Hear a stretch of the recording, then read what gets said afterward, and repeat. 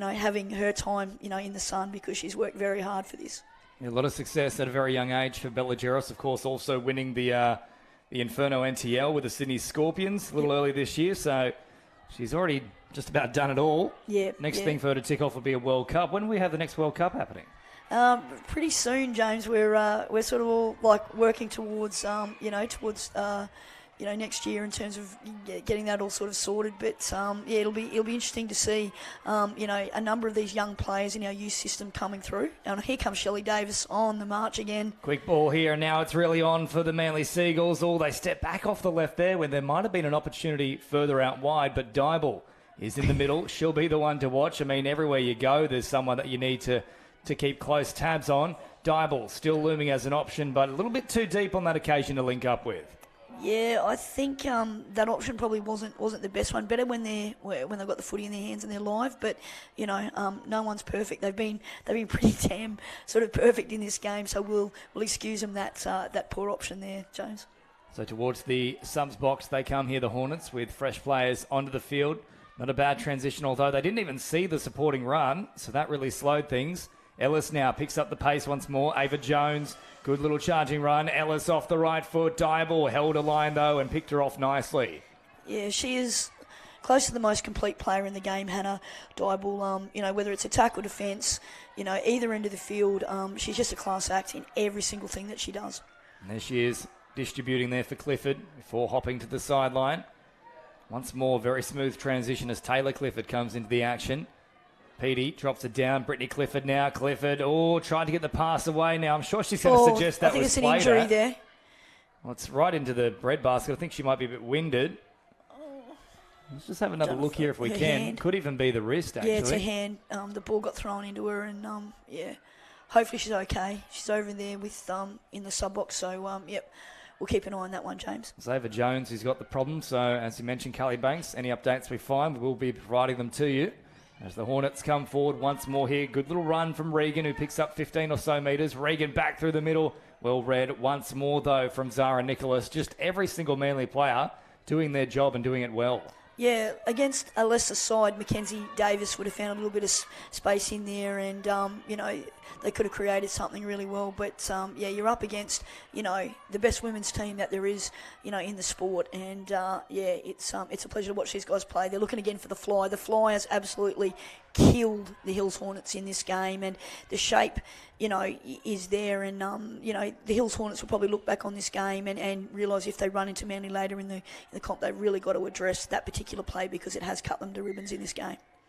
Gracie Carpenter made a very important play there, knocking the ball down, but now Manly do have a full set to work with, close to the line with 3.5 to play here in game one of day two. A nice big dive, but I think they've stopped her in time. No! So no touch coming across there. That'll be interesting to see again. Couldn't have been much more than a few millimetres in it, really. Yeah, wonderful piece of play. Mary Carruthers, I believe, there. That lovely little piece of play, and definitely deserved a touchdown. It's been one of the unsung heroes here for Manly. Done her work really, really well. Bobbed up, to score the try, but has had a really industrious game for him. It's a 7-2 now. They've looked very strong the entire match, Manly, but take nothing away from the Hills Hornets, as you've mentioned, Carly Banks. They've actually played quite well. It's just Manly have been close to perfect. Yep, and they're not done with yet. It'd be really good to see, the Hills Hornets girls, get a try here before full time, and get a little bit of confidence going into the next game. Because sometimes, even when you have a loss like this, it's not as bad as the scoreline would sort of indicate. It's the way that you compete. Davis, quick hands, trying to find the run there of McCurley. And today is moving day, as we know, James, with the tournament. So it's just getting yourself into the position, knowing you're coming into finals day tomorrow. You just want to be in and around and in contention. And the Hills Hornets girls are still well in contention in this competition. Now, of course, you don't want to miss a moment of the action tomorrow for Budgie Smuggler Finals Day. It's all going to be happening right here at Port Macquarie Regional Stadium with Less than 2 minutes to go, though. Manly are in the ascendancy for this game. A quick roll ball. In fact, no, they feigned the touch initially. Now it's on here for Manly, looking to supply that long pass, but it's well forward and off the mark. Yeah, a bit of a tough one for Steph Miolo left to right, and generally, a lot of the players are right-handed, and particularly in the women's game, they've got to work a lot harder being able to throw left to right. So, a little bit of practice in that area, no matter who you are, it's always good for you. Being able to develop dexterity, left-handed, right-handed. Young players out there, if you're watching, definitely work on your passing game so that you're an asset both sides of the field. This is a much better set here from the Hornets, one of the best so far that we've seen. As Williams drives forward, Ellis picks it up, and now Jones chiming into the attack. It's been smooth every single play. Ellis off the left foot. Now they have the wrap around. Jones once more. Ellis switches the emphasis. Quick ball here. Oh, good pressure coming in. Off the wing, though. Well read from Maddie McGrath. And very astutely read there, James. Like, they did a really, really good job, and they were a lot more direct on that set. So there's something in that for the Hills Hornets girls going forward for the rest of this tournament. I'm sure their coaching staff will be in the ears directly after full-time, which isn't too far away. 30 seconds on the clock as Manly continue to promote the footy. Lovely little draw and pass on that occasion. Jeros out of acting half, straightens things up here with Lucy McDonald. And McDonald, the touch had already incurred there. Yeah, and it's really good to see, as I said, like Manly playing the way that they are. I mean, they've got their coach down there, Christian Brown, and Sam Brisby, one of the great, young players whose career unfortunately was cut short due to injury at international level. But, he's really established himself in the coaching ranks, and you can see Briz's influence on this side. And, it's a really exciting phase that Manly are sort of entering into now. And what a great win, James, 7-2 to the Manly Sea Eagles. Yeah, very dominant indeed for Manly. 7-2 here at full-time at Port Macquarie Regional Stadium. But don't you go too far, because more action is coming your way in about 5 minutes' time. We move to East Roosters and the Sydney Uni Stingers for the men's seniors over 30s right here on New South Wales Touch Football Facebook.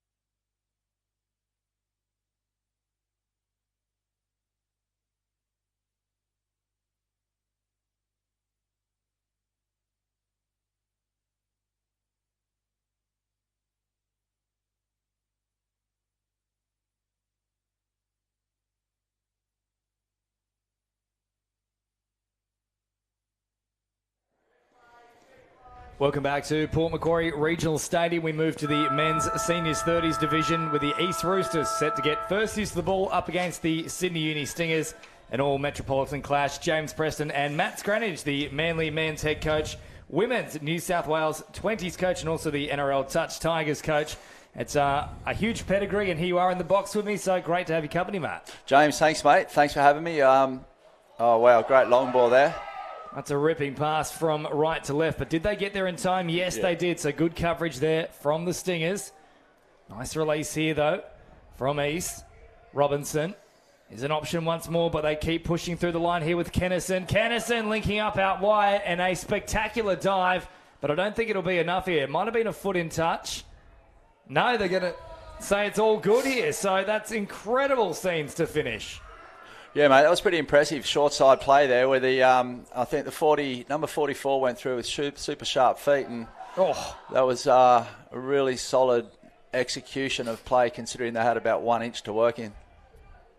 Well, tiptoeing down the sideline. Pretty superb, really. Kennison was the man that pushed through.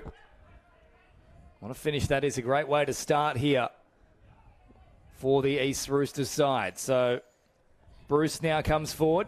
Those flashy red boots. Here's the man that's been pulling all the strings so far for Sydney Uni. It's Ryan in the 33. Just on the 7 metre mark. It's the nice quick roll ball here. Ryan, good pressure up and in there from Lug. Back to the 7 metre mark. He comes. Ryan off the right foot trying to open them up. Oh, great ball over the top. Oh, and juggling. It would have been spectacular as well. We would have had 2 crackers to begin with. Mate, what a level. What a start to a game. It was unbelievable. It's just some quality football. We spoke about it yesterday in this age group. Where they lack in a little bit of foot speed or where they've lost a little bit of foot speed, they certainly make up for it with experience, because that's some quality footy right there. So here come the Roosters up towards halfway. Quick transition with the subs as well as chiming into the action. Comes, I believe that might be Sarkis. We haven't got the 27 listed at this point. Forward they come now with Cameron Terry. Terry nearly got all the way through. It's a good touch, though, as Bruce rolls it with the changeover here for the Sydney Uni Stingers. Hard to believe we've only had just over 2 minutes of action. There's been so much going on. Now, that one could go against the Stingers here. They say play on. That's probably a lucky call for them. Bruce takes the following ruck up, driving through the middle. Now an opportunity here for Corbett. Turns it back towards Cavalaris. Last play now. Corbet is there as an option. They go long instead, or just falling a little shy there of Trevor Potts. We'll be able to get a good look at their shooting policy here, mate, to see how hard the Stingers have been working with their defence. Try and lock these guys in. Corbet stepping up to make that touch there. Once more, the Chooks are pretty happy to throw the ball around from deep in their own end. Keep recycling the footy. Fresh players out there now as Lug drives up over halfway. Quick release with Kennison, who's already caused a bit of damage so far. Great driving run from him and gets the strike dump too. Oh, geez, I thought that was a little bit close to not being back the full 7 there, but stick with the referees. Change over here for the Stingers. Yeah, seemed to be back to the old rules there, 5 metres. That was pretty tight. So Sydney Uni heading towards their subs box now. A little bit slow with the transition though. So far the Chooks have had the better in that department as Cam West, the lighthouse himself, goes forward. Kennison, the big push, forceful contact, so they'll get another set to play with here, the Stingers. Around about 25 metres away. And they'll be more than happy to just allow them to crab upfield and then try and sort themselves on that try line itself as West plays it just shy of that 7 metre mark. West, a big, long, lanky thing, gets down low and gets the try for the Sydney Uni Stingers. We're back to a level ball game. Hard to stop that, mate. I think he dived from halfway and reached that. He's about 3 metres tall, that bloke, with a reach on him. So that was a really good try. It's you'd be talking about stepping off the line there once you get to the sub box with these boys. We've got to hit that guy's going to get a taste of that now. Who was that, James? It's Cam West, Cam very West. tall man. Very tall man, sharp on his feet. So they've got to step off the line to accommodate him next time he comes on the field. Well, I feel when you have all those, how many people does it take to change a light bulb, joke? You only need the one with Cam West. There's no one needed to hold the ladder. He just stands up and does it himself. He does it himself, mate. And that's in a 3-story building too. A little dummy here before releasing now to Terry.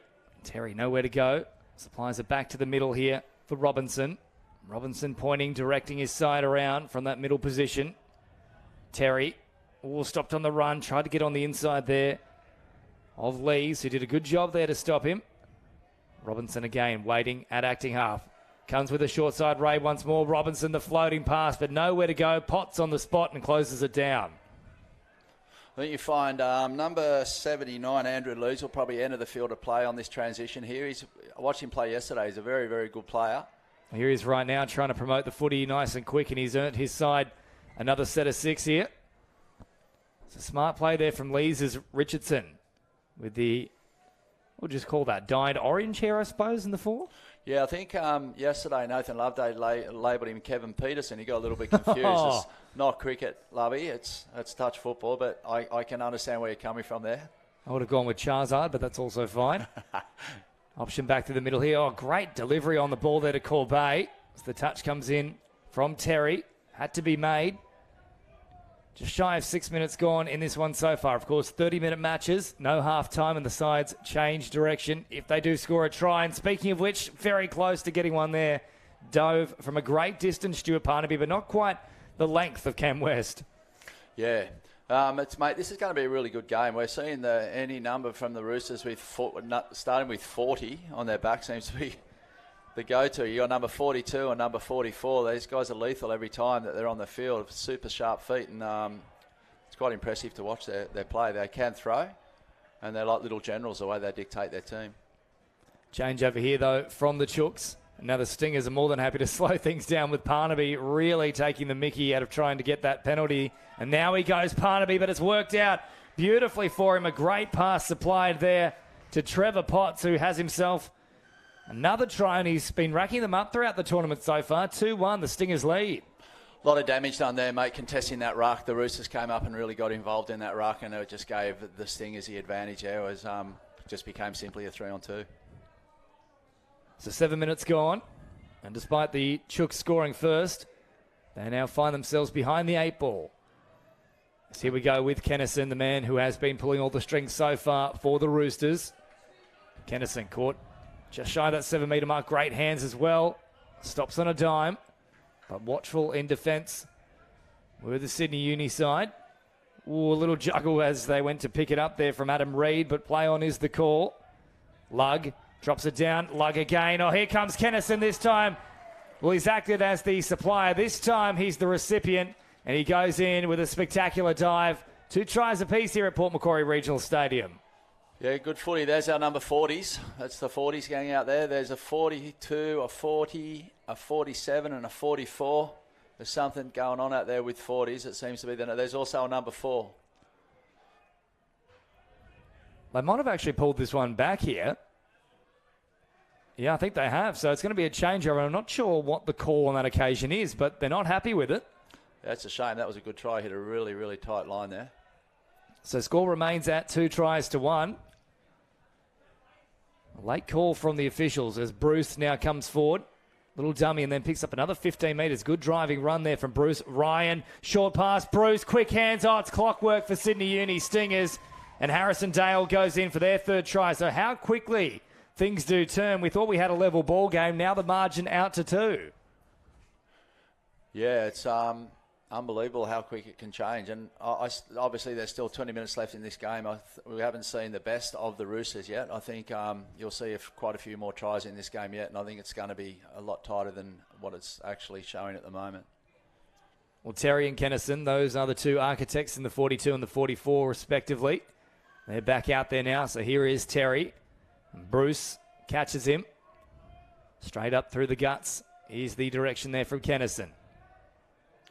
Going off a middle platform here, the 2 40s, 42 and 44. There's going to be some damage done here, I would predict. Bit of patience about the play as well, though. Unlikely to launch anything until they hit that 7 metre mark. Now, as if on cue, they do exactly that. Kennison with a nice turn of pace, but out of acting half. Bruce did a great job and forces the turnover. Yeah, probably not the man to scoop on there, I don't think. Number 3, is it? Or with the orange boots, number 5 from the Stingers. He's got wheels. He's one of the fastest blokes on the field. Here is again Bruce. He's been through a mountain of work both sides of the ball so far. Ryan floats a pass. Great hands above the head there to reel it in. As we come inside the second third of the match here. So 10 minutes gone. 20 on the clock. That's Corbet. Steps off the left foot. Receives it once more at first receiver here. Feigns the touch. Now, I thought he might have escaped that, and he wasn't happy about it because he was trying to get the fake touch there and a penalty off the back of it. And just missed the mark. So change over here in favour of the Chooks. 7 metres away. And happy to pass it early and head towards that transitional area with a bit of a subset. Touch comes in as Potts is there. Watchful and makes the follow-up. Robinson into the action and easy meters up over halfway. Now they look to launch a raid once more. This time it's Adam Reid. Reid with the quick strike dump. Here they come with Benjamin James. James, quick hands. Nowhere to go for Robinson. Looks to turn back on the inside, and that's really good scramble there from the Stingers. Mate, it's outstanding. Just remind me again, James, we're watching the 30s competition. It's quite impressive. These guys are not far off a men's opens level. They're playing some unreal football, and it's one end to the other. It's kind of mistake-free and really, really good to watch. Entertaining. I think these two teams you would say would be benchmark in this age group. I'm not sure. I'm not sure of any other teams or clubs that come close to these guys in the. Well, here they go again now, though. The Stingers with plenty of pace here, moving from Salvatierra. Salvatierra pops a pass. Oh, how about that with a dive? This time Cam West really soaks it up and drills the ball into the turf. Is it a try or have they overruled it? They've overruled it. I'll give it to him. It looked good. Yeah, unsure of that. Was it maybe late pass? I just had a little look on the replay there. I'm not sure what the call is. Well, I think that's the suggestion. So certainly claimed there from the Roosters that it was a touch pass. The referees agreed. It was made by Adam Reid. So that could be crucial in the context of things. 3-try buffer might be a little bit too much to pull back as Kennison off the right foot. Oh, what a step that is. Kennison into the backfield, pops the pass out wide, and they get it in within centimetres of that try line. Oh, the Roosters are firing, and Kennison is cock-a-doodle-doodling. Those one-liners, mate, outstanding. There he is, number 44. We spoke about this guy and his footwork. Unbelievable. He's going to be the difference, I think, in this Roosters team to keep them in the game, and I think he'll go a long way in doing it. It's brought it back now to 3-2. Still solid 17 minutes on the clock. I'll tell you what, Matt, I'm very excited because I just watched Scranage sorry, not that yourself, not Scranage, but Kennison. After he supplied that pass, he came to the sideline and actually did a cockle-doodle-doo. And I have no idea because they don't have a relay feed of what we're saying up here, but I'm very excited about that. I could tell, mate. You jumped out of your chair there. A cock-a-doodle-doo. Here comes Ryan with a big right foot step. Oh, he's opened them up. Great footwork there from Ryan. He claims the try, and they say ball is to ground. So a quick strike back here from Sydney Uni. It is the Ryan and Kennison show so far. Oh, mate, that's a coach killer, really is. It's how many times you see a try, a hit back? I mean, you try and get a stop pod, you try and get a stop team, but teams just become so complacent after scoring a try, and the amount of tries that are scored after a try scored is staggering. It's mind-blowing. It can be a real game changer. It's semi-deflating at times. I used to play a lot of soccer growing up, and a lot of my teammates would get quite confused after we would score. I'd say, this is where we sometimes concede, boys. And they were like, what are you talking about? We've just scored. Yeah. And I was trying to get them to focus off the back of it because you often do go into a bit of a false sense of security once you've put points on the board. Yeah, you do. You kind of switch off. You think you all of a sudden, you got momentum and, you switch off. You think about scoring tries more so than stopping tries. So Bruce came up to stop that particular play as we approach the halfway point in this match. It has flown along like you wouldn't believe. Another set to come here, though, for the Chooks. It's Robinson. Waits now at acting half. First receiver he pushes out to, and they'll slow things down here with Reid, who then turns it back towards the open side. There is Terry. Terry once more. Terry having a crack at them, but Bruce does a good job darting out of the line and shutting things down. Back to that 7-metre mark they go, and a bit of urgency about the play here too from the Roosters. Great defence there, mate, by the guy in the orange boots, the way that he left the line to make that touch so it wasn't touch and go. Here they go, danger. Operating down a short side and way too much pace on that occasion. Good speed shown from Benjamin James. That'll make things interesting here. 4-3, so they are back in the contest here, the Chooks. They absolutely are, mate. They need to think about focus now. They need to think about defence. Their focus primarily on this next set of 6 is stopping this try. If they can stop this try, they'll go a long way in getting the next one on the board. And if they do that, that's going to even the match up at 4 apiece. So basically bang on halfway through this match. 15 to go here at Port Macquarie Regional Stadium. As Matt Scranage has pointed out, you wouldn't know this is the over 30s division. These boys are playing at a frenetic pace. Could very much be confused for the Premier League division, in fact. Absolutely, mate. It's very, very impressive. So Parnaby receives it here from Corbet. Threatens to launch a raid. And chiming in out of the line. And I thought potentially maybe even offside there was Lug. He was very quick off the mark. Referee said that was all fine, though. Back to Parnaby here.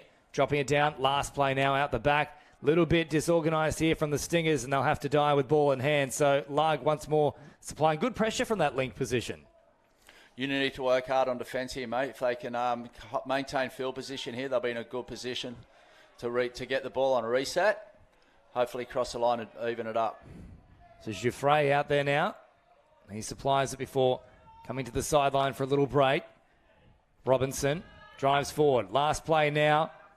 Now, surely offside on that particular occasion. No, they've called the follow-up touch there as correct. But I would have imagined if you're forced to change your line from an offside player, surely the advantage goes with the attacking team there. You would think so, yeah. It was a tough one. I think he came from behind the ref. Maybe didn't see him.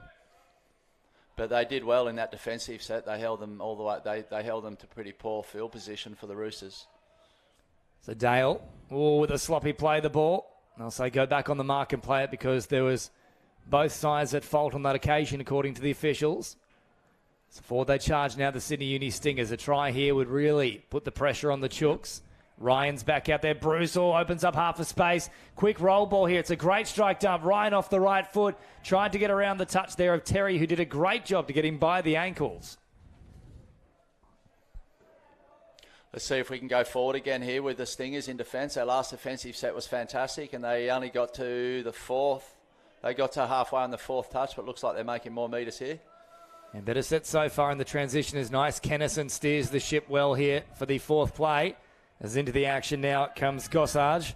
Last play now, Kennison. He's the one to watch. Couple of goose steps, popping the ball back on the inside. And yes, played it there from Ryan.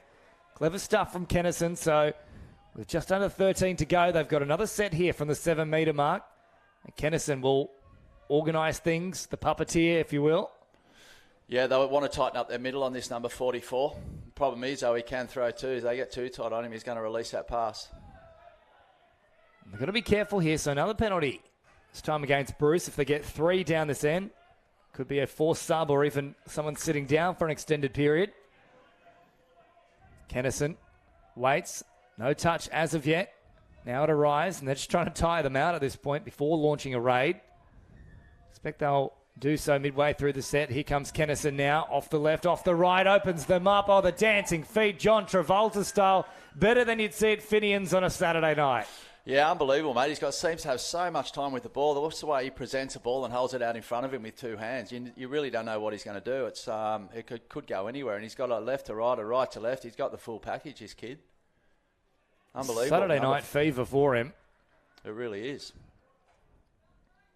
You mentioned before, James, you had played soccer in your time, mate, so I'm assuming you're going to be up at 6 a.m. tomorrow morning to watch the Aussies versus Argentina? Here's the thing, though, Matt. I always enjoyed playing it, not so much watching it. I have been getting involved in the tournament so far, but I didn't opt for the 2 a.m. wake-up against, was it Tunisia? No, Denmark it was. Denmark. I did see the Tunisia game, though. That was a good one.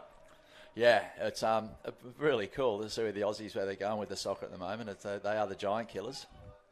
And of course, we are set to have up this way for the Women's 2023 World Cup. There will be a training camp up in the mid-north coast, so we'll be coming back to this region next year. So great to see how football's exploding in the country and also how touch footy is as well, because all the action right here, as there's a bit of a bump between a couple of players there, between Salvatierra and his teammate, which allowed the Chooks to get easy metres upfield as the sun returns here at Port Macquarie Regional Stadium.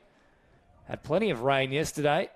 A couple of heavy downpours throughout the play as well. This is dangerous. He's going to go through this kid. Terry over the top. Oh, the ball was on. Just evaded the hands there of James Stewart.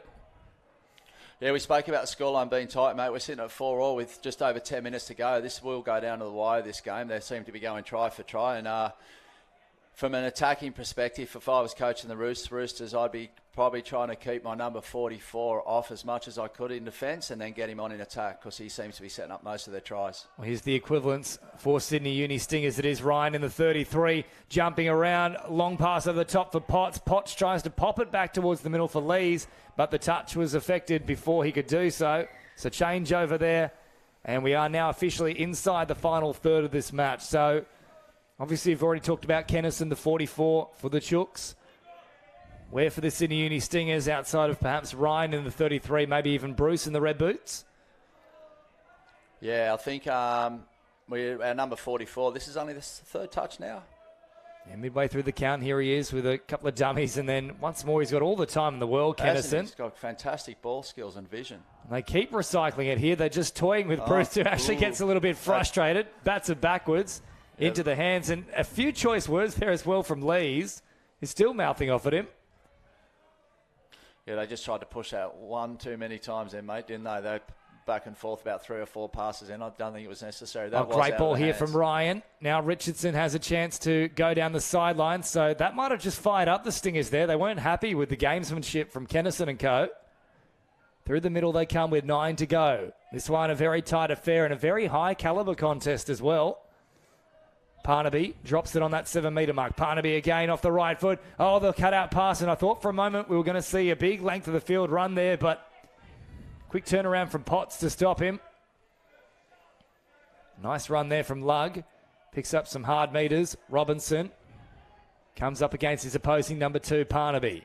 Oh, they're bending this offensive line here, mate. There's a little bit of trouble here. Reed gets the quick ball here. Oh, turns it back towards the middle. That's great skill. Still alive here for the Chooks. The dummy comes out, and this time they did enough just to shut it down. Good work there from Parnaby and co. Yeah, possibly wrong option then going back into the open side. They had them here on the short side. They had numbers here, and I don't think he realised. So out of acting half, they fire it across, heading towards that subs box as Corbet now links up with Richardson.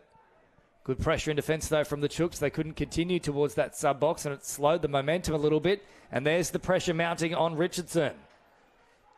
Yeah, we spoke about before getting your attacking players on now. I'd be getting number 44 on that field as soon as possible. They've got one of the 2 architects back into the fray. Terry in the 42. Here he is now, straightening things. Touch comes in. Terry drops it off. Robinson says, let's go straight ahead. Also back into the action out there is Benjamin James. He's got a nice long dive on him. So watch for him in that link position closest to the grandstand side of the field.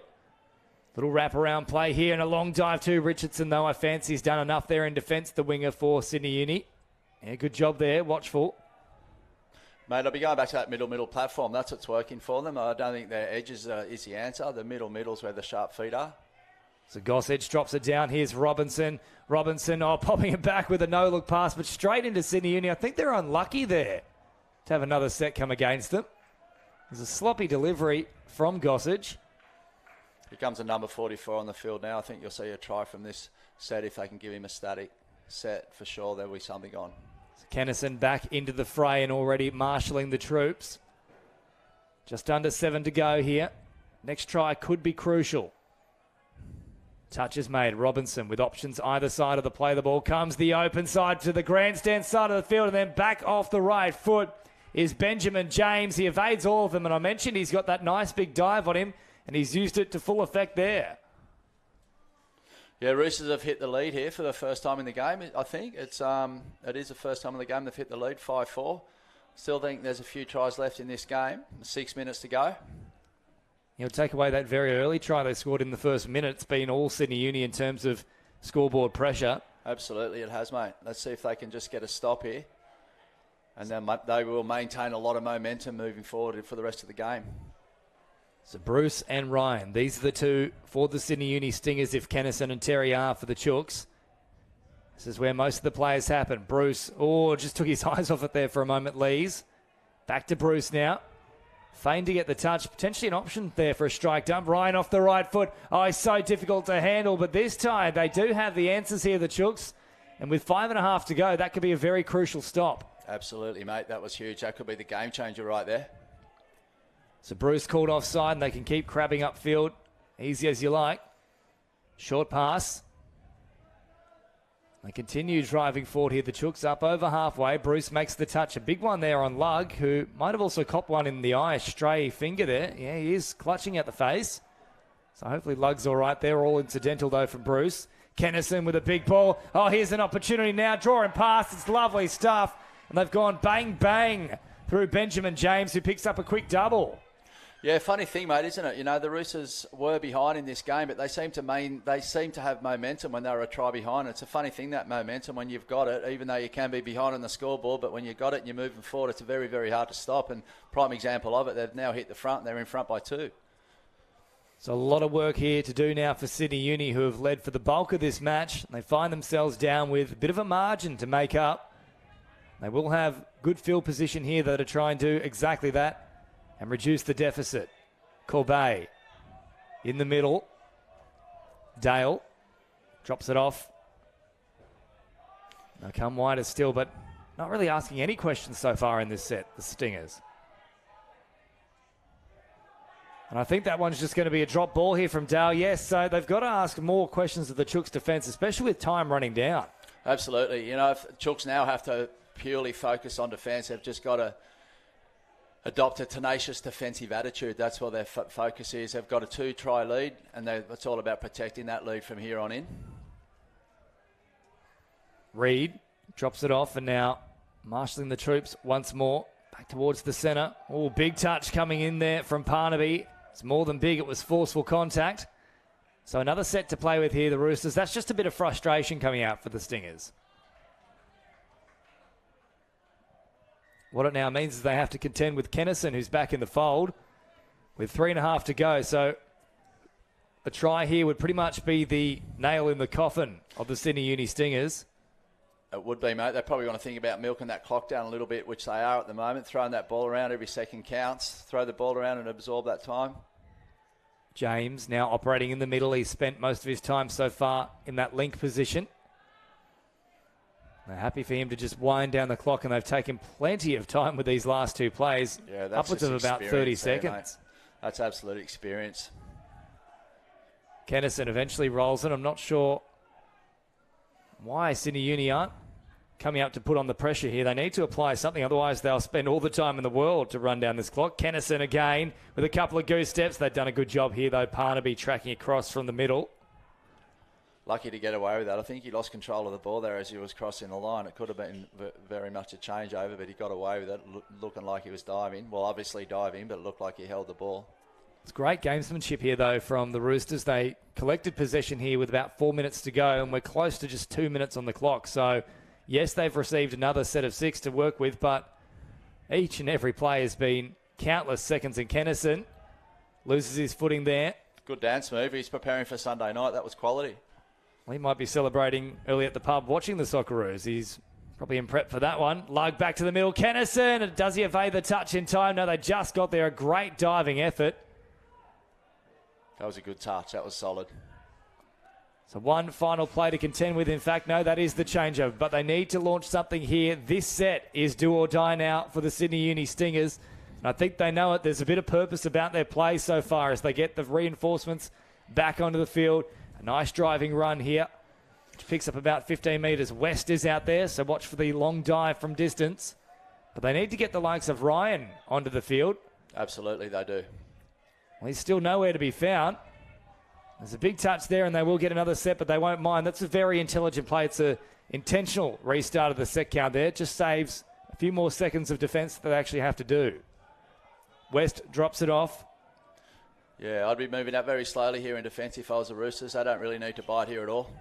Here is West once more, driving at the line, and the clock is going to beat them. You'd have to think it'd take a miracle now. They'd have to score pretty much in the next play or two, and then hope for an intercept. West, big long limbs, threatening the line once more, but they've asked almost no questions in this set whatsoever.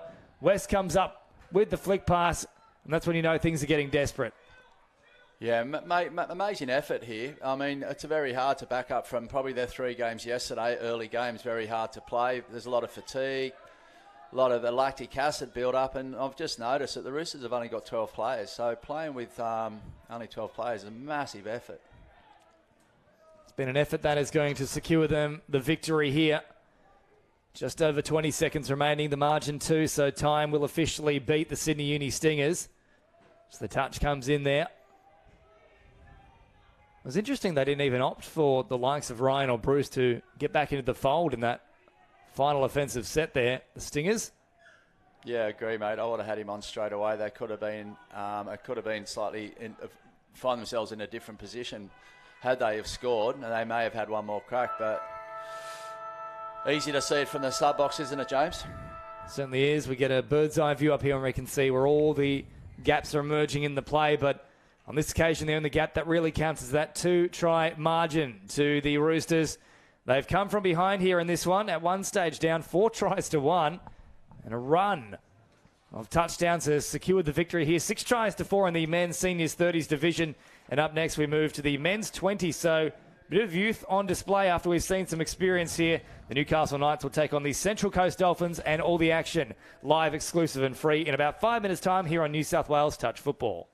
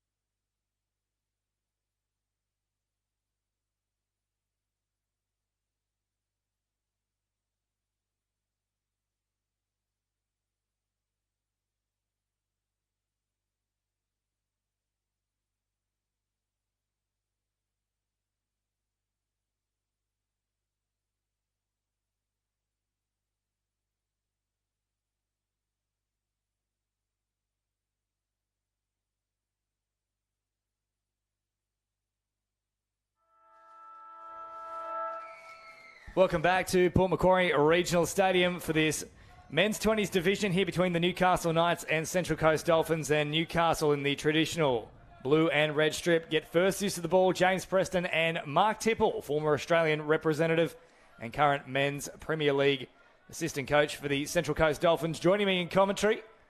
Mark will have a little word from you in just a moment as we get a little break and play here. But Mark, welcome to the coverage. Thank you, James. Good to be here, and decent conditions for day 2 here at New South Wales State Cup. Yeah, the sun is out in force, and you know what that means. Sun's out, buns out, baby. We're in a beach town, so it's all going to happen as the Central Coast Dolphins crab from right to left with Coughlin. An option back through the middle here, and they get the quick roll ball too to keep probing up through that central passage. Plaister. Here he is now out of acting half. Plaister, short ball. They've worked an overlap here. Oh, good coverage though. Still play on for now. Plaister with the big goose step. Denton Kemp would love that. Pops the ball around the sideline. And unfortunately, there is nowhere else to go as we have a quick little change in commentary here. Nathan Loveday jumping in. And we've got a 6 again there for Central Coast. Sebi Plaister, number 66. He's a real go-to for the young Dolphins team. He'll be coordinating everything going on here as he gets... Oh, he's going to sweep around. Jesse Walker on the dump. The little C1 play, and Sebastian Plaister, as we said, number 66. He's a go-to for them.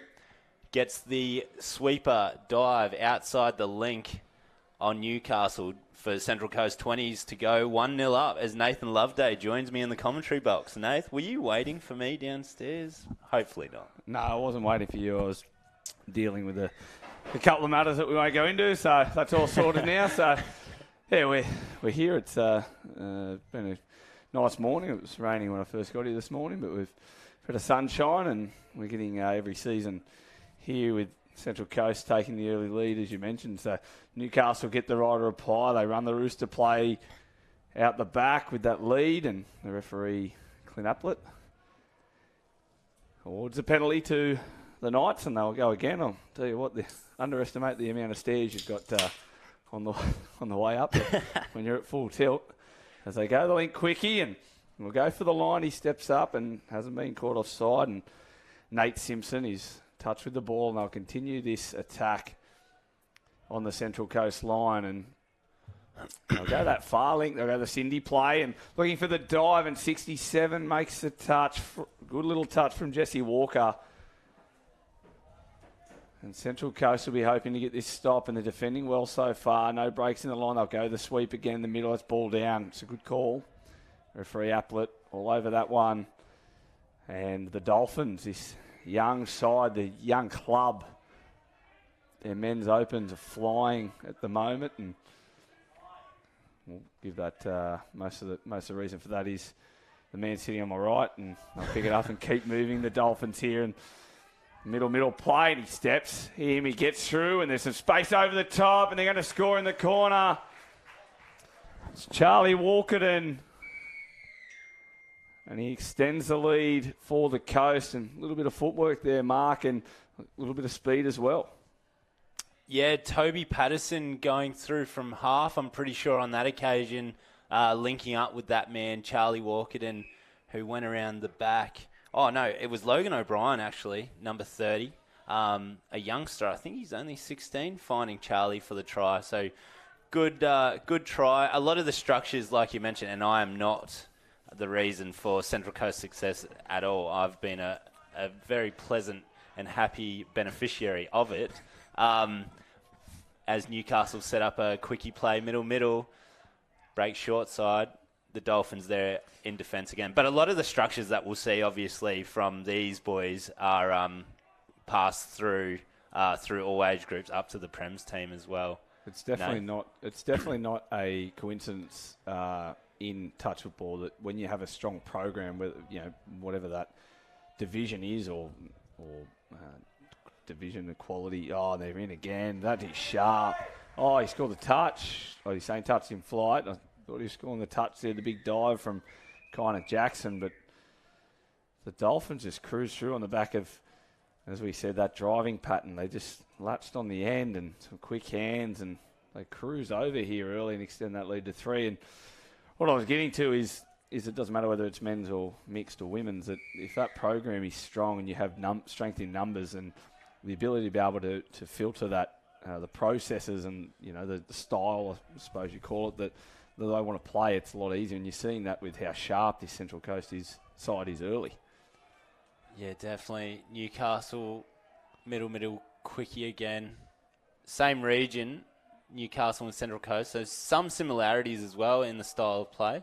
Great long ball from number 5. Logan Aoki. That's a fantastic ball as we're giving Central Coast plenty of raps, but then Newcastle show exactly what they can do. Logan Aoki, he's been around a while. I know he's a really good footy player as well, and shows what he can do there with the right foot step and right to left long ball too. Yeah, the strength of that, the Hunter region at the moment. Doyalson obviously in the men's, and I know their men's Opens B side are going relatively well in that competition. So Dawson at full strength. You've got these two clubs. Obviously, you've also got Peninsula. Berkeley Vale only with the one side at the moment, but I know they're doing Daniel Gatt and the team at Berkeley Vale. He dives, he stands him up, and he's over in the corner. Oh, the footwork. Kane Coughlin just stops and just gets to the outside. All he had to do was get the Newcastle defender to plant his feet. And he just dives outside him and gets there. But the strength of these clubs, they're doing some really, really good things up there. And I think the thing that is driving it is that healthy competition, because obviously there's spots in the Hunter Western Hornets, or no longer Hunter Western Hornets, the Hornets area on the coast is obviously there's some serious, jostling for positions in all those regional teams, and they go the quarterback play and they can't get it over the top of that. And you'd know all about that. The Hornets region's so strong at the moment. Yeah, fair to say touch up there has never been stronger. And there's a few reasons for that. I mean, Dylan Thompson and Carly Banks have had a huge influence on touch in the region, so credit to them. Beresfield and Newcastle are also doing really well in Premier Division, and there's a chance that 4 of the, as we see Central Coast break down again. The touch line, and Kesby, he's got some speed. Kesby does a little jump over the cornflutes at the end of the field, but Kesby, quick hands from the Dolphins, and that's all it took. The Central Coast, the sharpness and the speed of which they're doing things in this drive. We're watching it again here on the phone, but they come this. All it takes is some quick hands, and the defence of the Knights at 6s and 7s, and they extend their lead to 5-1. And if the Knights are not careful, this could get out of control very, very quickly.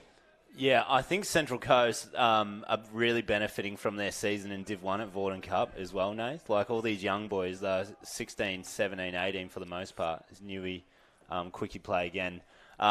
But, they'll travel up to 2.5 hours on a Friday night to go and play touch. And this is essentially their whole team that's been doing that. So, yeah, you can see their structures have been pretty good. I know they did lose a game yesterday, so Orange got them done yesterday. But Newcastle, I think their team's a bit more of a development side, whereas Central Coast team are looking to win or be one of the final teams there on Sunday.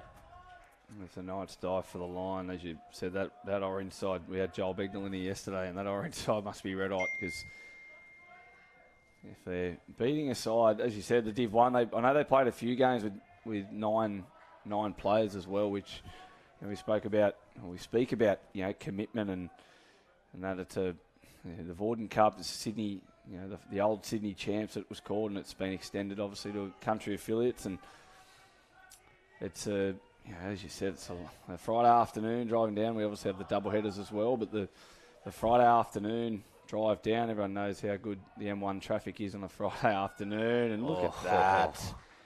Riley Burke, bit of a show and go, and he steps through. And tell you what, they must have got up early, these blokes. I'm lucky to move half as quick as that at any stage of the day, and these blokes are absolutely flying. The speed of which they're doing things, this transition through the box, and we spoke about yesterday. I spoke speaking to Carly about Dawson and that latch play, and everyone sort of just jumped on the back of. Carly didn't take any credit for that. She wasn't claiming that Dawson were, the owners of that, but it's just everywhere now, isn't it? The latch, and if it's not even about it's developed from the latch play and trying to get the accuracy of it right on the right players to the speed in which clubs are doing it. It's so hard to defend, isn't it? Yeah, absolutely. And I think the teams that do it well really understand the purpose and what they're trying to do. I think a lot of teams, and it's hard because unless you really know, as Newcastle, 4-on-3, great defense out there. Riley Jones, Australian squad member, is lying down after that fantastic read in defence. The Aussie youth I think member. He's copped a... Hopefully it's just a cork. I think he has copped a cork. It's either a cork to the side of the leg. He looks to be holding... I'm not sure if he's holding the leg or if he's holding where you don't want to get hit as a male. I think he's up, so I think it's just a cork on the collision as we... I think he's copped the left knee for the Newcastle link there. Coach Mitchie Walkerton, he's desperate to get in the commentary box actually there, Coach. So I might have to have a chat to you. He's helping Riley off the field. Yeah, he's a good man, Mitch. He does some great work, and I'm sure he'll love that for you. It's nice to know that people are wanting to be involved here, including yourself, Mark. It's great to have you here. We know you're a busy man, and here they go, the passive play, dummies out the back, and the intercept is taken by the Knights, and the referee, Cooper, says penalty. Yeah, I was going to say, any keen coaches that are developing, it's quite hard to find resources unless you're, in a club where they're teaching things like the purpose of the latch and stuff like that. Sebi Pleister again with that dive. He played Triple C at NYC. Sebastian Pleister made his Premier League debut this year at Vorden Cup, and yeah, he's doing real well. He'll be in the next New South Wales 20 squad. And they've got some space out here, and they look for the winger. They go the cut play, and he's got there. He's dived over in this corner. Toby Patterson scores that one. Logan O'Brien on the scoop. His second assist of the match as well. Central Coast, going, looking really good here.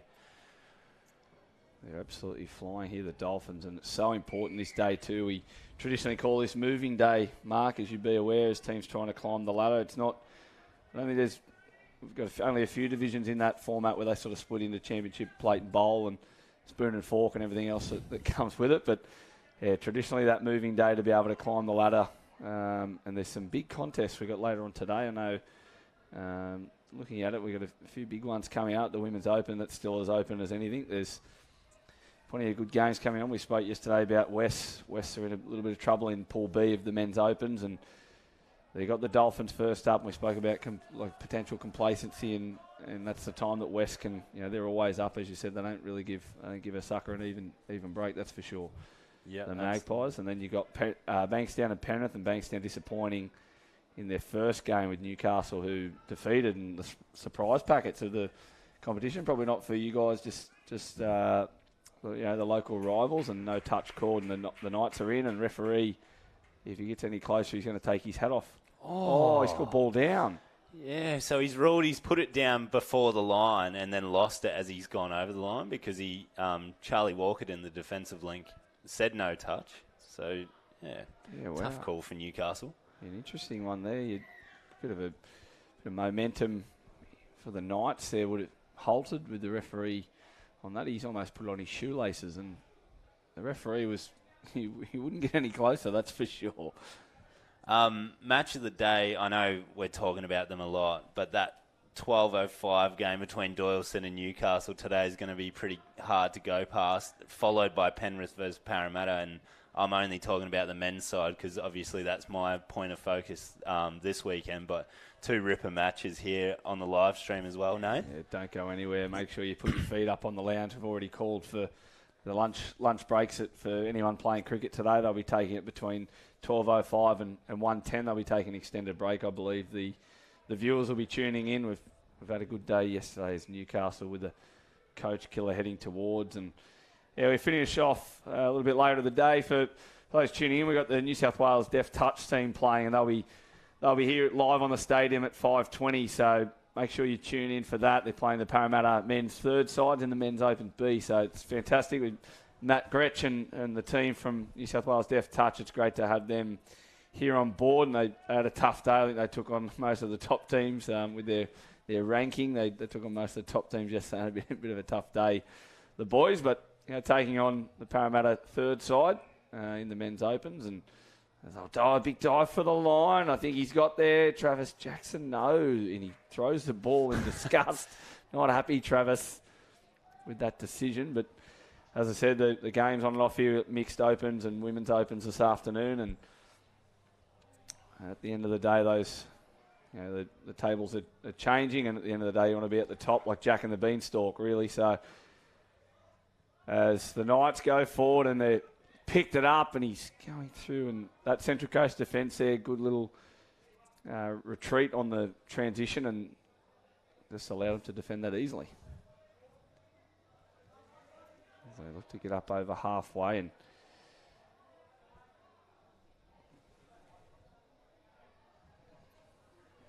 go forward, and that's Playster with the ball, as you said before. He made his Premier League debut.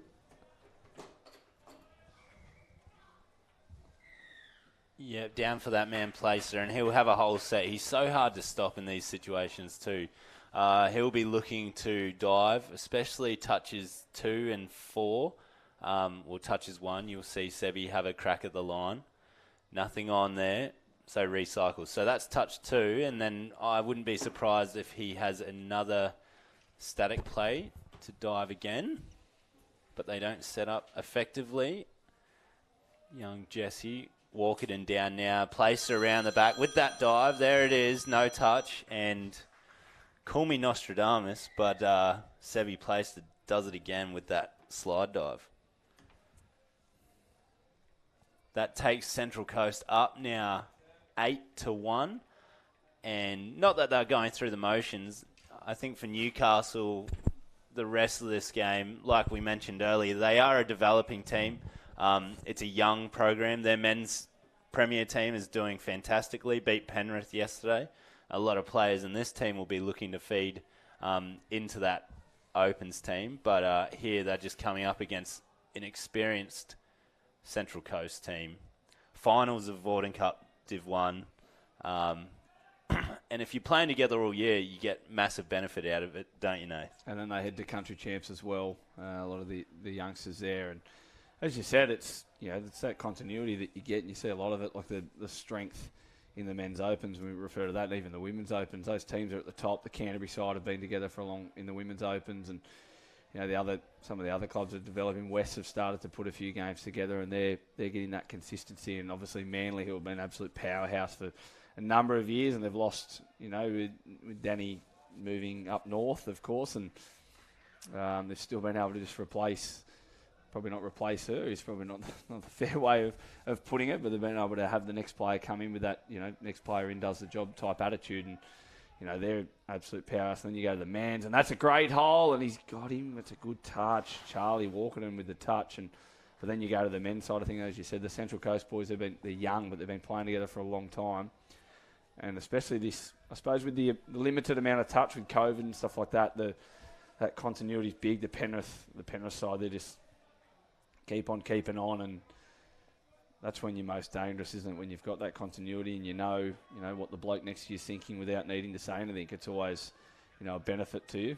They go at the back and can't handle that now. So in this division, Nath, we've got Orange, who are going to be right up there, obviously, Central Coast. Who else do you know that are going to be there on Sunday and a team to look out for? I know Peninsula, they put their side in the men's Div 3, I believe. They won the men's Div 3 comp in the Vorden Cup. I think they had a couple of the more senior players play with them as well, but I know they had a majority, and Mark and the team at Peninsula put him in for that opportunity to develop, and as you said, play together, and they won the competition there. So I think Peninsula are a chance once again, another team on the Hunter. The Hunter have their own men's 20s competition by himself. So I think they could potentially spring a couple of upsets, and as you said, I think Orange, knowing the work that Joel Begnan, I think they're the team to beat. So I think in between, the Coast, Orange. And they go, that's a tricky play. The winger's been caught in, but the referee's calling the obstruction, is the it? late pass. And I hope there wasn't obstruction. There didn't look to be one there, but the devil eyes in me will see it. And the penalty's there, and they take the and there's a penalty now for off the mark, and 9 minutes on the clock, Mark. Obviously as a coach, you're thinking unless there's a real need for for and against, you're just really looking to kill the clock, wouldn't you? You're really trying to slow it down, or playing devil's advocate of that again. Do you want to keep the momentum, but there's also that part of obviously saving legs as well. So where do you sit on? What side of the fence are you sitting on here with nine and a half to go? Knowing these boys and this coach, they'll just be looking to get as many highlights on the live stream as possible, because they'll be in the tent straight after this, having a look, or they'll watch the Prems, in a couple of games, and we will be screen recording and sending it to all their friends, getting on Insta and any clout they can. So there's a thing called real time, or are you allowed to? I'm not too tech savvy, so he's missed him. Sevy Placer again, yeah, is that, I know Deacon... Be real, you mean? Is that what it's called? Yeah, what did I say? Real time. There you go. For anyone out there that wants to create an app, you've got real time if you want to... But that's the same thing, is it? Be real? Yep. I've only just turned 30, but I feel like I'm about 65. Yeah, that sort of comment, so. And I pretend to be 21, so that's why I know we're a great combination up here, a great leveler of the average of age. It levels out well. I've got absolutely no idea. No Instagram, Snapchat, and Facebook, and that just about does me. Stick to your strengths. Yeah, that's exactly right. Know what you're good at. Oh, that's a good touch on the wing. Riley Jones, as you mentioned before, he's recovered from that cork. Yeah, well, whatever that thing is, real time or be real or whatever it's I know Deacon, who we had in commentary on debut last night, and I got to feature in that. I'm not sure where that goes or who that goes to. And yeah, very good. How'd he go on the comms, Deacon Cameron? Yeah, he was a little nervous, young Deeks. He's only 19 or 20, and that's champagne. I'll tell you what, that'll feature on the highlight reel. That's outstanding play by the Dolphins. I've just got to give a shout out to Bucko, who scored that one, Liam Buckley, number 63, and his partner in crime, number 34, Riley Burke. They've put on 3 tries between each other. They're middle partners. Riley's actually contracted with the Sydney Roosters and apparently has a pretty handsome player manager. So he's one to look out for in the future, Riley Burke. Riley Burke, there you go. Keep that name up your hat. He's in the jersey 34, which big fan of. That's when I'm semi-retired at the moment. That's my playing number, so I'll get behind Riley. I'll support that. Anyone in the jersey 34, you got to get around. They go the passive out the back. He's thrown over the top. And what's the reason for 34? I wonder if Riley shares that with you. No. To be completely honest, there was when I first started playing rep touch at Bankstown. I played at Bankstown for a few years, and Keith Rosero, who was president for a long time there and still involved at the club, you could only have like one number, so you couldn't double up on numbers because we had players going up and down divisions. So it was pretty much like you just get to choose. And the numbers that were between 30 and 40, and I just said to Keith that, just pick me a number. I don't really care. And it was 34, and was made famous at within the group, the boys that are no doubt tuning in. I'm getting a few messages as it is, but the boys tuning in a men's 20s game, so it was 10 or so years ago, and I think I'll change the story because don't let the truth get in the way of a good story. I think I was carving up and scoring many tries and setting them up, and the usual. There was some opposition spectators giving it to me a little bit and saying on your 34. So the boys. It sort of just stuck from there. I think I've got, I played cricket as well, and I've got cricket number of 8 or usually 18, but that's changed to 34 now. So I sort of just stick with it, and as you said, stick with what you know. And it's just there's no real outside of that, mate. The on your 34 still gets a call every now and then at the local comp and whatnot when I'm good. I won't say running around, when I'm jogging around. So. What's your playing number, Mark, from back in the day? Give us the John Dory on that. As we see Newcastle set up the 32 platform, middle link dump. Good right to left. Number 11 to the winger out there. We don't have his name, I don't think, accurately put down on our files, but he scored one earlier. As Central Coast box out. My playing number is number 10, and it always was for Central Coast Dolphins. And Jared Rayner Badior and the Prems team now has adopted that as Kane Coughlin takes off from half. Vaults over number 1 and finds Nathan Holt. Cog is the captain. The big man will be stoked with that effort. And Holty, I think he's played for Central Coast since he's about 6 years old. And both those boys in there last year at 20. So good combination try for them. Number 10, a union player. History in rugby union. So obviously that was my position, 5'8", fly half. And so that kind of came over to touch, and I moved to Australia on the 10th of December. So there's a few little random reasons, but I'm anything but a 10 of 10 touch player or looker or anything like that. No, unfortunately. Modest. I won't be the one to judge on your looks, that's for sure. I'll leave that to the viewers out there and all your followers on the gram. As they are, so have you got a handle that... Face for radio, mate, yeah. I think that's what all the boys say for me, actually. They're happy that there's no cameras in the box here, that's for sure. And the Central Coast boys here just doing it with a bit of ease, and we've just got up the ladder for the men's 20s at the moment. And in the other pool, we've got Wallsend and the Northern Beaches and Hills at the top. So Wallsend actually won Country Champs men's 20s, so very, very worthy of a shout-out. Beaches will be there too. Strong junior program coming through the 20s.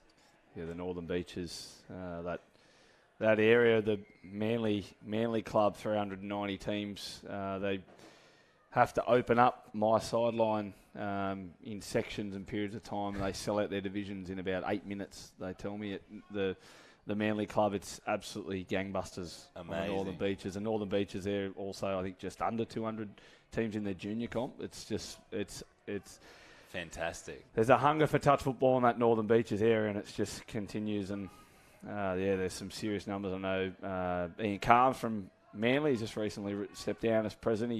He's done many a year there, and the Manly club, they continue just to soldier on and do what they do in Northern Beaches, as you mentioned, and they have their own Battle of the Beaches in the heading into Junior State Cup. But these men's 20s teams that we've got, the ones near at the top, there's some serious talent amongst that. And Wallsend, once again, another team in that region. So there's a big portion. The future of touch football is bright for plenty of these clubs.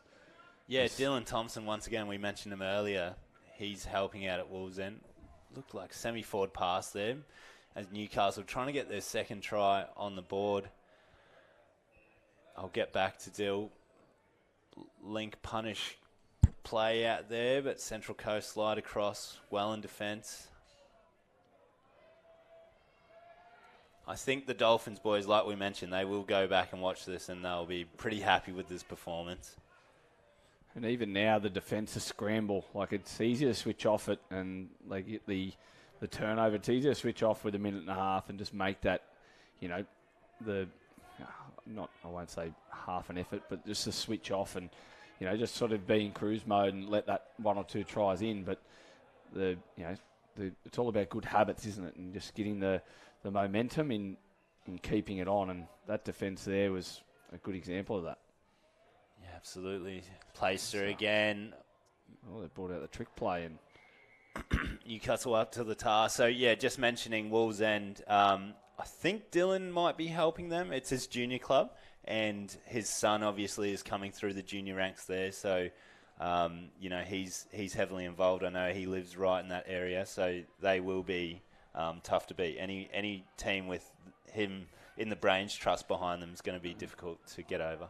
And no doubt they'll probably have a couple of players with his foot speed, and that will go a long way. He's still, I think it was mentioned yesterday, he's over the age of 30 now and getting up. Well, not getting up there, I won't say that. I won't disrespect him like that. But he's getting older before he gets younger. Dylan, his experience is there, but he's still as quick as ever, that's for sure. And deservedly so. Got himself in the Jubilee mixed open side for his many years of, carving up state of origin level. And international level as well. Like he's done well. And that's the full-time siren you can hear in the background.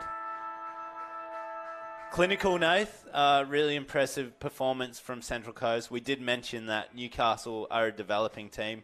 I think that's Dean McManus, I think, is one of... They've got some awesome mentors at that club and a really good developing program. So good luck to those boys in the future. I'm sure they'll get plenty out of this whole experience. And Central Coast, like we mentioned, they should be one of those 4 teams we're looking out for tomorrow.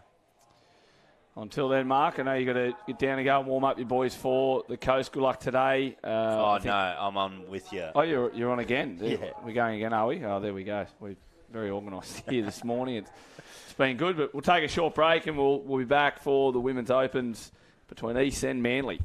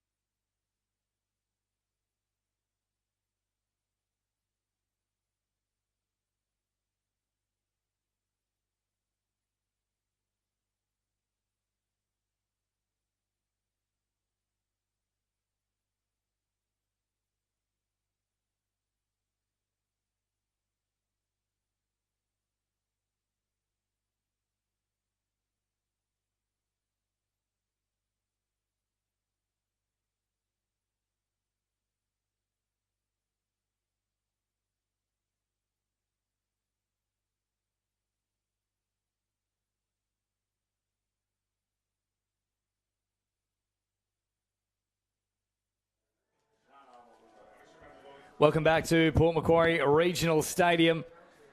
This one should be an interesting fixture here. An all-Sydney lineup between the Eastern Suburbs Roosters and the Manly Seagulls. James Preston and Mark Tipple, former Australian representative and current Premier League assistant coach for the Central Coast Dolphins. Mark, a very good morning to you. Good morning to you, James. As the rain starts to come down, that'll be interesting how it plays a part in what we see on the field. It really wasn't forecast and we don't like it when it comes into our touch footy. Changes the game quite a bit, but we'll see who's up to the conditions in this one. I've had some very choice words off air about the rain this morning, that's for sure. As a weatherman outside of calling touch footy, I am never particularly happy to see it come down, even if it does give me something to talk about on air. Dyball goes from right to left now. So Manly with use of the ball. No try in that opening set there from the Chooks. Wearing the white strip as Semi Rogers, arguably the game's best winger, pushes forward up over halfway. Last play now, and there we go, Mark Tipple. Already that wet stuff is causing a few problems. Yeah, straight away, Sarah Peaty, obviously Australian Women's Open player, drops that one straight off the bat, as we've been mentioning the conditions. So if a player of that high calibre is struggling, there's no hope for the rest of us. So big touch coming here, and now pushing forward into the attack is Hallowell Quinn. Very sharp on day one. Still an opportunity here out wide for the Roosters. They turn it away once more and keep the footy moving here. Tomassu now hops in an acting half, and there we go. So it's going to be a bit like heading to prison and dropping the soap, but fortunately with a better outcome ultimately. Yeah.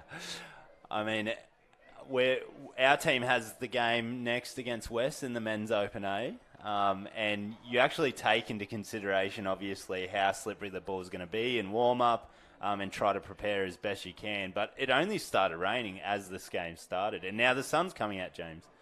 Well, one Kylie Hearn has always said to me that wherever there is a touch football tournament, rain will follow. It's almost inextricably linked. But thank goodness we're not getting anywhere near the amounts of rain this time last year when the event was cancelled, James. It's my first time back here in 4 years, actually. Oh, wow. I'm stoked to be back. I do think it is the best touch tournament in the world, and I've seen a couple. So, yeah, just good to be here regardless. It was crazy scenes last time we tried to get things happening here at Port Macquarie. Good hands, given the conditions, but a tough one to take. And I do remember the field. It was probably up around ankle or shin height at this point within about probably 3 or 4 hours of play commencing. Games were called, of course, off of the main stadium field to try and make sure that something could happen with it the following day, but everybody was in gumboots by night time. So pretty ridiculous scenes. At least we're not having that kind of weather up here for this weekend, as we are in day 2 of a 3-day tournament here for the New South Wales State Cup 2022 Championships. As Dyball drives hard to the line. Dyball with plenty of pace, gets in behind them, looking to link up. Oh, what a ball for Davis that is. Dyball and Davis. Name me a more iconic duo, and do not even begin to mention White Chicks. It just doesn't count.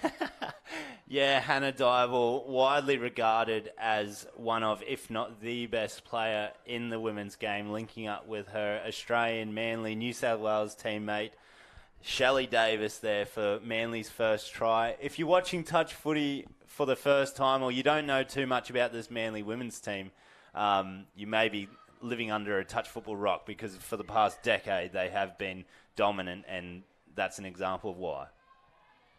Well, it does give me allusions to the Brisbane Broncos side throughout the 90s, which was basically the Queensland Origin side running around. This is basically the New South Wales Origin side that we're seeing here in Manly.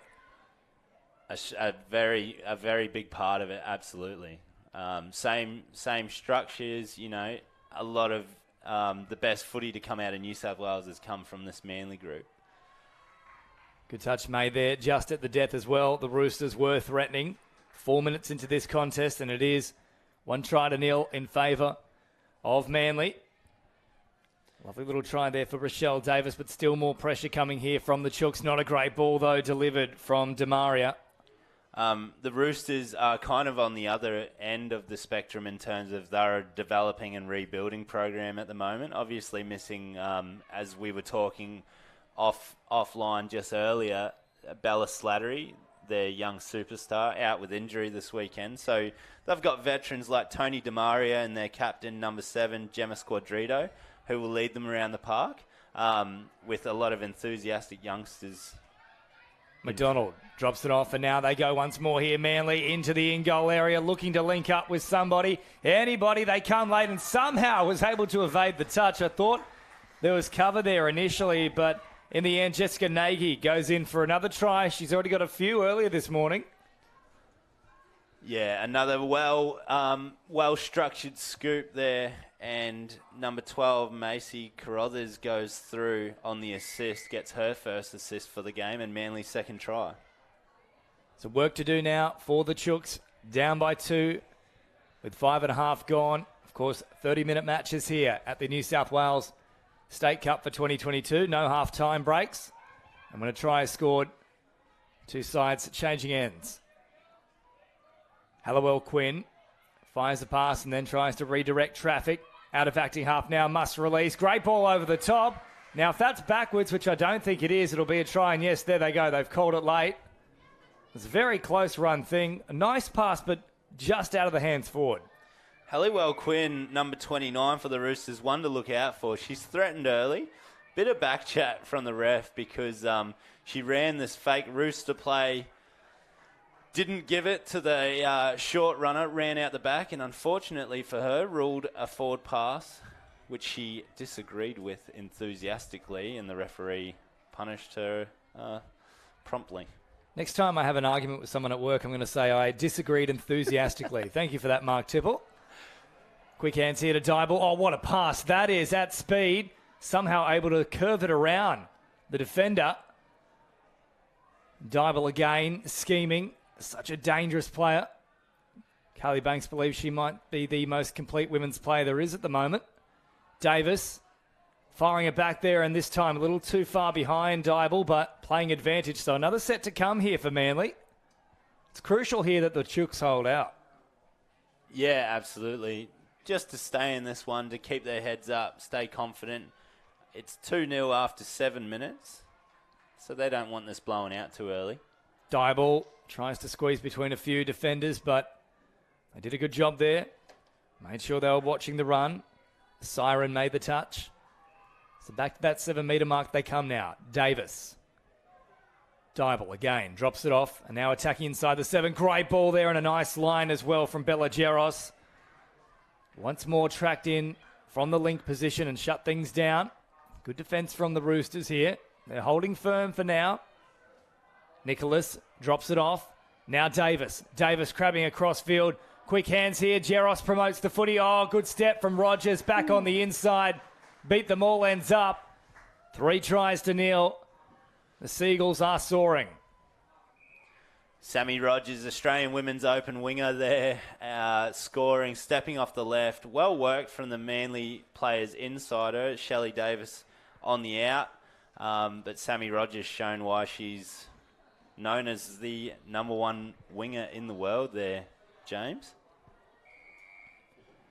So the Roosters well and truly behind the 8 ball after 7.5 minutes of play. 3 tries to 0. Work to do for them. Demaria in at acting half now and flings it back towards the middle here with Gemma Squadrito, the captain. Demaria, Squadrito, and wrapping around now at pace is Irons, who's had a very good first day and tries to continue the work here on day 2. But they stop them. So back to that 7-metre mark they come now with Kewen. Demaria, quick hands from Irons. It's enterprising play, but there's just so much pressure in defence from Manly. There's no openings at all. Yeah, so well developed in their structures. Everyone knows their game. Fantastic communicators. I'm giving them a rap, aren't I? But they're deserving of it so far in this one. You got money on the Seagulls. I would if I could. Wow, okay. Well, that seems like a genuine conflict of interest. Thank you for that, Mark. Here comes Clifford moving forward. Well, they try to get the touch here. Either way, it's going to go to ground here and be a changeover for the Roosters. So it's an interesting one because there wasn't much pressure in defence. It was all scrambling, but unusual there for Manly not to pick them apart in that position. Yeah, I think the conditions coming into play again. Brittany Clifford, number 6, very dangerous ball player, super quick, and just couldn't find that final pass. Straight and hard they go up through the guts here with Maddie Mitchell. Good metres on display. This is a good run here from Satcher. Satcher, oh, great hands there on display from Quarry. Run into touch, though, but not before she was caught on the last. So the changeover comes. One of our Singaporean referees, I think, joining us in this game, the young female. Not sure of her name, but it's awesome to have people coming far and wide for this tournament, James. Yeah, of course, we've seen Jason Begnall, for example, coming from the US to get involved. And quite a few other players travelling from interstate as well to link back up with their former sides. Here is Dybel. Oh, Dybel holding it for Nicholas and somehow got the touch there. Halliwell Quinn, who's had a big opening to this match so far. It was an important touch as we come inside the second third of this match. Dybel drawing and passing. A bunch of dummies there, but a good touch in the end from Chloe Smith. And they've thrown plenty at them so far, the Roosters. They've come up with a few results, but a lesser team would have really been feeling the pain at the moment. Yeah, absolutely. They're sticking in this well, and they are sticking to their structures. Their defense has been impressive as we're giving them a wrap, and Halliwell Quinn, who's been really good for them so far, drops that one. And that's probably what they haven't done, James. They've been completing their sets and getting up the field. So giving Manly a chance with Dybel and Davis this close to the line is going to be a tough one for them to stop. Dybel, Davis equals danger. All the Ds at the moment. And Davis is caught, but another set to come here for Manly. So 3 tries to nil, 18 and a half to go. And they can ill afford to concede here, the Roosters. Davis taking oodles of time to restart things here. Eventually gets it back on track. And the touch comes up now from Tomasiu. Dybel. Back here once more to Maiolo. Often undersung, but very clever player, Maiolo. Or quick hands there from Dybel. There was a touch in there, though, from Squadrito. That's the experience coming to the fore there from Squadrito. Yeah, she just got herself in a good position where she could make the touch or block the pass. Quick hands there from Davison, really rushing out, trying to put them under the pump here as Manly now curtail back towards the centre of the field. And that's good pressure from the Roosters. They've just forced the pass there from Manly and a mistake as a result. Yeah, very well defended. We have mentioned that they are holding on well, but that's an example of why. Just good communication and connection in defence. Ooh. Did a good job to reel that one in there, Watchman. And a real mix-up for the next play. This is where things start to break down for the Roosters. As this game has gone on, the pressure has started to mount on them, getting out of their own end. And as you can see, they're not even over the halfway line. So that could be a huge defensive set here from Manly. If they score now, there's real problems for the Chooks as they head straight towards that sideline to get the fresh players back onto the pitch. Clifford comes forward. Now Petey. Up through the middle, Jaros delivers here for Clifford. And unlike Manly here, a few mistakes starting to creep into their game. Yeah, a little bit sloppy, which they'll be disappointed about, but pretty easy fixes for them. Like we have mentioned numerous times, it is that little bit slippery, so you have to be just a bit extra careful with your passing and direction and everything like that. Smith out of acting half. Clifford steps up to put on the pressure. Last play now, and they drive forward. Now, what's the rule here? I think potentially Smith might have actually been from acting half the previous play. I think that is what it was, Presto, on the money. Well, they were happy to let it go for just a moment before they were like, hang on, that's not right. Let's go back and fix that one. So change over here for Manly, and they're absolutely dominating field position in the last 5 or 10 minutes, but no result despite all this good field position they've enjoyed. Haven't scored in some time now. Works away here through McDonald. McDonald off the left foot, straightening things. Oh, good pressure. Jamming in from the wing there from Xanthi Christopher. And another change over here. So they keep surviving, the Roosters. Yeah, they're doing well. They'll be proud of this effort watching back. Hopefully the second half of this match, they can just keep doing what they're doing. Keep getting up the field. I think they've made a couple of errors late. We haven't seen them in the opposite end for a while, but the set's going good so far. Yeah, nice straight drives here. That gets them on the right course and up over halfway easily. So now the momentum starts to build for the Chooks. Tomasiu, nice little roll ball. She picks it up the next play from acting half and trying to engage an offside marker there, but eventually retreating the distance was Carruthers. But not bad there from the Roosters. That was a much improved set from them.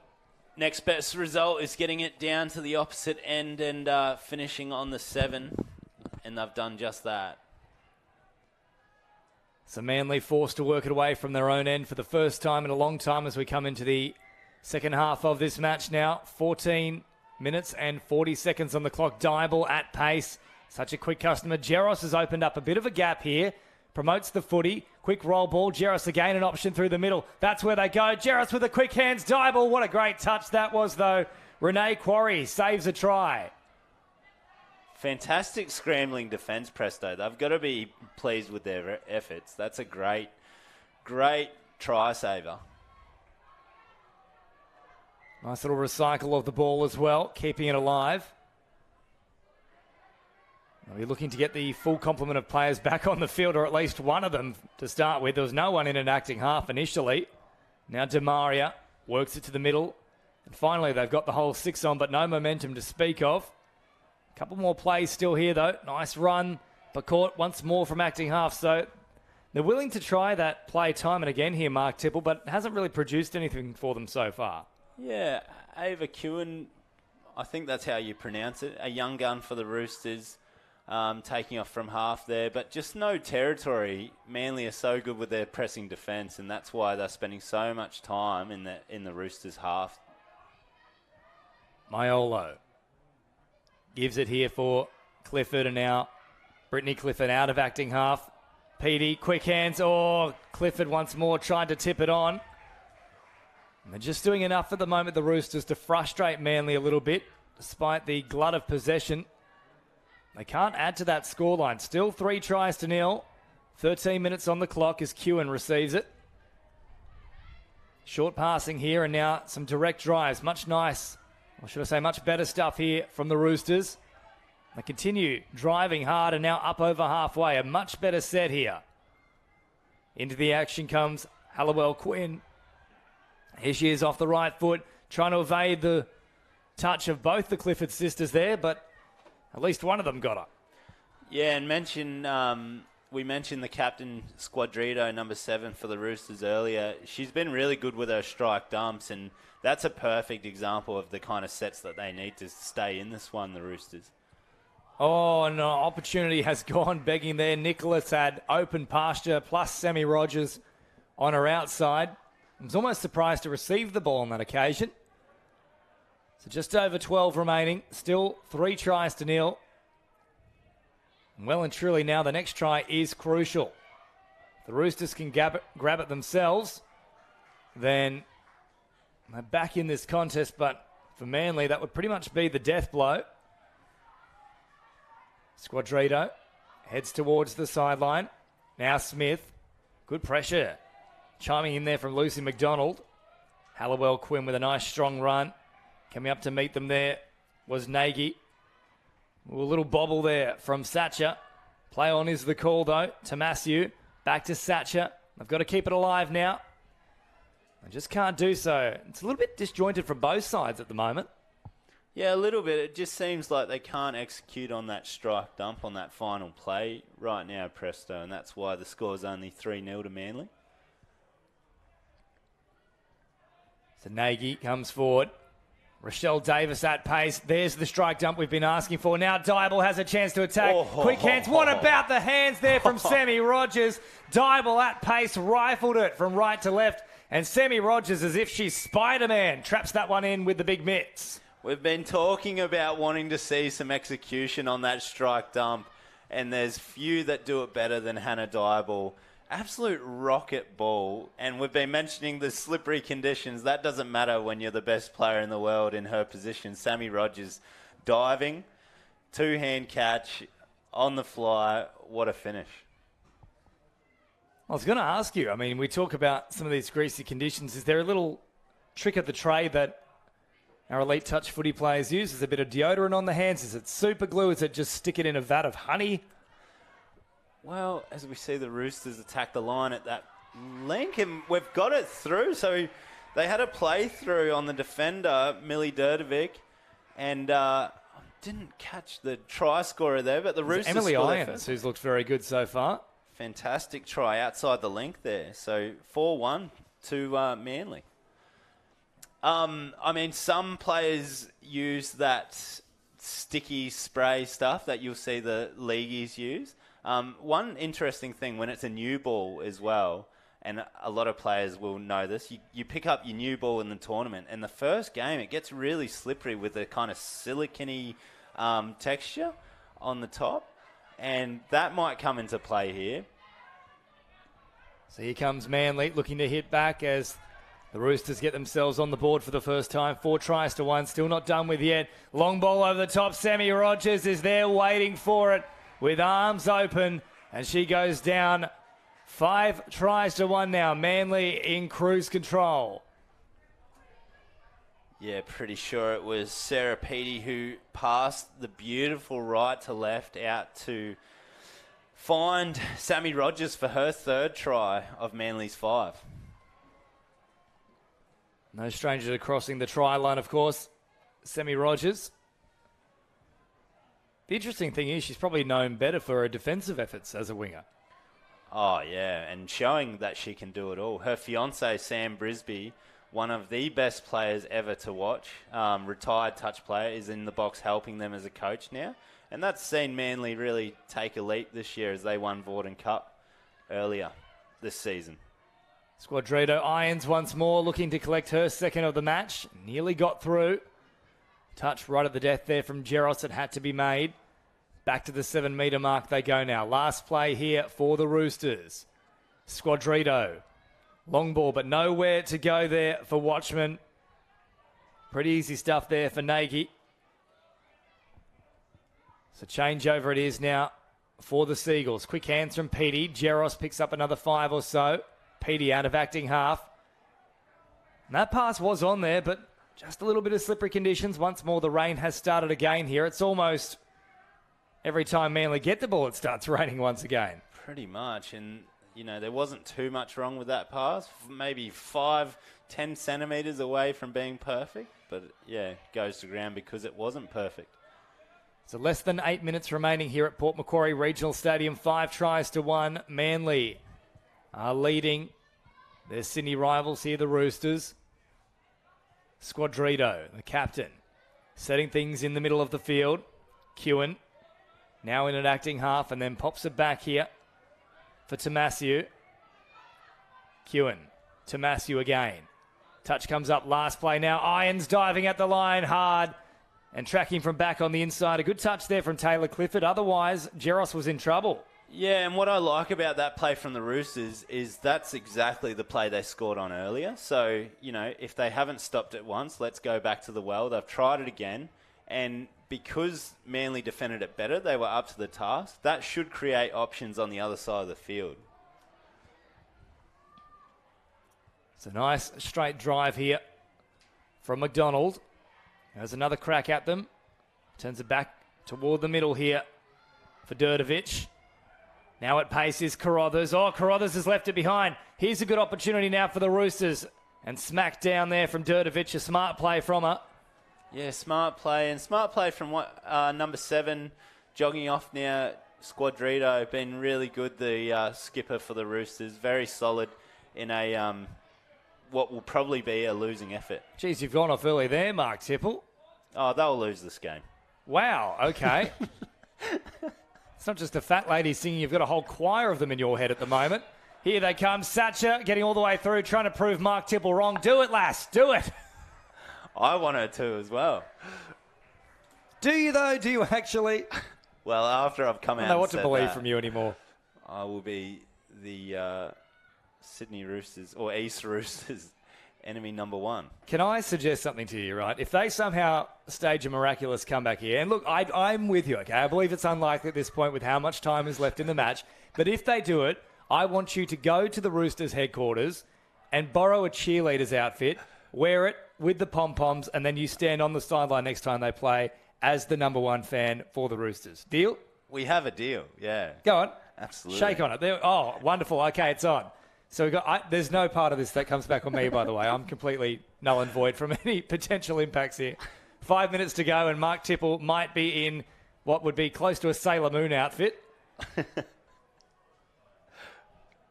Let's hope so. Let's not.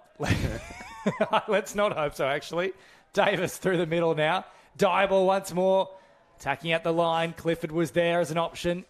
Well watched from Satcher. Part of me does want it to happen, by the way. Just not the part where I have to look. Here's Davis on the last play now.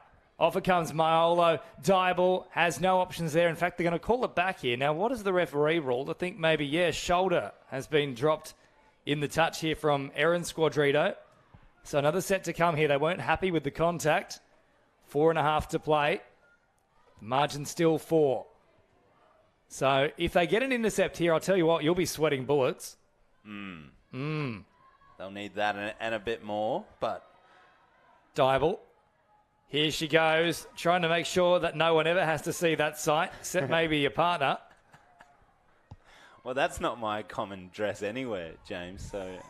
Who said common? What happens behind closed doors, Mark Tipple, I don't question. Dummy here from Davis. They leave it behind. Maiolo. Now Diable. Quick hands to Davis. Well jammed in from the wing, though, there from Watchman. Still alive here as an opportunity. Oh, good cover once more from the middle. This time it was Siren who makes the touch. So last play now.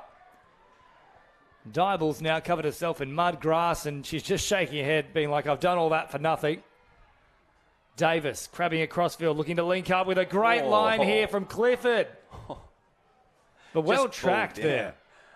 James, you got to say the Roosters defense, for how much they've had to do it, has been really impressive. So credit to the girls on that one in this game. They've done a great job, but still we won't get to see a sight that many are baying for, Mark Tipple, which is you in a very scandalous outfit, which is white, red and blue. Up over halfway they come now. Oh, that was close to being a touch pass. Play on is the call. Kewen pops it back on the inside. And a quick roll ball too. That's nice, expansive play here from the Chooks. So they keep heading towards the sideline. And in fact, all the way over it by the time they'd caught it. It's nearly in row 2 of the grandstand. Under 3 to play now. Manly still leading by 4, 5 tries to 1. They raced out to a 3-0 lead. And since then, really has become somewhat of an arm wrestle. It has. And credit to the Roosters. Once again, getting up the field, fine. Just can't really execute those strike plays that we're looking at on fifth touch.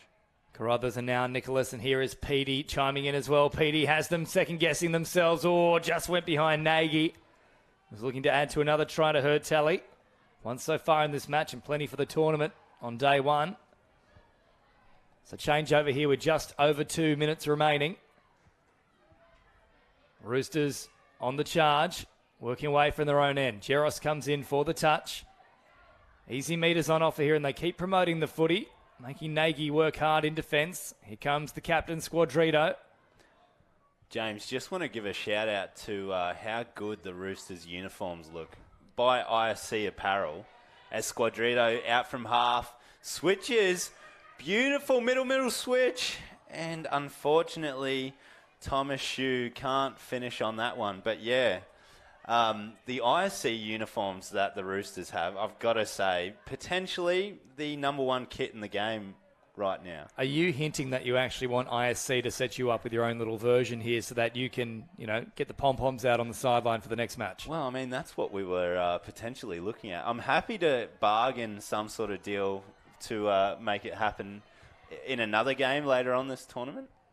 Oh, here we go. Splitting them all the way through is McDonald, and the Manly fans in the stands are very happy about that one. They've gone up.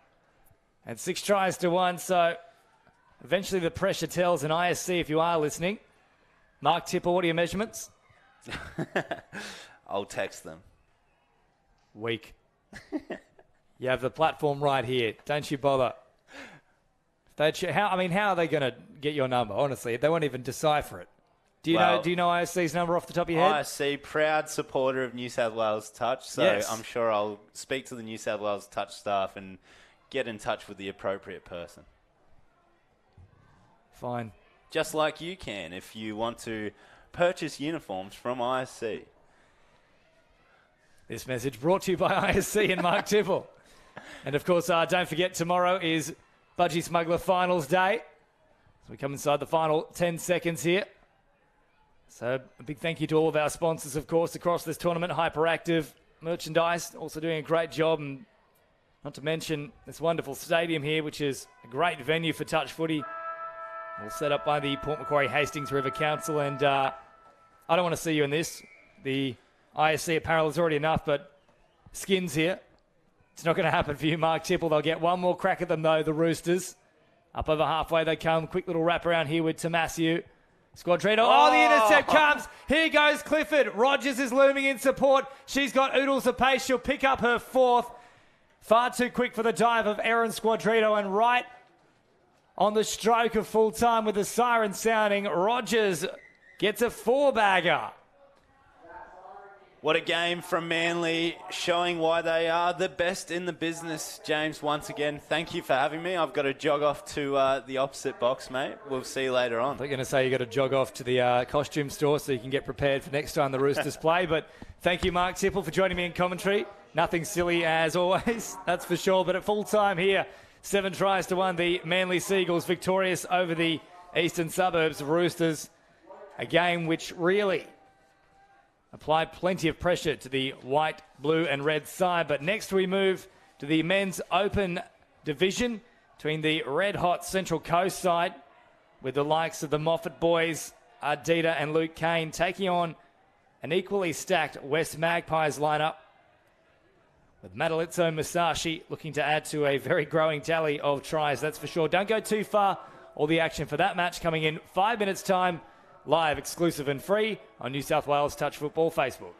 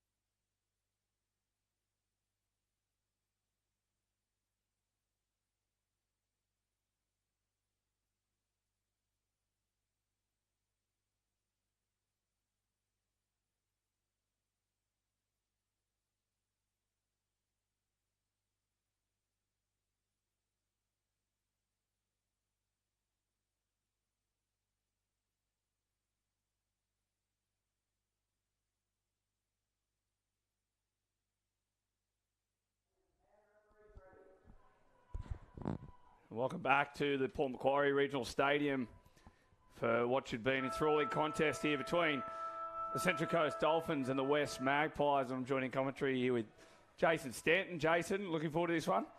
Mate, very exciting game, this one. This is semi-finals, come a day early. As the Dolphins head for the line. Some good defence there. Blackwood playing in the middle. What do you think the theory is behind that one, Jace? It's been all weekend. Blackie moving from link to the middle. Yeah, it's been interesting. The West have adapted a bit on a few games trying to get the formula right, and they struggled yesterday, without a win. So this is pretty much their weekend here. So I think it's going to be a very interesting game. So definitely, if you're at home, buckle up. Yeah, buckle up, stick with us. Long ball, Belcher should be a try. Throws it over the top for the line. The dipsy doodle, the finish. Ollie Jones opens the scoring for the Central Coast Dolphins. And I'll take a 1-0 lead into this one. And a very good start. finish there by Ollie Jones out there. Not every winger scores those ones. He had 2 or 3 coming across in cover, but he was nice and calm and very good finish there in the corner. You're referring to the days when I used to play Premier League with you, Jason. Just couldn't quite get there, didn't have the foot speed. Is that what you're referring to? Yeah, some of us aren't good enough anymore. Nathan, you included, brother. But this is good, and that's another try. Central Coast from a repeat set. They're really dangerous when you give them that 6 again, Central Coast. So West are going to have to be mindful of that this morning. There's Catalano over the top to Costello. We spoke yesterday. He's got hands like baseball mitts. Justin Costello, and he throws it over the top to the evergreen Robbie Knuckler. And Knuckles on the wing. You played with him for many a year. Jace? Yeah, that was a very good finish there by West, and good to see the Catalano brothers there in the middle teaming up there. Very, very good play. Let's see whether we can see a bit more of that. They're going to need more of that if they want to challenge Central Coast. Yeah, Central Coast will go forward and look to extend their lead, or get the lead, in fact, and the ball's picked up. Flaherty out ball, and it's good defence, and Chris Lennon on that outline, and Luke Kane's on the field, and he's dangerous, loves the sweep, Luke Kane, and Nebel there, and ball picked up by Jones, and we're discussing that yesterday. Funny enough, I had a conversation with Kim Skelly this morning about that, and he's, without throwing him under the bus here, he's a very big believer of if he's shutting down the actual play to, by getting in good position, then if he gets in the passing lane, then that he's playing at the ball. That's his view, which, as he said, I think it's up for discussion. I don't think there's a black and white on. I think they all get interpreted differently, and that's what we were talking about. That was the beauty of the discussion yesterday, Jace. Yeah, very good there yesterday.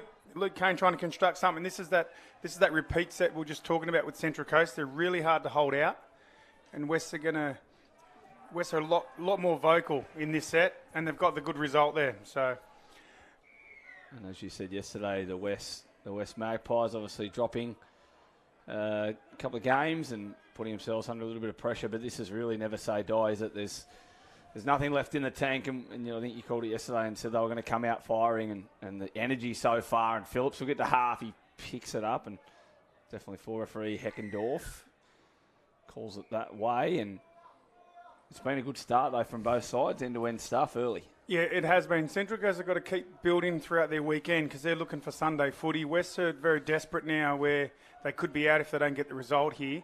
And we're quite fortunate enough. We've got three very classy referees there too, Nathan, where, they're going to keep these sides apart and make for a good game. We saw yesterday as the baton goes forward in the West box. You can hear him there. Luke Moffat with the baton. Couldn't be enough, as you said.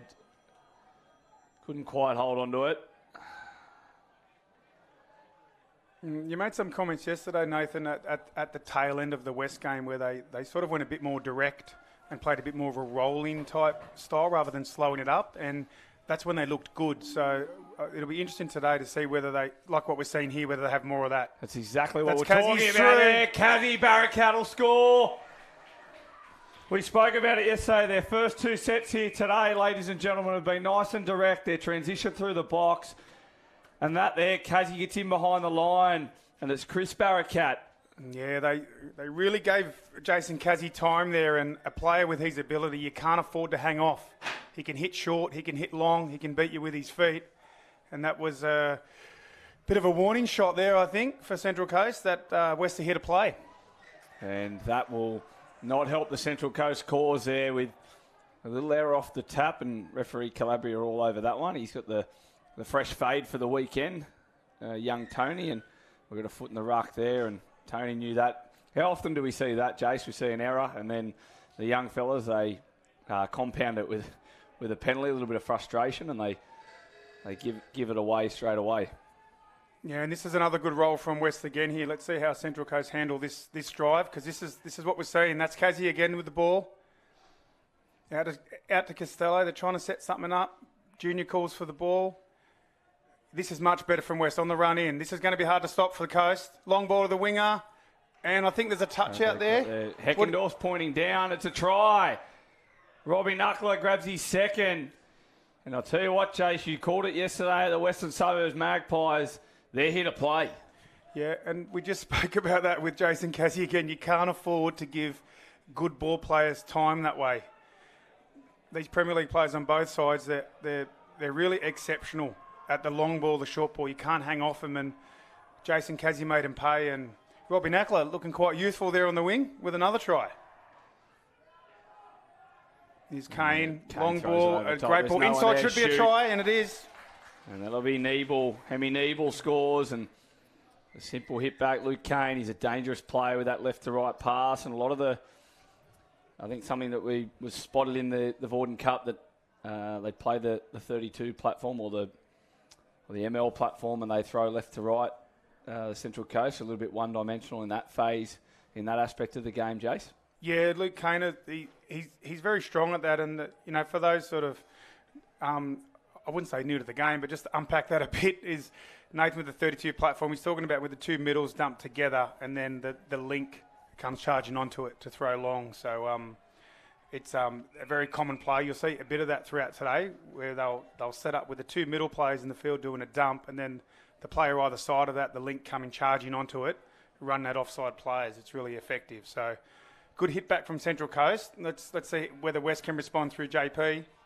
Catalano for the line. And yeah, great defence there by Jared, I think it was. And there's Conti, and Conti will play it and looks for the quickie, but they go back to Junior, and Junior working with Kazi, and Junior and Kazi gives back. There's space there, and Josh Moffat, very good. There's another example of it. Josh is pointing at his hip there and talking about that, and that's as we mentioned before, that's another part of the knocking the ball down process. I didn't realise it was so common. It seems to be quite a feature in most games, all those 6 against, trying to work out, was it played at it or not? Was the defender in the channel or not? It's tough. I think it's like anything, Jace, when you start talking about it, it then becomes a little bit more noticeable, and it's like buying a car. If you buy a car, you seem to notice that car just about everywhere once you make that purchase, and it's it's turning into a little bit like how that is. We spoke about that yesterday, and all of a sudden there's people getting in the passing lane, knocking balls down left, right and centre. Yeah, well, when the touch is made on the 7, the referee is going to call the line, so that's going to put a lot of players offside, having to run backwards and being under pressure. So generally the defence get help from the outside players coming in, and that's where we're seeing more and more of this, defenders being between attackers and, slapping the ball down or getting in the way of the pass. We saw that with the try to Barracat, where Kazi actually poked his head through the line as they go for Flaherty.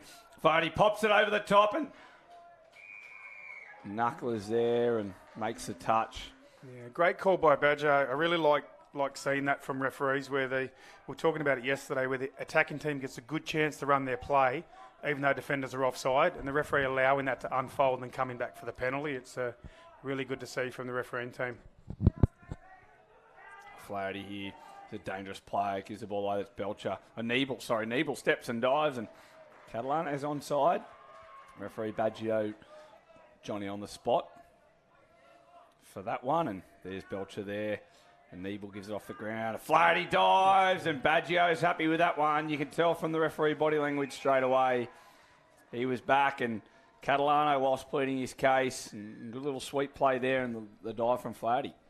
Yeah, it was an interesting one there. The last probably 2 or 3 minutes with West, they're probably not talking as much on the line, not getting up as much. And again, as we've seen with players at this ability on both sides, you give them a bit of time and space, and most times it's going to result in a try, Nathan. Yes. With 3-3 here, and they run the ML platform, as Jay said before, the middle play, and they're looking for that split, and Kazi and Blackwood will work together, and they're looking for I believe that's Conti there. Kazzy picks it up. He steps and takes him on. He's touched him, and the arm's been thrown out. And it was Kyle Jermaine there. He was offside, and Kazzy took full advantage. I think he touched him in the end, but I think referee Heckendorf has ruled that he was offside first, affected the play. It's a good refereeing by Luke, and Blackwood goes, and they strike there through Raina Badior. Yeah, really good defence there by Coast. Yeah, there's Jermaine again making the touch, and Kazzy looks to throw, and they're running out of options. There's no space on this side. Costello, the man with the baseball mitts for hands, he's there. And there's Blackwood, and they'll work together, two experienced campaigners. Blackwood gets it, Costello steps, he dives, he's got the big arms out, but that's Raina Badia with a good touch. Yeah, really solid defence there again from Central Coast, and it's quite interesting contrasting that defensive set from Coast to the previous set from the Magpies, where the Magpies were a bit standoffishy and sort of almost watching the play or waiting for it. Central Coast were very active, then getting up, and now they've got a really good result, and now that's third touch, and they're well over halfway, and got a really good platform to attack here. Yeah, we had Carly talking yesterday about the momentum of teams and the way, the third touch is sort of the platform and where you want to be. If it's a result of positive or negative of whether you're over halfway. Is that usually the measuring stick of where it's at these days, Jace? Is that touch 3? If you're over halfway, you're in a good position. Is that the general rule of thumb? Yeah, generally you want it, obviously you get there as quick as you can, so 2's even better, but 3's a pretty good reference point or marker for you. If you're subbing and getting on halfway on 3, you're really in a good position to do some damage. And the dive for the line from the Dolphins, and the referees go for substitute.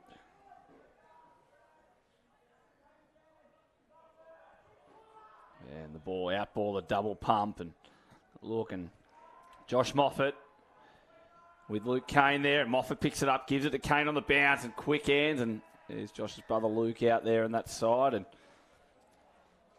really good defence there by Nakla. So this is interesting there if you're watching at home. Let's have a look at the West D line and compare that back to the previous set. Seeing how active they are and how much they're sort of holding the line, because there's a definite link between that and how effective the defence is. Kazzy with a 4 sub here, and Phillips is coming on the field, and he'll get onside, and they'll be able to reset that line. And as you said, we'll see how the Magpies choose to defend this. I think, I'm not sure if you can hear it through the sound effect mics, but the box, a little bit more quiet. They might be a little bit nervous. The Westies, as Barakat shoots off the line to make the touch on Moffat. And they give the ball back, and that's Lennon on the field as well. And they'll go Belcher.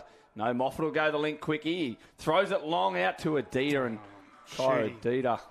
Very strong defence there, shoot on the wing. Pretty easy, actually. Lennon, he skips and he flicks, and Blackwood covering. He does the balk at it, and the ball goes to ground, and there's Belcher up to make the touch, and Phillips gives it away, and there's Barakat, the try scorer, one of the try scorers for the Magpies, and there's Batar, and here comes Conti, gives it back to Shoot. That was slightly forward, and Luke Heckendorf. He doesn't miss much, Luke Heckendorf, and he's all over that, the pass. It's very hard to pass across your body, isn't it, Jace, when that momentum comes on? They need to square their body up and get into a better position if they're going to be doing that. They can't afford to turn the ball over against this side. Yeah, they just got caught being a little bit lateral there, and it was good to see Luke Heckendorf, referee, just make a quick call and get on with it. Not sort of too much debate or discussion. Decisive calling, which was solid. This is an animated conversation on the sideline between James Blackwood and Dave Baggio at the moment. They look inside, and the ball's away, and Moffat will score. No. Heckendorf. Good little period here from Luke Heckendorf here. Costello gets past him. The tall timber, he's up near halfway. And the Westies, this is the momentum they need here. They go wide. There's Conti to shoot, and that one was backwards. Conti taking extra care with that. And there's Tashi taking the ball up near the line, and there's Shoot, and he gives the ball away, and they just need to go direct. And Catalano dumps it for the brother. They go the Rooster play, and he gets it round and intercepts Kazzy. But West look dangerous. There's a significant difference between the West yesterday when they go nice and direct and fast.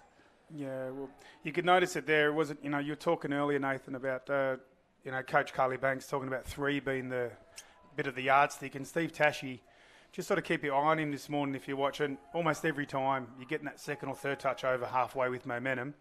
And I I think you gave Steve a rap yesterday, and then we saw it again then, really setting that platform for West. And hopefully we see more of that, because that's a good challenge for Central Coast, and they need to be challenged here this morning. Players on, and the Coast are going to whack them here if they're not careful. And there's Barakat Nicholas. Gives it away to Conti, and they're going to go down. There's Nick will pick it up from dummy half. He steps and goes to the passive, but that transition there from West was a little bit slower. The players there struggling just to get on, and it showed that where I think Central Coast, they smelt a bit of blood in the water and they were able to push up off the line. I think it was Luke Moffat really shut them down, and you lose 1 or 2 touches in this little 20-metre zone here when you're transitioning. It can have a real big effect on the latch at the end of the play, isn't it?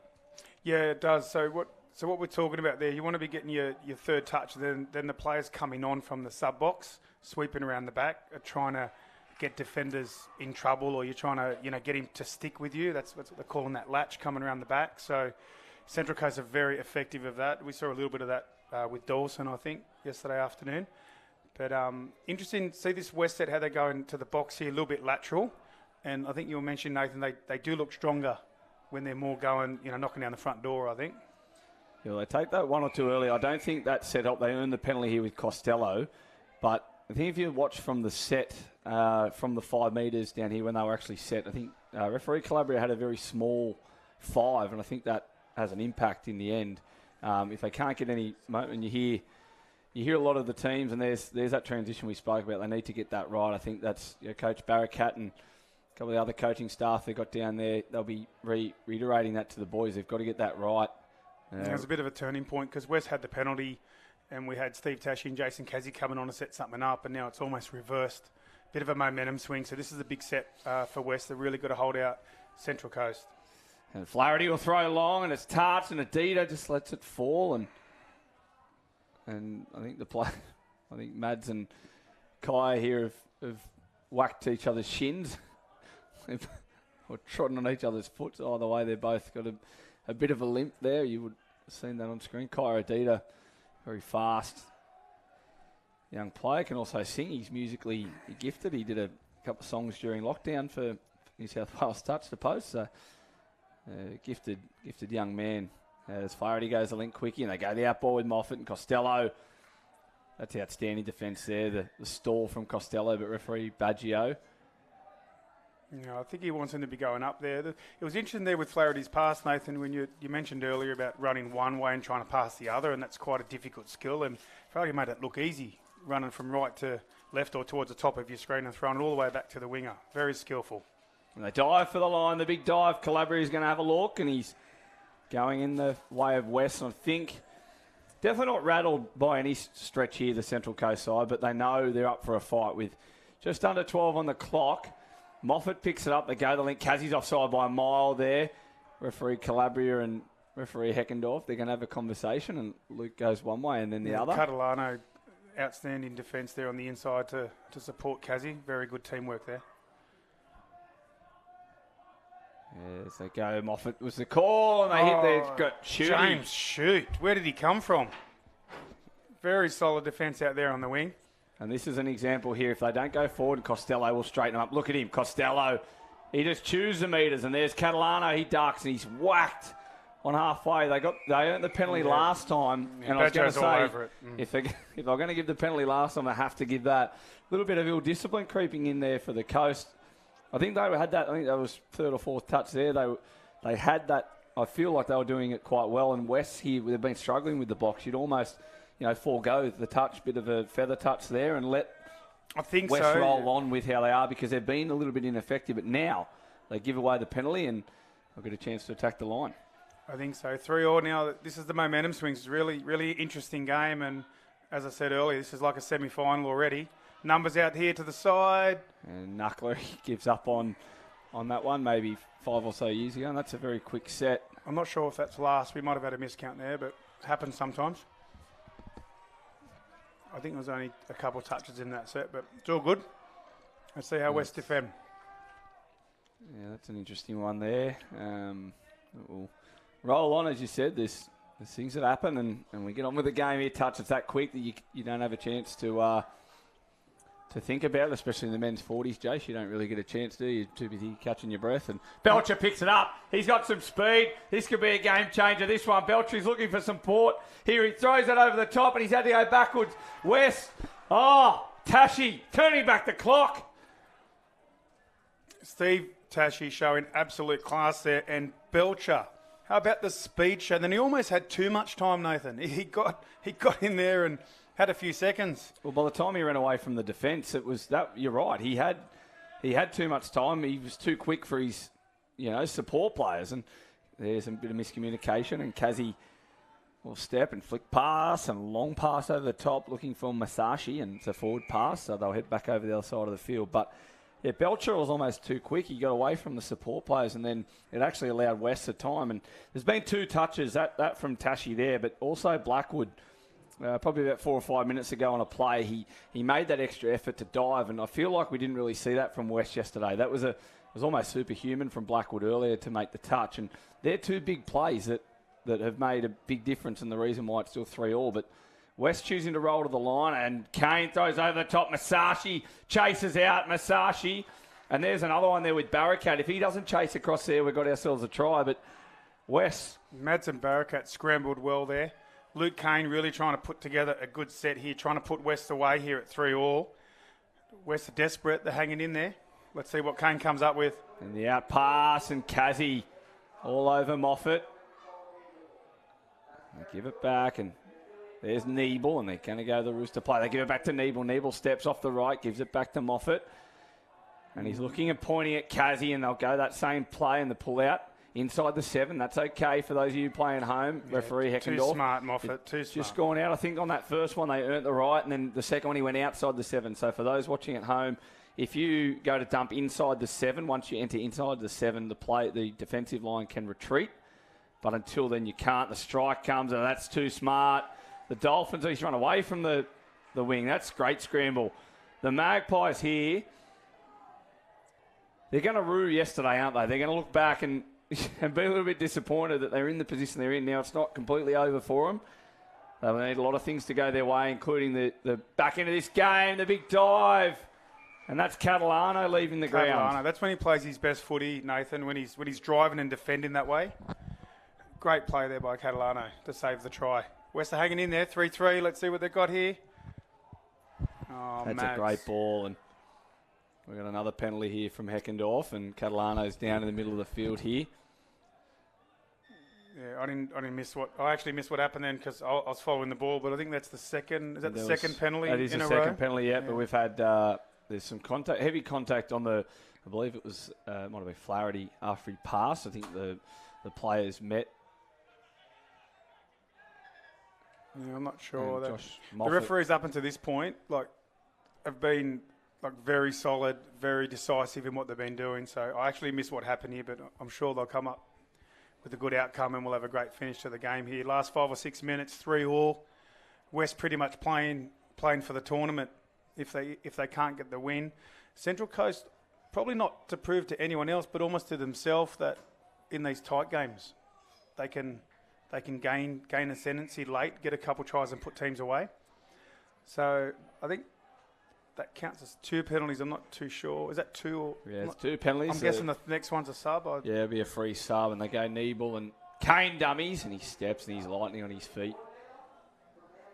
And they go sweep play and over the top, and he's almost given up on it. And Blackwood. Yeah, very strong there. Knackler and Blackwood, good recovery. Barakat there as well. Good D out there. They'll go over the top, and he's thrown away Moffat. And they're pumped. Barakat, you can see it. I hope you can see it on screen. You've got Chris Barakat out here pumping the troops up. He's pumped with that defensive effort. There was back-to-back and repeat sets, and they've handled well. They've just got to get up the otother end of the field here. They need that open 7. Now look at Steve and Tashi again. We talk about speed. We talk about ability. You got a 39, 40-year-old out there going straight at this classy Central Coast team. Great to see. And look at that. That's only 3rd touch. This is a really good opportunity.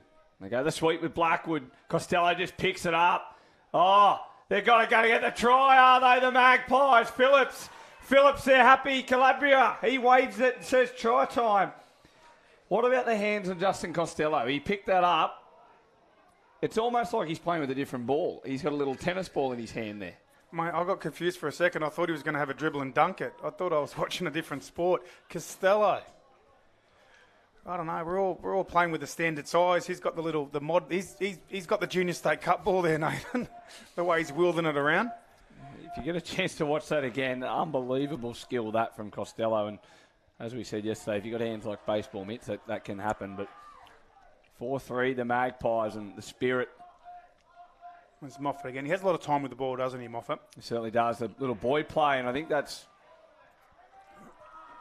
It was probably forward, but hopefully nothing comes out They're of going to it. scramble again. Look at him. Barricade gets out, and the Westies, they survive. This is a massive 4 minutes here for the Coast and West. And this is shaping up based off yesterday, which is what you worked Good the try theory by off. Catalano. Here comes Kazi. This is better from West, and they're going to get the result. They get the penalty there.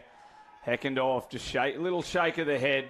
Yeah, I'm really enjoying this, Nathan, because West is sort of more finding their DNA about how they need to be playing to compete at the level. And I'm also enjoying Central Coast being challenged because I do think they're a good chance to win the whole tournament. And this is exactly what they need Saturday morning to get there, to be challenged and to sort of test that mental toughness of the Dolphins. I'll be looking for another one here. Blackwood goes. He's offside. Jermaine, he is. Yes, Blackwood.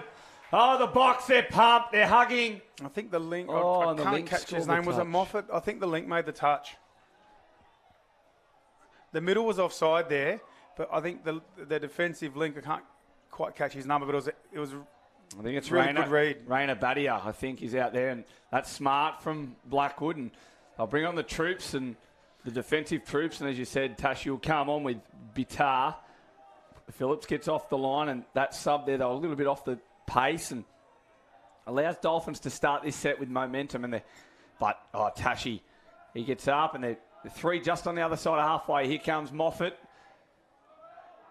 Brother Luke and Josh there. There's Rainer Badia. Goes down and Flaherty goes left to right and shoot. Shoot just guards it. Great read by Shoot there. Excellent set. I know he's subbed off now, but Rainer Badia, a really strong read there on the line to save the try. Then got a good platform, a good drive. Subbed on, got the fresh players on. Very strong play there by Rainer Badia, but unfortunately Coast couldn't get the result. And here comes West. They've only got a couple minutes to go. If they keep the drive going, it's going to be tough for Central Coast. Another strong dive there by Takshi. Then Kazi, Catalano. They're really pressuring Central Coast here. Let's see if the Dolphins can respond. This is a massive game, as we said. They're 2 points and Beresfield on 4 at the moment as it sits, and they play Beresfield in the next game. If they can hold on here, the Magpies, they keep their State Cup alive. And this is a huge game for them, and as we spoke about, it's not dead yet, and they're currently in the lead with 1:40 on the clock, and this will test at the championship minutes. And shoot in again with 1:30 to go. Yeah. And they're not in a hurry. Costello just... It was a nice line there, Nathan, from Rainer Badia, but James Shoot. in position and gets that, and they've got 1:24, and this is the moment here. You just go up the field, and Barricade has missed the touch here. Heckendorf has decided, and also there's 1:10 to go on the clock. West only had to hold the ball. West only had to hold the ball, and they've invited Dolphins in, and this is going to be a good test. Championship teams get a try here, Nathan. Let's see what Dolphin can produce here with Moffat in the middle. Well, they're just going to stand off. There's probably no need for a touch and earn the penalty here. And they've got to be careful, though, West, that they don't end up with someone in the bin here if there's a professional foul. And there we go, we got the 4 subs. So big chance for the Dolphins here if they can. And you can see Calabria yelling here, and it gives an opportunity for Tashi to come on. So there's 39 seconds to go. And they go forward. There's Belcher with the ball, and they're still standing there. That'll be 2. And he points again. They're going to go. Baggio, he's that's going to be a sin bin here, if not more. And Kazi's given him an extra. I'm not so sure on that, Nathan. We've had like sub. There wasn't even a touch. Now we've got. And here with 15 seconds on the clock, the penalty wasn't even given.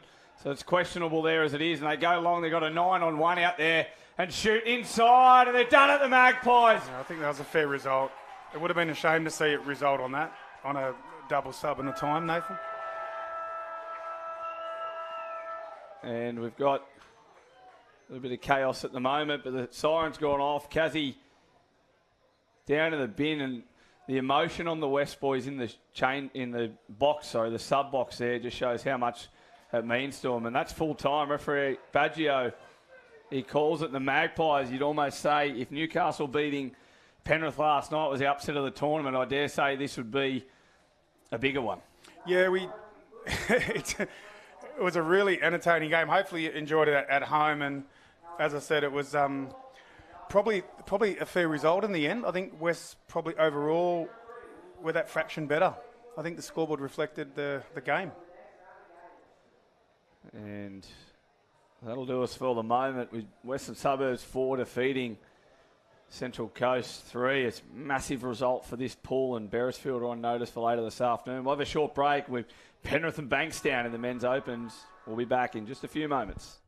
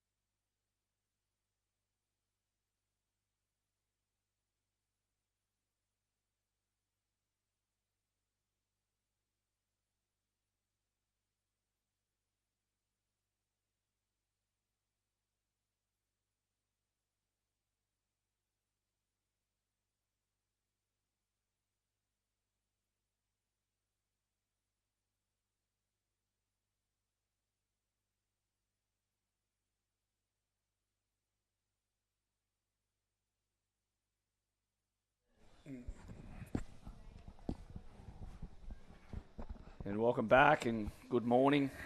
10:55 a.m. tap off here, Bankstown versus Penrith, and a massive game here for Bankstown here, and Penrith, they'll be ruining missed opportunity against Newcastle last night. The Knights were outstanding last night, and I'm joined here again in commentary with Jason Stanton. Jason, this should be an interesting one. Bankstown with a lot to play for. Yeah, Bankstown in a similar position to what we saw West last game, where this is pretty much their weekend if they don't get a win. And we just saw a big upset. So do we have another big upset here with Bankstown? Knocking off the very fancied and the Vorden Cup champions Penrith. And they'll go early and they'll push up off the line, and there's to Penny Rawetti getting off the line, and they're going to go for Wetherill here. Ashby makes a feather touch. Wetherill picks it up. He goes to Gray, looks to step back, and missed opportunity there for Bankstown to start. It's always nice to start with a win. Yes. And Penrith will go to the box and look to transition on. Yeah, strong driving there from the Panthers. Looks like they're really up for this one, Nathan. Maya Soteropoulos there goes, and there's Robinson picking the ball up, and he looks to go and touched by Gray and referee Sanderson. Yeah, good outcome there for Robinson. I think it was last touch coming, and he had the number, and he just was patient and got a really good result here for Penrith. Let's see what they can produce here. Bankstown being tested early. And they pop it out, and they've got the overlap, and they go along, and there's Peacock. And they'll open the scoring, Penrith. Yeah, you don't often see a lot of that. There's sort of less of that. It's sort of coming back into the game now where, normally you'd see a dump or a touch leading into the play. And in that case, it was almost like a fake or a pretend dump and then a little pass off the hip. So almost like a try without a touch, which we don't see a lot of. So really well executed there by Penrith. Good start to the game. Just good direct running there, and they'll pick the ball up, and there's Azzy. Give it to Backos and gives it back to Russell, and they've got feet in the ruck there. That'll be a penalty.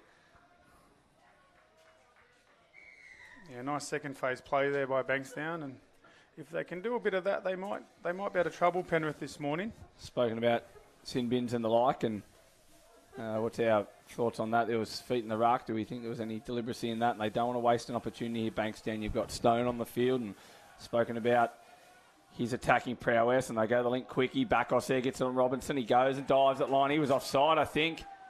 Sanderson's pointing.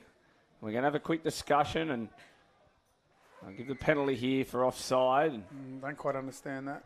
Was offside to try, or maybe the winger made the touch out there, Nathan? Yeah, potentially. We're a long way away from here. It's Amanda Sheikey, the referee on that far side. Brendan Sanderson is on the field at the moment, the main ref, and they give the ball out to Stone, and Stone goes to... He's lost that. A little bit physical in the contest there, and Stone couldn't hold on to it, and drops his lollies, and go forward, and there's Azzy trying to compete and sing on that far side, getting off the line. There's Azzy will meet Robinson, and that's not bad defence here, but they're rolling Penrith. This will be the last, and they'll look for the strike dump with Angles Cork. Ashby's fallen over, and they'll stand him up. The inside pass, and this is sharp. The bat on, and Peacock couldn't get there, but that was the recovery in the dump there. I think if Ashby didn't lose his feet, the attack there was very potent. Yeah, Penrith looking very dangerous in there. Ben Moylan, really good speed there on the scoop and pass. Very crisp there from the Panthers. Now, this is interesting there that they were held up in the play of the ball, and Penrith was shot off the line, and the referees have allowed play to continue with Penrith being what I would probably call offside. So that was an interesting aspect of the play there. As he picks the ball up, they've got the overlap here. Backos, who's got some hamstring injuries.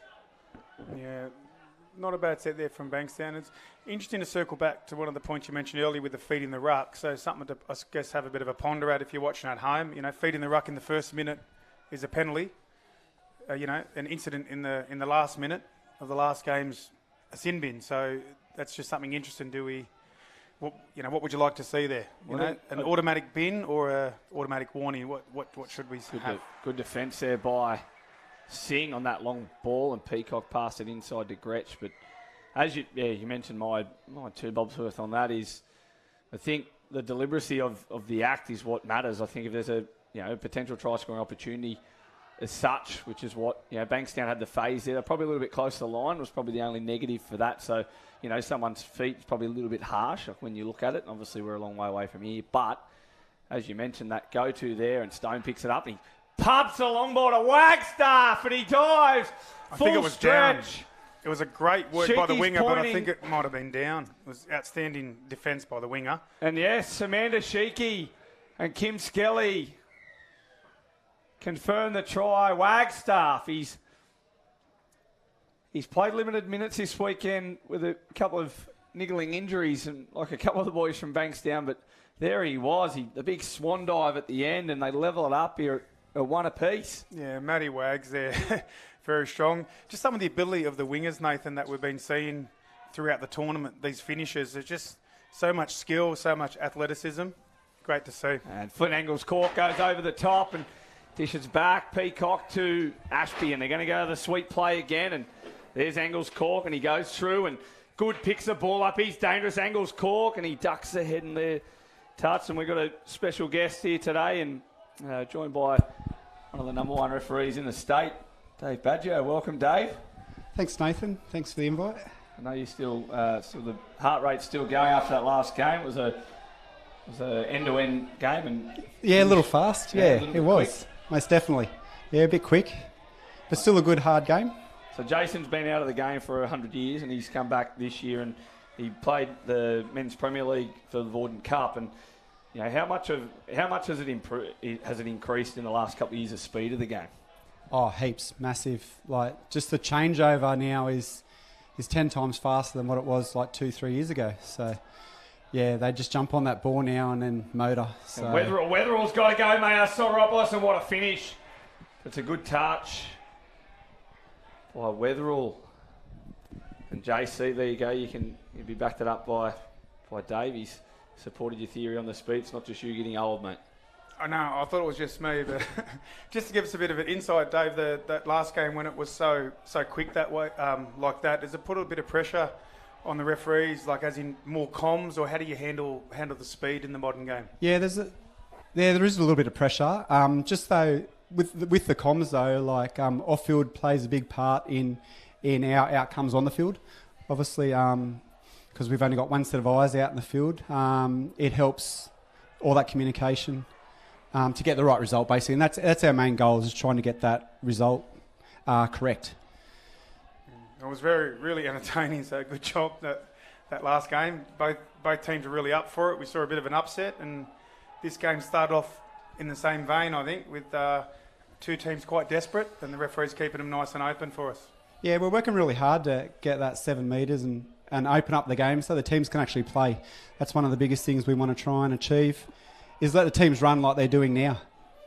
The ball over the top, and Bakos is not there, and that's Gretsch, and I think he's done a little bit of an injury there, Jake Gretsch, but he gets the try, so at least there's a little bit of something for him, and Penrith hit the lead with 2-1, and you speak about opening up the 7, Dave, and it's been a couple of years, obviously, but how's the difference been since, obviously, I think 2 or 3 years ago we moved to the 7 metres? How have you found that transition over a couple of years?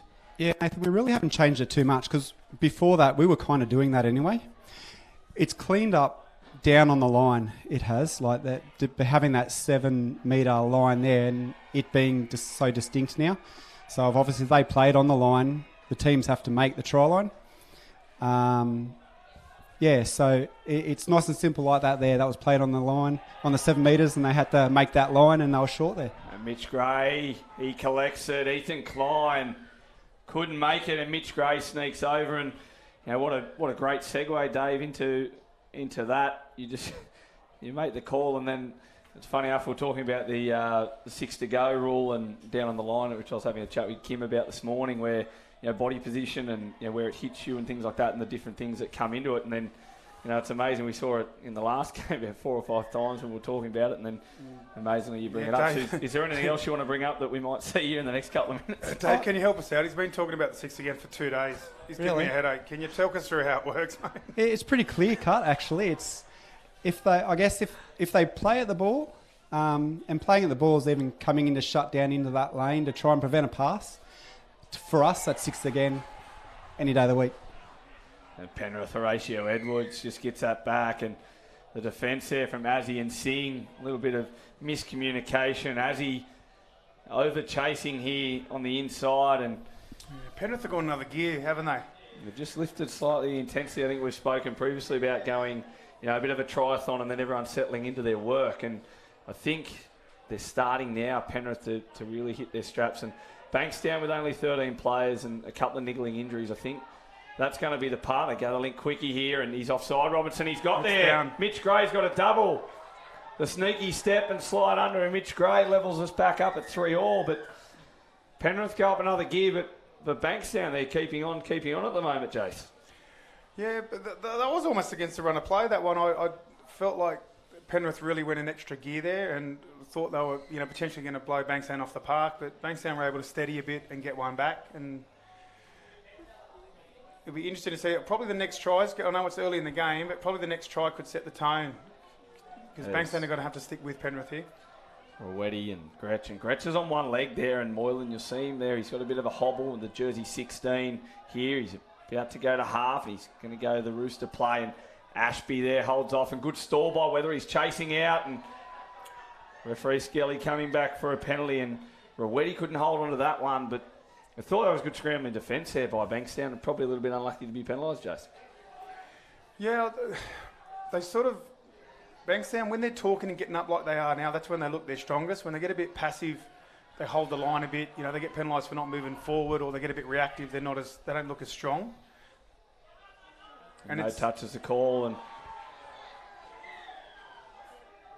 Skelly was all over that one. He's in really good position. You'll see the argument here between Moylan and Weatherall happening is Weatherall saying he pulled out of that touch prior to Moylan putting the ball down, and referee Skelly goes in favour of Bankstown this time. I'm sure we'll see that battle of Weatherall and Moylan at some stage. They'll come together as they head to the box, and there's Weatherall with the ball. He gets up near halfway, and here they come. Backos with he's on one leg. We saw that yesterday afternoon, and Stone will go forward for Azzy. Azzy picks the ball up. He looks to take Ashby on, and he stops and stares, and he earns the penalty. It's a good driving set, and Backos, you'll see him hop to the box. But Dave, how important is that transition there? Obviously, that's, we saw in the last game, I think, when West went nice and direct, they put the pressure on and they just force that penalty to be given, don't they? Yeah, it's really hard to, so the referee's running backwards, and it's really hard to get that change of pace. They've got to anticipate that change of pace, and get your comms out nice and early. So you actually try and prevent that penalty, but her hands were tied then pretty much. That wasn't just unfortunate. Is that Amanda Sheeky, is it? Yeah, one of the leading female referees in the country at the moment, so yeah. Yeah, that was absolutely superb referee, and I'm trying to work out how she could keep up with him. I can't. Well, that's right, yeah. She held on. She held the line the whole defensive drive, and was able to pick up the penalty as well. Great referee, Amanda. Yeah, really fast, really good. Good decision. There's Wagstaff making the touch on Maya Soteropoulos. Goods on the field, and they're going to send the sweeper with Edwards, and they'll give it back to Engels Cork, and they've got numbers there, and he goes out and sings out and makes a touch, and I think the scoreboard's just got updated 3-3. I was trying to work out what was going on. Sorry. And we got a late pass, and Dave, State Cup, is it? I'm assuming for you it's one of the most enjoyable events outside of being a bit of hard work with the amount of games you do, but it must be enjoyable. The ref's tent, we get about 300 referees in there, and the camaraderie, and the events that happen, out for dinner and stuff like that. The camaraderie must be great at the State Cup. Yeah, definitely. It was great. Yesterday, seeing all the referees in the tent. It's been a while that we've had that opportunity. But even catching up with people you don't normally get to catch up with. It's great seeing all the new faces as well. Yeah, plenty of new faces at this tournament, and how important is it for clubs to continue to develop? I know Wagga Wagga, they only sent a couple of teams this year, but they've got a big contingent of referees, and there's also people like West, with Victor and stuff like that. They get the big groups of referees. How important is that culture within clubs to, they're basically an extra team within your club, aren't they? It is, and we actually get treated like that back at home. We brought 8 referees. We've brought basically half a playing team of referees, you could say. So, yeah, we are that. Well, Wagga's unfortunately sent 2 this time. So we've basically really sent 3 teams. So one being the referees, of course. And they've called ball down. Looks like they were asking. Gee, that was a good call, because I think it's hard there. The Penrith plays were claiming for 6 again, but there wasn't a touch. Yeah. And, you know, I know when I played, it's a bit of a bugbear for me sometimes with those little niggly, like those really difficult calls. And Amanda again's got that right. It's interesting that they went and asked the Yeah, the but player ask as well. the right question though. So ask the right question to get the outcome she needed. Yeah, very good. So there, and Bankstown now with an opportunity to hit back. It's about halfway through this fixture and 3-3, and Just hanging in there, aren't they, Nathan? Yeah, Bankstown's they're just just hanging in there, and Penrith are going to have to go another gear, or Bankstown could Stone steal will it go off them. long over the top and Sing. Oh, he lets it sing. Stone.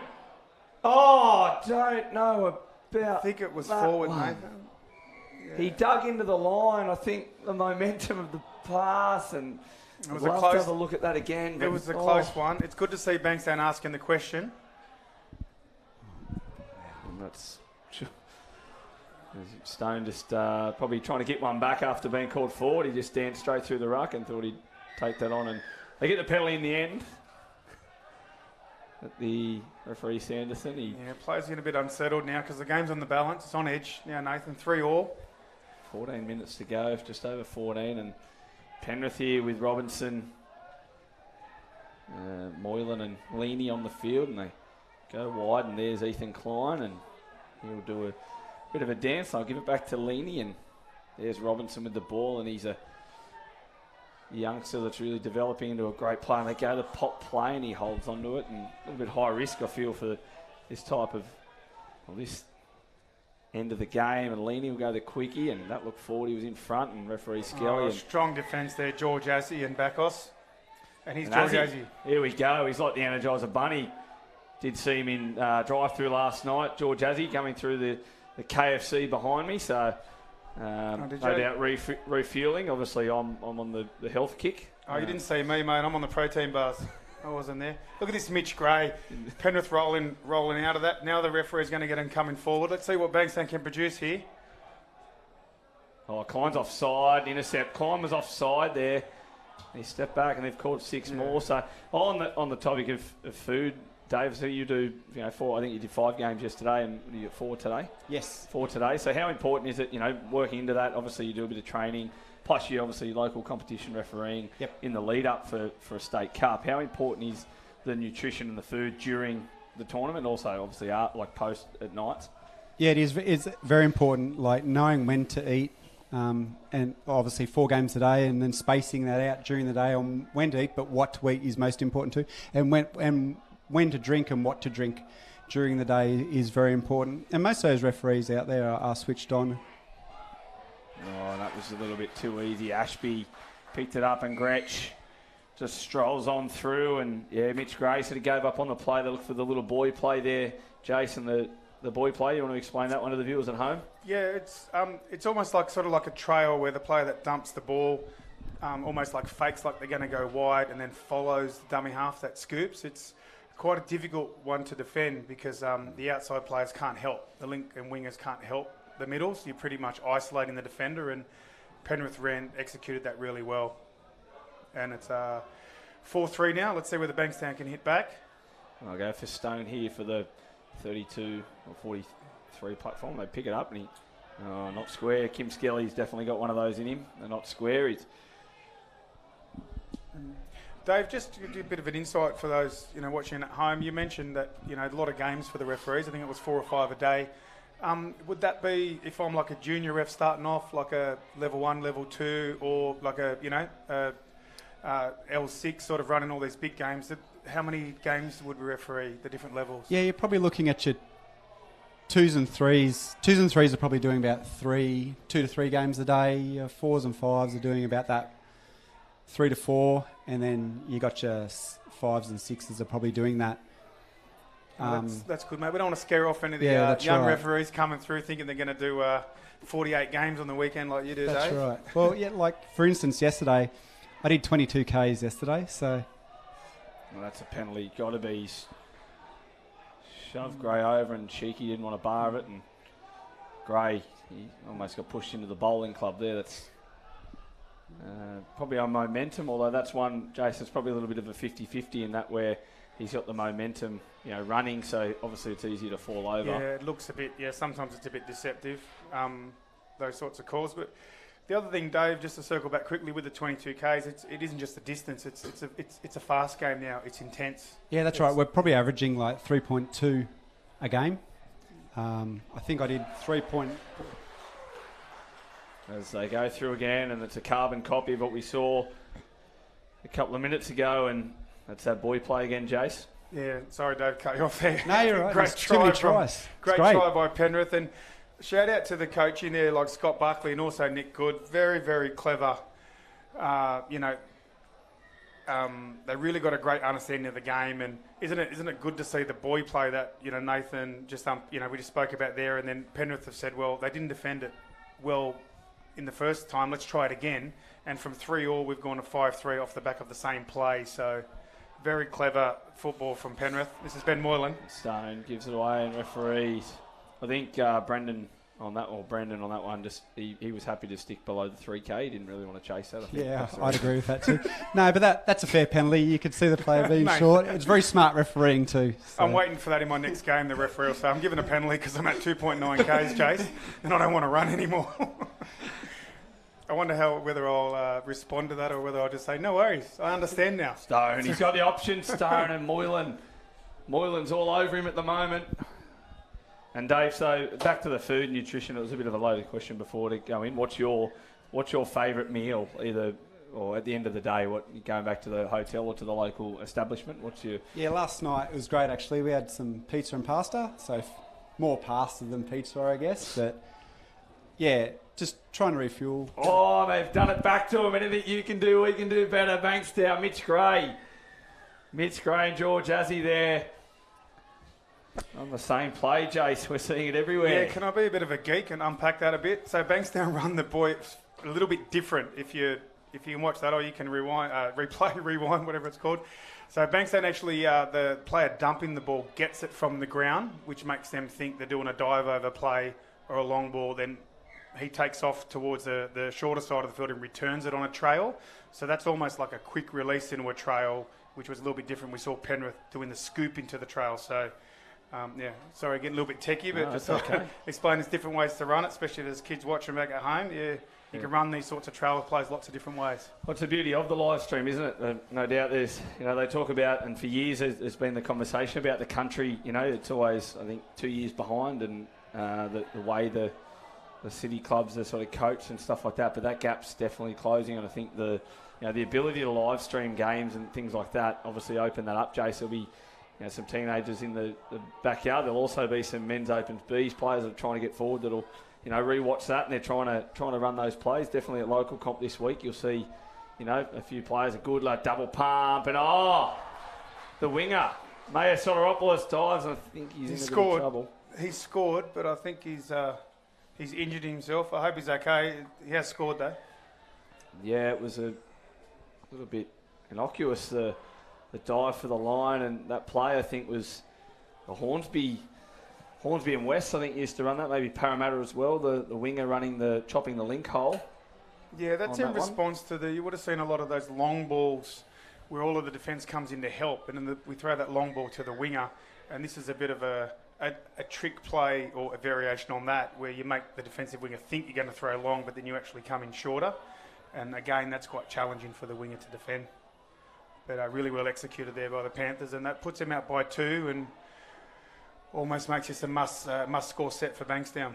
Stone, smart play, coaching staff of Gretsch and Rashik Prasad. Yelling instruction, you could see Daniel put his hand up, and he says maybe he was waving to Rach and Isaac at home. Jason, maybe that's what that was. He might not have been acknowledging the coaches. He was just giving a wave to the family back home. And yeah, we like that. We need to encourage more of that. We've got to get the family involved, mate. He's great, as he. Rooster play, and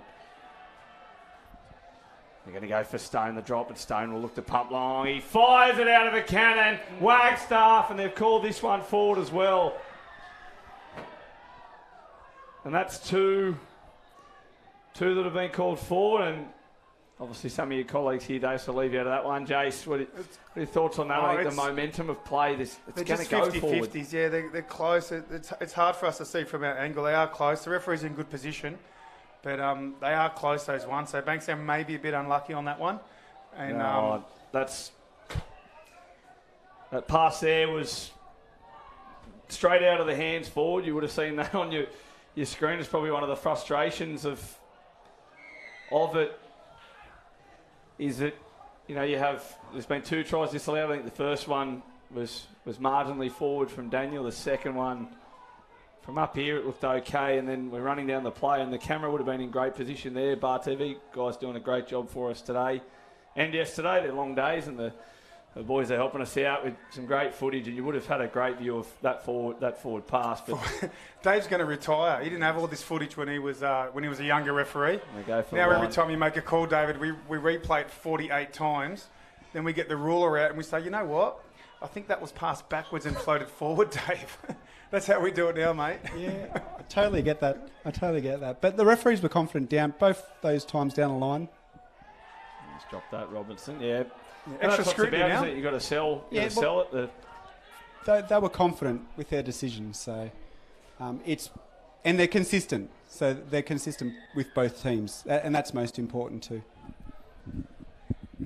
So for those just watching there, that no touch, Dave. Sorry to keep putting you on the spot. Can you help us out with that? So when a defender's saying that they didn't touch the player and the players dumped the ball anyway, what's the decision-making process for those sort of maybe learning the game or trying to understand what happened there? Yeah, so what the referee's looking at there is a touch actually made? And 2, where is the ball in relation to that? And have they placed the ball on the ground and released the ball before the touch has actually been made as well? To then base their decision on that, Jason. So there's a number of things they're looking at there. And it's just the referee in that situation, it's just up to them on their end. They can't really get any help from the sideline in that scenario, can they? No, because bodies are so close together, they should be in a position to actually make a decision on that. And if they don't see that, then basic play on. They can't call things unless they see things. We all know that. We did see that in the last game. I think Heckendorf, Luke was on the field when it happened. And, most of the time I think defenders anyway, I think they turn around and plead. But like you said, it's that tight. It's a big thing. It's probably, percentage call would be just to leave it alone, I think, with the way it is. And he's created space. They go over the top, and Bankston, he lost his footing there, and time running out. The clock's against him. Yeah, Nick ought to look to control the set here, but hopefully you're enjoying these insights from Dave Badger as much as I am. I wish I'd known him a bit earlier. I might have been a better player. But anyway. Your career's over, mate. Trying to stack up to him now is not going to help anyone, that's for sure. He won't be featuring in the men's 40s later on this afternoon. Well, I've been waiting to talk to Dave Badger about the 2006 NTL versus Sharks, but we'll chat about it later over here, I think. Most people watching going, we weren't born then. Take it easy, Steno. And as he's hitting in the channel there, the attempt to intercept, and it's a bit of a Hail Mary all or nothing play from Azzy. I think the clock's against him now, and you can see the Penrith absolutely in no hurry here. An important win here for Penrith, and might be going a little bit early, but here they are leaning on the inside play, and Backos, good touch, diving touch from Josh Backos. And I was talking to Josh's dad last night, the Port City Bowling Club over a Diet Coke, and he was saying he reckons Josh is the most called, how should I word it in his touch there? He's the player that's been called offside the most the whole weekend. So it was an easy fix to that. So obviously, get onside. Obviously, Josh, he's a little bit vertically challenged with the height in his little legs, but they move quickly, and here he is again. They fire out the pass, and there's a blatant non-attempt. Well, Backos does a lot of the work too, Nathan. Backos is an outstanding defender, and he does a lot of the hard work, the grinding work. So you always seen him in the mix of it again there, right in the thick of things. It's just got Ethan Klein there giving him a welcome to State Cup, and there's Tom Pritchard getting up near halfway, and they earn the penalty, and it's going to be a little too late. And I think Brendan had a bit of an itch, Bankstown done now, scratch on Nathan, the ear. Yeah, I think they got the bye in the next game, but I think they needed to win this, and then Penrith versus Beresfield is in the next at 12:05. Penrith here are just not caring, are they? They're just getting a bit physical, and they want to be careful that they don't turn this into something a bit more, but they're just going to stand off. There's 52 seconds. I don't think they're any danger. Stone will pick it up. I was going to say he's none from two with the forward pass calls, and was going hasn't for a worked third. out. Yeah. Are the referees not mic'd up anymore? They used to be mic'd up. How long ago was that? Am I showing my age? No, just on certain games we are This weekend as well? Later in, probably tomorrow, we should be. That's all right. Do you reckon it would save us some time if you just got mic'd up with me and then I could just talk to you during the game instead of... Would that work, Dave? That might work if the decisions are right. We're happy to listen if the decisions are what we would go with. Well, just on that one here, as the clock counts down, Jason, I think you could have helped on that one because there was... I think Daniel was right near that one. I think if a couple of these were forward, then the question mark remains over a couple of those. Yeah, there was a few close ones, mate. Oh, they're not playing the whistle, and that's part of what happens, and that's how it is. And Dave, just want to say a big thanks. I know you've got a busy schedule, but thank you for taking the time to join us today. No, that's okay. Thank you, Nathan. And Jace, until we meet again a bit later this afternoon, good luck in your games. I know the young fella running around in the men's 40s, so good luck. Yeah, mate, there's been a lot of referee talk in the last hour, but it's good to get some insights, and I'll duck down the referee tent and get mic'd up for my next game. Thanks, guys. Well, I hope you've enjoyed the coverage. Penrith a little bit too good for Bankstown in that one, and we'll take a short break and join you shortly.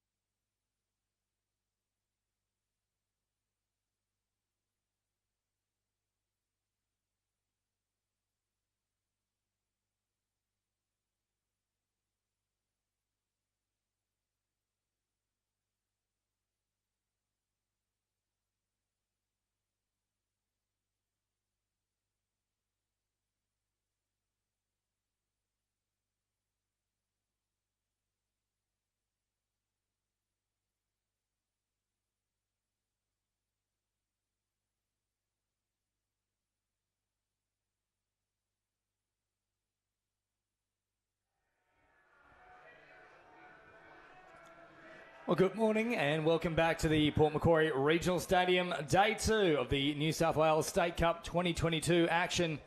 The women's senior 30s division here, with the Manly Seagulls taking on a reasonably local side in the form of Coffs Harbour in the blue and black strip. And it will be Manly with first use of possession as they come forward here through Chloe Butcher. Butcher once more driving hard at the line inside that 7 metre mark. They go. Options further wide now. Van Buisen.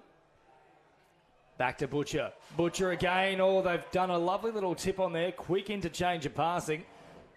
And it nearly opened up something for the Seagulls early in this one. So a chance for Coffs to get their first bit of possession for the match so far.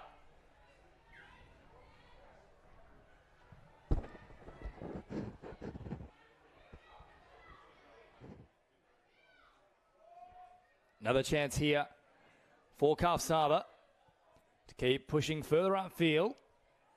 So they bring it away now through McNeil. Just caught shy of the halfway line and a changeover to come here. So beautiful blue skies back for Port Macquarie. It's been a very temperamental weather system over the past 24 hours. Hopefully the sun stays out in full force here as Kennedy hops into acting half with fresh players back onto the field now. Flung away there from Whittle.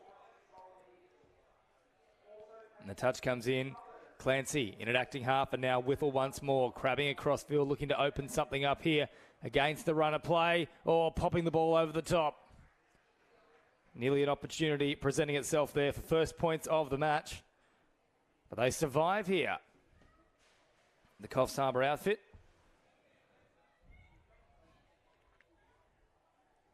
Straightening up with Hunter. Now up towards halfway. As Thomas joins the action, receives the ball now. Looking to open up some sort of a passage here. Short ball now to Pacheco. Thomas, once more, good metres on offer for the Coffs Harbour player. Ball back towards the middle, but no opening forthcoming here for Coffs Harbour. So both sides just feeling each other out in these early stages.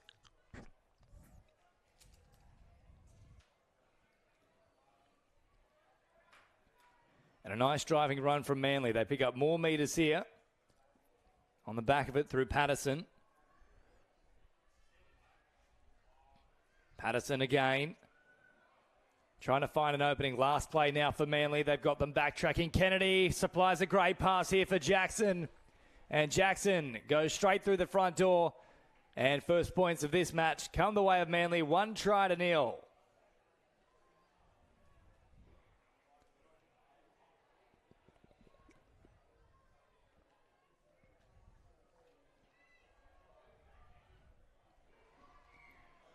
And all a little bit too easy there for the Seagulls, as Coffs Harbour now have a chance to turn things on its head.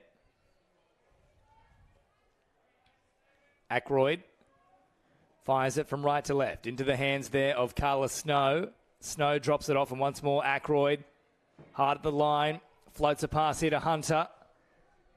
Left on the deck as well after passing it there, Ackroyd. Hunter. No opening there, and the changeover is forced. So around about 4 minutes of play have transpired now as we're joined in the commentary booth with none other than a local legend, David Stone. And a side not too far from Port Macquarie here on display today, Stoney. How are you, mate? Yeah, good to be here, mate. Thank you very much. Yeah, had to run from West Tuffin, so it was a bit of a trek, but we got here, and it's good to see the Coffs team. Just a little bit north of Port. Got a main game, which will be really good for their affiliate. Certainly will, and I'll let you get your breath back for a little bit of time here, mate. Don't you worry too much. Manly on the attack, though, looking to leave Coffs Harbour breathless with another try here. 1-0 after about 4.5 minutes of play here, and Coffs still just trying to find their way into this match so far. And Stoney, you might have a bit of an insight here. How big exactly is the affiliate of Coffs Harbour? Is it a pretty touch-heavy region?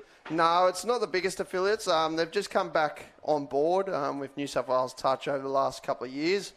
worked hard with a couple of people from Coffs to get them affiliated again. It's really good to see them here fielding a senior women's team. But in total, they've got roughly 36 senior teams and around the 25, I think, junior teams. So they're rebuilding, but it's good to see them back on board because they are the central location for the Northern Eagles region, and it's good to have them back on board with New South Wales Touch. Well, hopefully they can put in a good showing here, but Manly has started strong as Butcher pops in at acting half. They're looking for the wrap around there, but not forthcoming because Butcher was thinking about a time on the sidelines with a bit of recovery. Eventually they get reinforcements onto the field, so the full complement out there now for the Seagulls and running at pace. Oh, a difficult one to take. A little bit too low there for Guimarães. Manly will be a very strong side here. A lot of these women are out of the Women's Opens a few years ago, so they'll be very strong, and it's a good test here for the Coffs Harbour side, but a good run here by the 13, which would be Prashenko. And she's again Pacheco hopping in at acting half. Devine linking into the action here, now out of acting half herself, Devine. Once more, driving things forward for Coffs Harbour. Nice little delay on the pass there. Last play and a changeover. So probably not enough questions being asked at this point, but a much better set for Coffs being able to work down the field quite easily on that occasion. Yeah, as we saw last night with the Masters women's game that we commentated yesterday afternoon, it's a lot of end-to-end and middle third. So you really got to try and work hard in that middle third and try and have the field percentage in this game and get them repeat sets.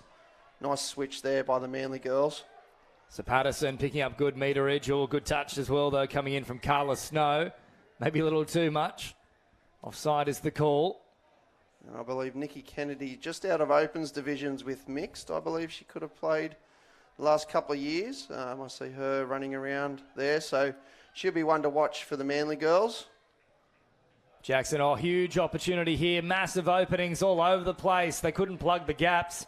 And there is Nikki Kennedy, speak of the devil, who goes over for the Manly Seagulls.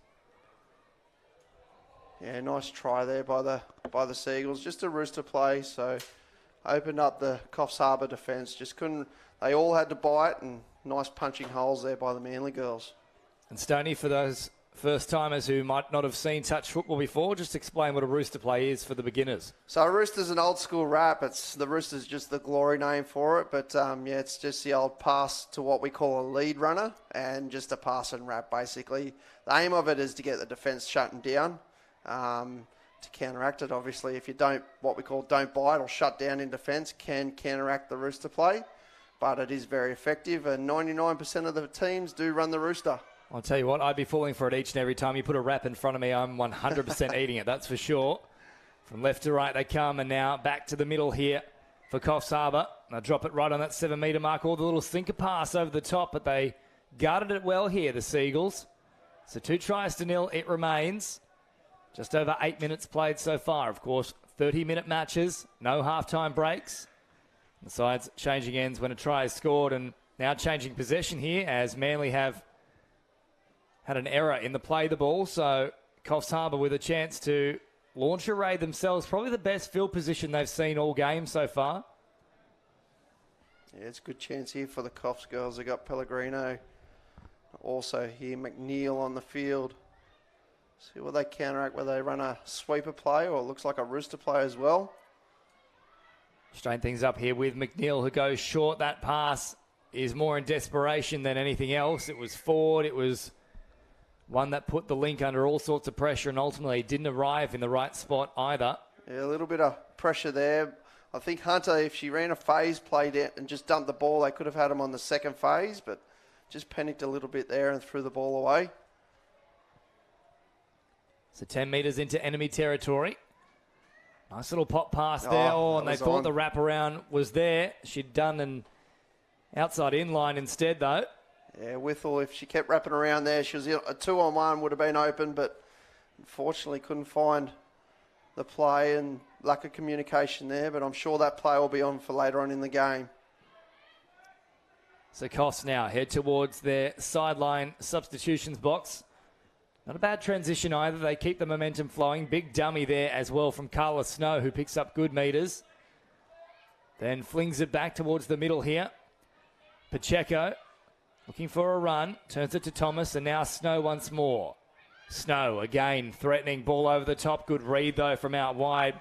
Shut down there from Vanessa Cooper, and it had to be made, that read. Yeah, good defensive read there by Cooper, and staying nice and tight. Like we said yesterday, in these divisions, the female divisions, they don't have the big long balls. So if your wingers can stay tight, get ready to shut down or chase out, it's very effective in this division. A good chance here for the Coffs Harbour. Early turnover by the Manly Sea Eagles.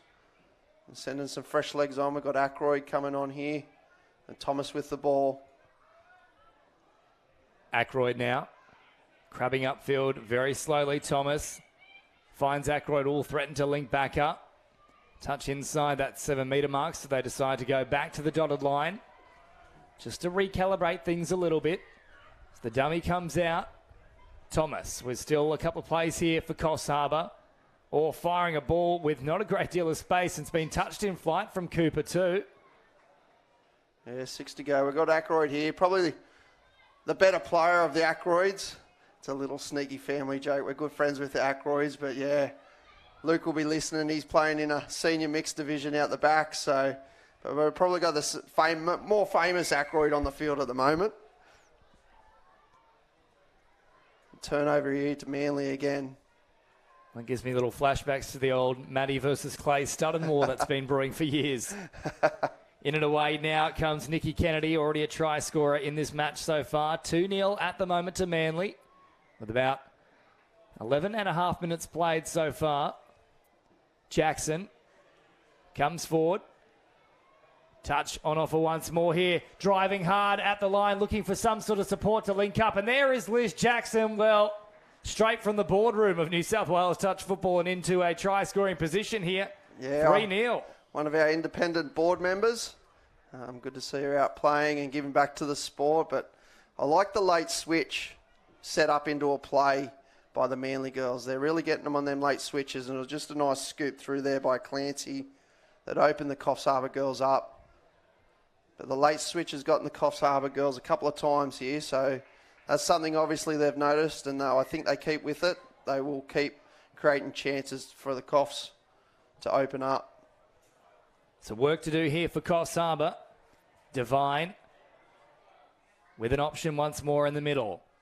Defence closes in tightly though.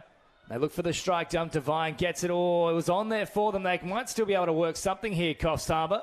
Referees played a good advantage, so another set to come here. Yeah, well refereed there by Mr. Reynolds. He played the advantage and nothing happened, so then pulled the penalty back, so well refereed there. Hunter as Devine heads to the sideline, so Snow back out there. One big gun off, another coming into the fray. They need to be next to score here, Coffs. They don't want this one to blow out and make for a very difficult situation in terms of trying to reel that scoreline back in. Bit of a forceful touch, so the referee played on again and no advantage was played, so they pulled it back. So good refereeing here by Reynolds in the middle. Pellegrino slowing things down now. Snow will look to launch a raid. Snow with a short side option. Oh, Pellegrino was just a little out in front of her, but they'd worked the numbers well there. Yeah, just a short side Rooster, so it's a very popular play in this division, the Rooster play, and it was just another option where the lead runner went short side and they created the overlap, but unfortunately the last pass just couldn't be found. Van Buisen as an option there, and then supplies. However, that pass has gone forward, and also I think they might have called potentially 7 on here as well. Yeah, looks like it. Mr. Ranger in the middle there. He's got 7 on, and good chance here for the Coffs Harbour girls to try and maybe run another one of them short side Roosters to see if they can create that chance like they had before. They've had a few opportunities the last couple of sets. Pellegrino and Snow have opened up a few gaps in the defensive line. Now Thomas is looking to do the same thing. 14 minutes gone. Still plenty of time in this one. Try here would really boost the spirits of Coffs Harbour. Hunter. Nice touch coming in. Last play now, so they don't get the strike dump they would have liked. Pellegrino from left to right.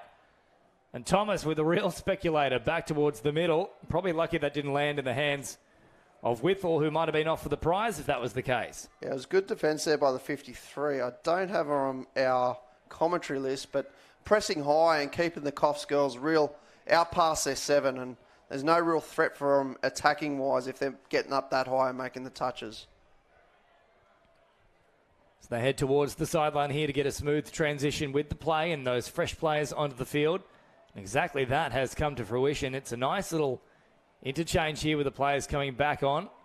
Jackson is out there now too for them. Touch comes down. Oh, I thought that might have been a penalty. Yes. Clearing directly through the ruck and making things a little too difficult for the Seagulls girls. Still 3 tries to nil as Jackson goes searching for a 4th. Patterson slows it down. Oh, risky pass back there towards the middle. Still on here for Patterson. Patterson pops it over the top. They got there in time though. Well pressed from the wing. They shut things down. Clancy, the right foot. Jackson back on the inside. Patterson once more. Jackson, the quick strike dump. Patterson here, presenting as an option. Jackson nearly rounded up there from the link. Decides to head back towards her own try line. Last play now. They've worked a short side raid. Oh, I think they've got there in time. No. In fact, yes, just a late call there. So good defence in the end there from Coffs Harbour. Yeah, nice late shutdown there, but well conditioned there by the Manly girls. They ran a couple of sweepers and went back against the grain with the half. And then the second and third play there, you saw them just give to the sweeper and play short side. So well done by the Manly girls sequencing that attack. Rolled here from Pacheco, and now Devine back into the action. Pacheco, oh, geez, that one could have gone either way. This time it goes against Coffs Harbour. Thought there might have just been a little bit of extra pressure during the roll ball. Yeah, it was reasonably forceful, but I thought it was just good solid defence there in the ruck by the Manly girls, and they got a good opportunity to score here with some fresh legs coming on. Jackson now waiting for her troops to arrive eventually. Good there finds by a supporting play, and yes, Snow jamming out of the line and putting the pressure on, realising there wasn't any players in support there for the Seagulls. They can get the strike dump here. It might still be on for them. They'll come to the open grandstand side of the field, but an error in the play the ball means another turnover with 13 minutes on the clock. That was really well done there by Snow. Pushing up hard, not giving the Manly girls time. Took a lot of time off them in attack there. Devine, 10 shy of halfway. Well jammed in from the link position there from Van Buisen. Just shy of the halfway line now, so they've really stopped the momentum the last couple of plays here, Manly. Pellegrino hasn't got a great deal to work with here and will simply try and work it as far away from the Manly box as possible. Yeah, the Manly girls, they're really pressing hard on touches 3 and 4, which is slowing all the momentum of the Coffs girls down, and that's something they need to look at in their box, so when they do review the game, that they can add options on 3 and 4 to get in behind the first line of defence. Tavita with the roll ball and now marching forward upfield. Back to Tavita here. Touch comes in from Smith. Charging forward into the backfield. Looking for support. There is Tavita. Lizzie goes in. And 4 tries to nil. No touch is confirmed by the referees. It's one-way traffic at the moment for Manly. Yeah, just a simple scoop through there by Whittle. I think the Coffs girls need to stay a bit tighter. Obviously, you can see Manly's got the speed on them, so give them their least preferred option. Let them throw the ball rather than running through them. I think that can help the Coffs girls if they stay tighter. Well, they've been able to march downfield reasonably easy so far in this match, Coffs Harbour. It's just been when they get to that final sort of 7-metre mark and trying to open up the defence. There's not many holes emerging. Yeah, no, I think it's the tightness. That's the difference at the moment between the Manly and the Coffs defence. Manly's really tight, forcing the Coffs girls to throw the ball, where you can see Coffs are a little bit looser and Manly's just running straight through the middle of them. So that's something that's a little bit different between the two teams. 6 to go here for Coffs, so a good chance. Good bit of gamesmanship there from Devine. Saw the hands up above the head, decided to aim straight for them. Gets the ball back with 11 on the clock. If they score here, there is still plenty of time to launch the comeback. And as I mentioned, they've been able to get downfield into scoring positions pretty well. It's just that final hurdle they can't quite surmount at the moment. So that's 2 penalties. They thought it was a changeover, but it's a penalty to Coffs. So this is 2 penalties inside the 7. The third one that Manly might see one sitting on the sideline for a set of 6. And Pellegrino back into the action there. So Snow and Pellegrino, those are the 2 to watch. What can they conjure up? Here is Snow now. Finding Pellegrino. Doesn't quite get the strike dump, but Snow will have a crack at them anyway. Snow opened up half a gap. Pellegrino emerged as an option just for a brief moment. 10 to go. Roll ball here. Now back to the middle. Quick hands. Pellegrino continues it on here to Snow. Gets the strike dump, but it won't matter much because that is the changeover. We'll defend it again. Nice and tight there by the Manly Sea Eagles. Snow running a sharp angle on the short side, so she wasn't really going to play open, so the Manly noticed that and they shut down hard and covered the short side well. Patterson drops it off, and now fresh troops back into the action as they tighten things up here with Van Buisen, who picks up good meterage now. Still on the attack here for Waddell Scanlon. An option out wide, and it's just left behind. That could have been the fifth. Yeah, just the last pass couldn't find his mark, but once again, that switch into a 4-on-3 platform. Coffs are just rolling. They need to stay up and stay high to counteract that roll that the Manly have. So 9 to go, and let us know where you are watching this one from, especially if you happen to be tuning in from Coffs Harbour, not too far away from beautiful Port Macquarie, the most northern part of the mid-north coast. There's Coffs Harbour with ball in hand, and just as I say that, ball comes spilling out of the hands there of Reeves, so a changeover for Manly. They got numbers here. They need to spread it wide early. I'm looking to do exactly that. They've still managed to work with the big dummy. Comes in. Clancy is off for the prize.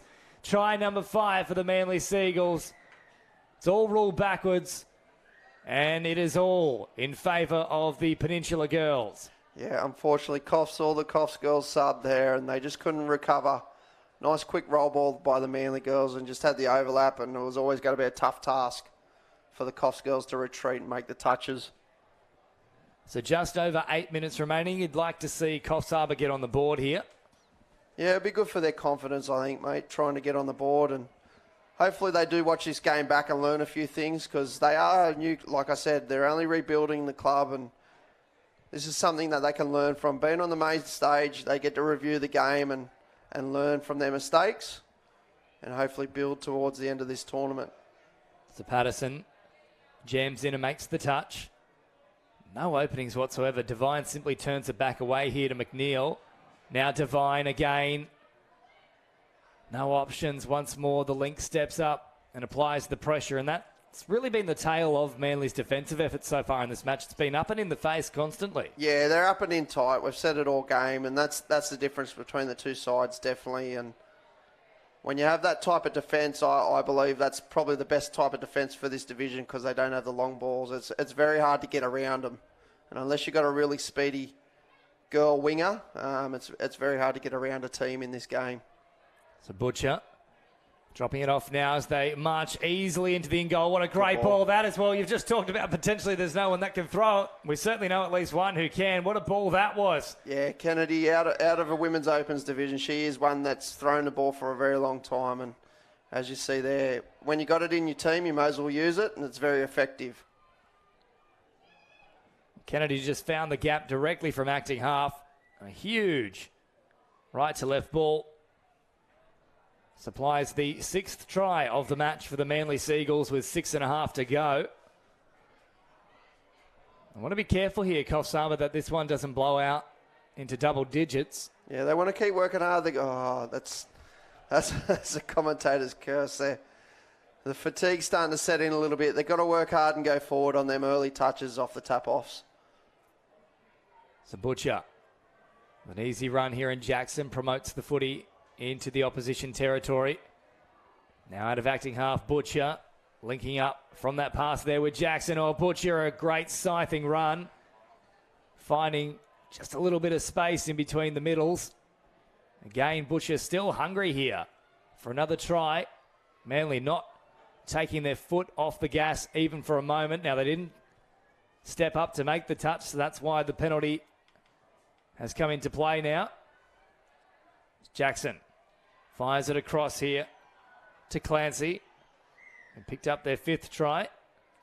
They just got to hold ball up here for a couple of touches just to get their fresh legs on here. They've done a great job about it. Van Buisen now receives it once more. Van Buisen at pace. The big dummy. Van Buisen. Van, try time, baby. Yeah, the Coffs girls stuck on their line. They were stuck in the mud. They didn't move up, and it was pretty easy there for the Manly girls to get that try. So fatigue really setting in here for the Coffs girls. They need to keep their head high. They need to keep trying. Don't give up. Still 5 minutes to go. So there is a chance they can get one on the board. You've taken me back to year 2 with the stuck in the mud idea there. I remember playing that. If you got tagged, you had to sit exactly where you were until someone crawled between the legs and unstuck you. Yeah, the games always go in circles. They create new games, but we always, one day, the old stuck in the mud will come back into the schools. And you're saying it's out of fashion at the moment? Oh, it is. It is. They're all playing the hand games. I don't know what they call them, but they're hand all games. Yeah, like they're handheld all, video they're games. All got the little chants and all that. They do. They slap hands and high fives and. I'll tell you what, MTV gangster rap culture has ruined the youth. Bring the old stuck in the mud back out. Bring it back. Bring back wall ball and fumbles. More for those classic 90s games. We need bull rush. More bull rush. Oh, bull rush. Bring that back. I'll tell you what, they banned that very early when I was at school. Apparently that was too aggressive. Well, here we are with Manly doing their best interpretation of bull rush, charging straight ahead. Patterson off the right foot. Trying to straighten here. Now, I've just had a little look at our team sheet as well for a moment here, Dave, and I think we might indeed have either Clancy or Waddell Scanlon. One of the two. There's 2 number 9s names. That might be the mysterious 53 that we've got. That could be. I'm not sure which one it would be, but you could have picked it up. So if you are watching at home and you happen to know, let us know. Yeah, it'd be good to send it through just so we have it on commentary and we're not calling the wrong person. So Coffs Harbour now with 3.5 minutes on the clock. Enough time to get themselves on the score sheet. As they head towards the subs box here, nearly running in the path of the pass that was designed to assist the side. Would have done the exact opposite as Devine is back out there. She's the one to watch. Last play now, though, for Coffs. Oh, it was a nice little play there back on the inside. Had the pass stuck. They could have drawn and passed, and Devine would have had a clear passage. Yeah, there was a space through the middle there. It was a little sneaky over-the-shoulder play, and the Manly girls could have got caught out there, but fortunately couldn't find the target again. Manly here making good yards for touch 2. 3 to go, and they keep charging forward. Van Puisen, most recent try scorer, as Butcher comes back into the action now. Drops a little ball.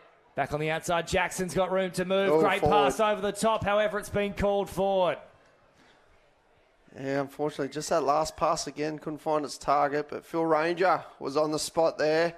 Another local referee from Taree, so the Mid-North Coast well represented on the main stage for this game. Of course, we saw the Port Makos in action yesterday as well. So locals definitely getting plenty to cheer for. Yeah, I think there's another mixed opens. Port Mako's game a bit later on will be one of the clashes of mixed later on today. So all the locals, Mid-North Coast people, stay tuned. There will be some locals later on in the day as well. Don't forget, Stoney, you'll be back tomorrow as well for Budgie Smuggler Finals Day. Yeah, bring it on. Deprive the locals of work there. Bring it on. The locals are doing well in a few divisions, actually, so it'd be good to see them on the main stage towards the back end of the Budgie Smuggler Finals Day. So 1.5 minutes remaining as Butcher comes forward. And easy meters on offer here for Manly as they switch the emphasis and head back towards the centre of the pitch. Only half the team out there at the moment, though. There is plenty of fatigue setting in. This is good by Snow again. She's staying up. So late in the game, that's a couple of times now she's stayed high for their team, and she's really trying hard to help the Coffs girls press. It's a very short 7 metres in this particular set, though. Surely this will come back if they don't score. Ball over the top. Oh, it's a good one. However, it's been left behind. It was on a platter for Withall, who could not withhold. I'm surprised they didn't play the penalty there. They were in the ruck, and it was a little bit messy. They could have played the advantage, but then pulled it back. But no, they've set ball down, and we've got the Coffs girls working off their line again. But once again, the Manly girls just opening in the middle of the field up. And this really did threaten to blow out about 5 or 6 minutes ago when it was still at that 7-0 scoreline. So they've done well, Coffs, to just rein the result in a little bit here as Devine comes up with a big dummy. Nearly was able to unleash Faye Smith on her outside, who now hops into acting half. 30 seconds to go. This should be pretty much the last play here for Coffs. So Manly will get the final use of the ball, you'd have to imagine. Yeah, I think this might be nearly it. I don't think they'll get a chance to get a crack on the line, but well done and well played here by the Manly girls. They're probably the top of one of the top teams of this division, and it's been a good contest and good test for where the Coffs girls are at. Kennedy here running wide. So Kennedy with a big sprint across field, and unfortunately for no result. Still had a little bit of energy in the tank, but they didn't need any extra tries on the board. It was a very dominant display. 7 tries to 0 at full time here at Port Macquarie Regional Stadium. And up next, we move to our Premier Division. Across the 3 days here, it is the Men's Open A's. And this one is an all Central Coast battle. The Doyalson Dragons and the Central Coast Dolphins. Up for you next here on New South Wales Touch Football Facebook in about 5 minutes' time.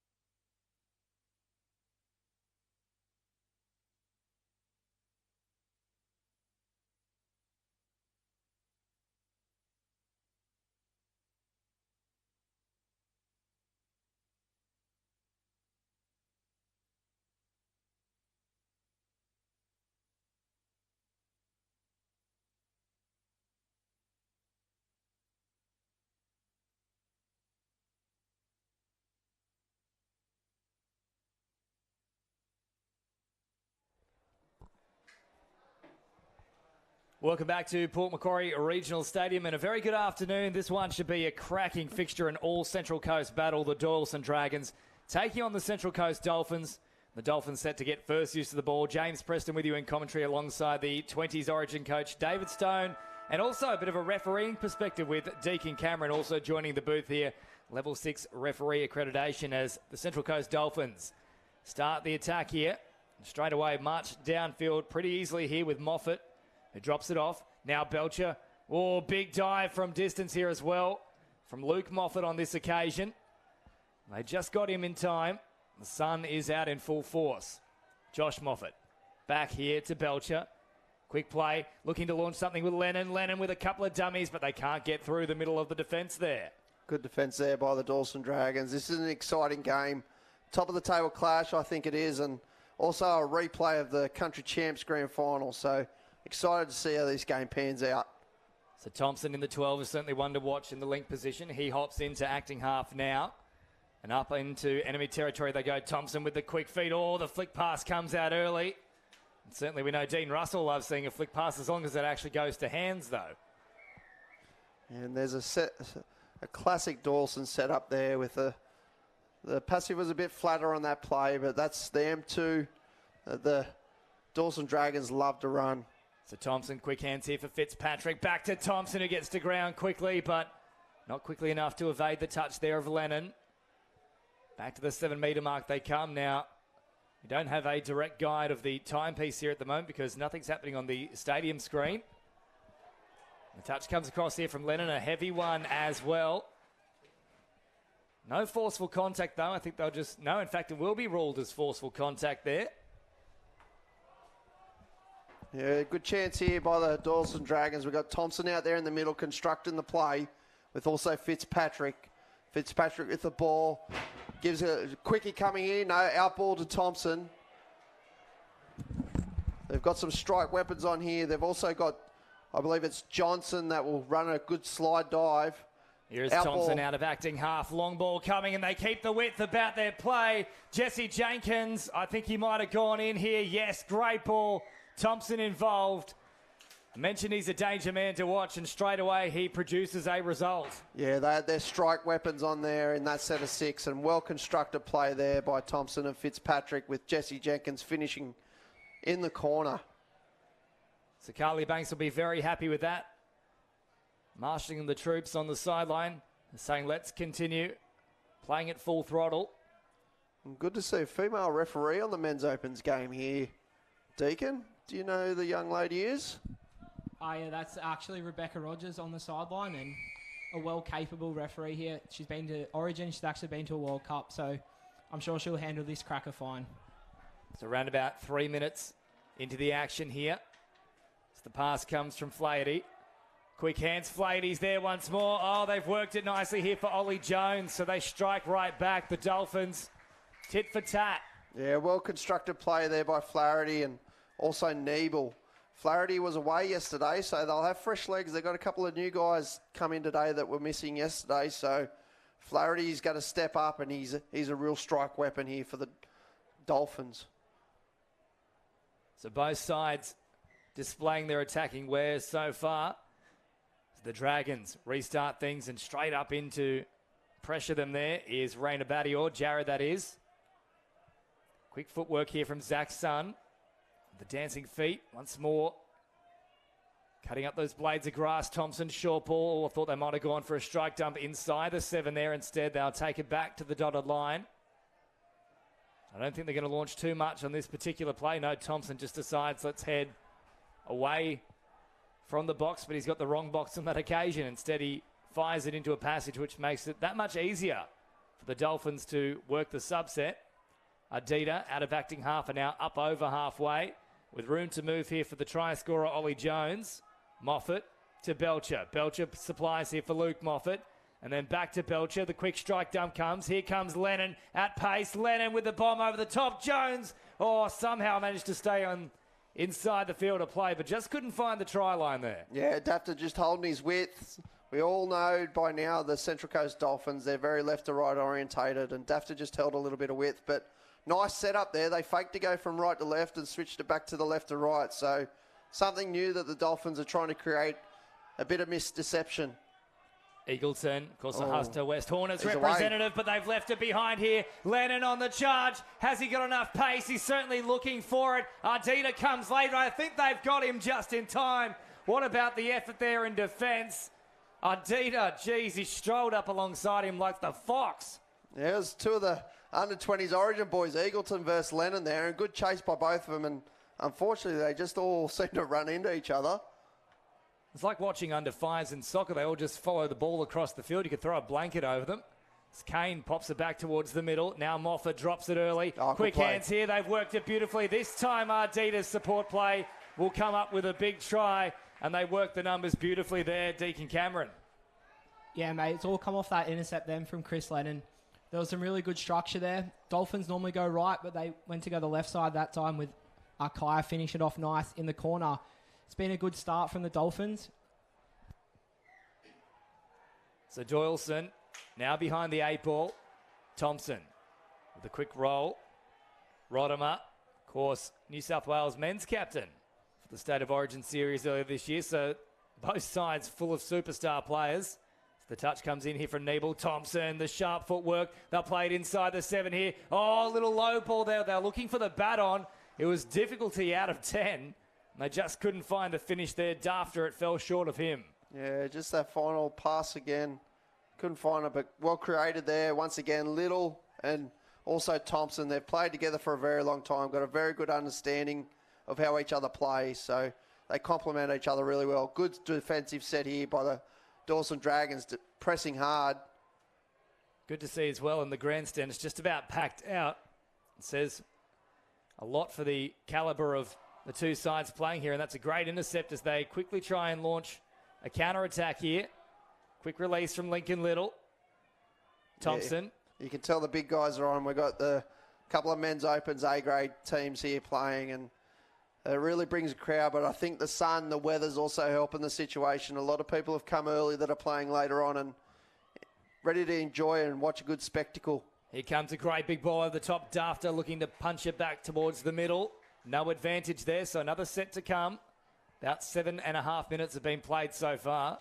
Big test here. I reckon they're going to send the number 2 Johnson on here. Don't be surprised if they run a quickie link punish play here. He can dive from a long way. He's got a long reach on him, and we saw it well at Country Champs, and whether they run it here as well. Now, don't just think that those sleeves, the skins there, of course, one of the sponsors of our New South Wales State Cup tournament here. They're not just for show. That's because he does need them, because when he stretches and gets low, he's got to protect the arms. You're 100% right, Stoney. He's got a great dive on him as Langbridge heads back towards the middle now. No touch, as Langbridge points out. They've got to keep pushing up off the line here. Moffat does so. Johnson, now an option. Johnson goes for a very low dive. Copped a straight knee there as well in the process from Flaherty, all incidental. Yeah, he copped some punish on them slide dives, but he's persistent with it and he does it very well. He's better on the left side than the right side, but either side he's a threat no matter what. Sun wrapping around. Do they use him? Not on this occasion. Surely that's played out there from Moffat. Oh, a bit of gamesmanship there. Deacon Karen, I'll bring you into the fold there, because as a referee, that one would be one of those 50-50 calls you'd have to make. Yeah, unfortunately, we got to make the call as quick as we can, but I honestly thought that one was played up, but referee's in a lot better position than we are up in the top of the grandstand here. So Kane went for the floating cutout pass, didn't find its mark though. Just shy of 9 minutes played. Frenetic pace about it so far as Thompson and also Eagleton rejoined the fray. Out on this grandstand side of the field, Johnson now in at acting half. Eagleton off the right foot. Here is Thompson. So some of the big guns back on deck. It's hard to figure out who isn't a big gun in this side though. Both stacked sides. Thompson, lovely cutout ball out to the back of Johnson. Oh, straight into the face there, which is certainly not played out on this occasion from Lennon. Just clutching at a nose, actually. They got to call. I reckon they got to call 6 to go on this one. Jeez, he's unlucky for that one. That's two 50-50s that hit him in the head, but play on's a call. That literally reminds me of The Simpsons, where Nelson is punching Milhouse and keeps asking him why you're hitting yourself. Another touch comes across there. Good defence there by Richardson, I believe it was. Denied Rodimer a try here, with Doyalson looking to level the scoreline. 2 tries to 1, the Dolphins leading that pass well out in front of the run there for Harry Cash, so no catch for Cash.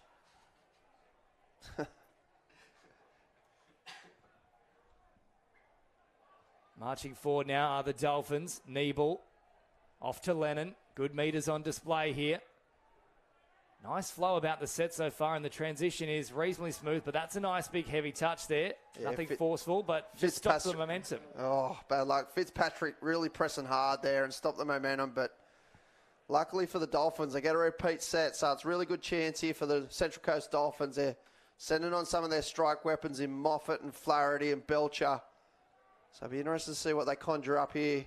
Well, here is Belcher now, driving straight and hard at the line. Niebel out there as well. Oh, Moffat. Oh. How about the footwork and the cutout pass?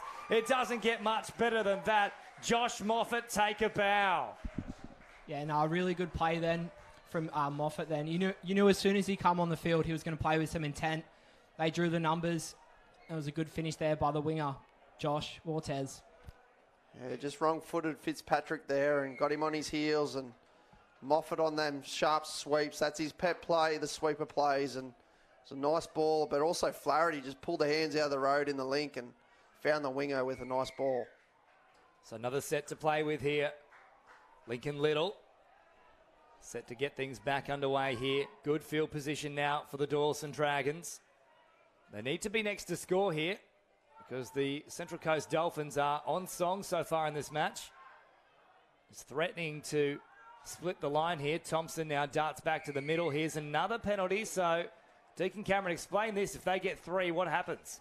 Yeah, so we just had the penalty there for not moving forward, but because the other one was actually outside the 7, so if they get 3 more, if they get 2 more here, someone will be sent to the sideline till the next completed set. So 12 minutes gone. They don't want that to happen. The Dolphins here as the Doyalson Dragons look to make them pay straight away.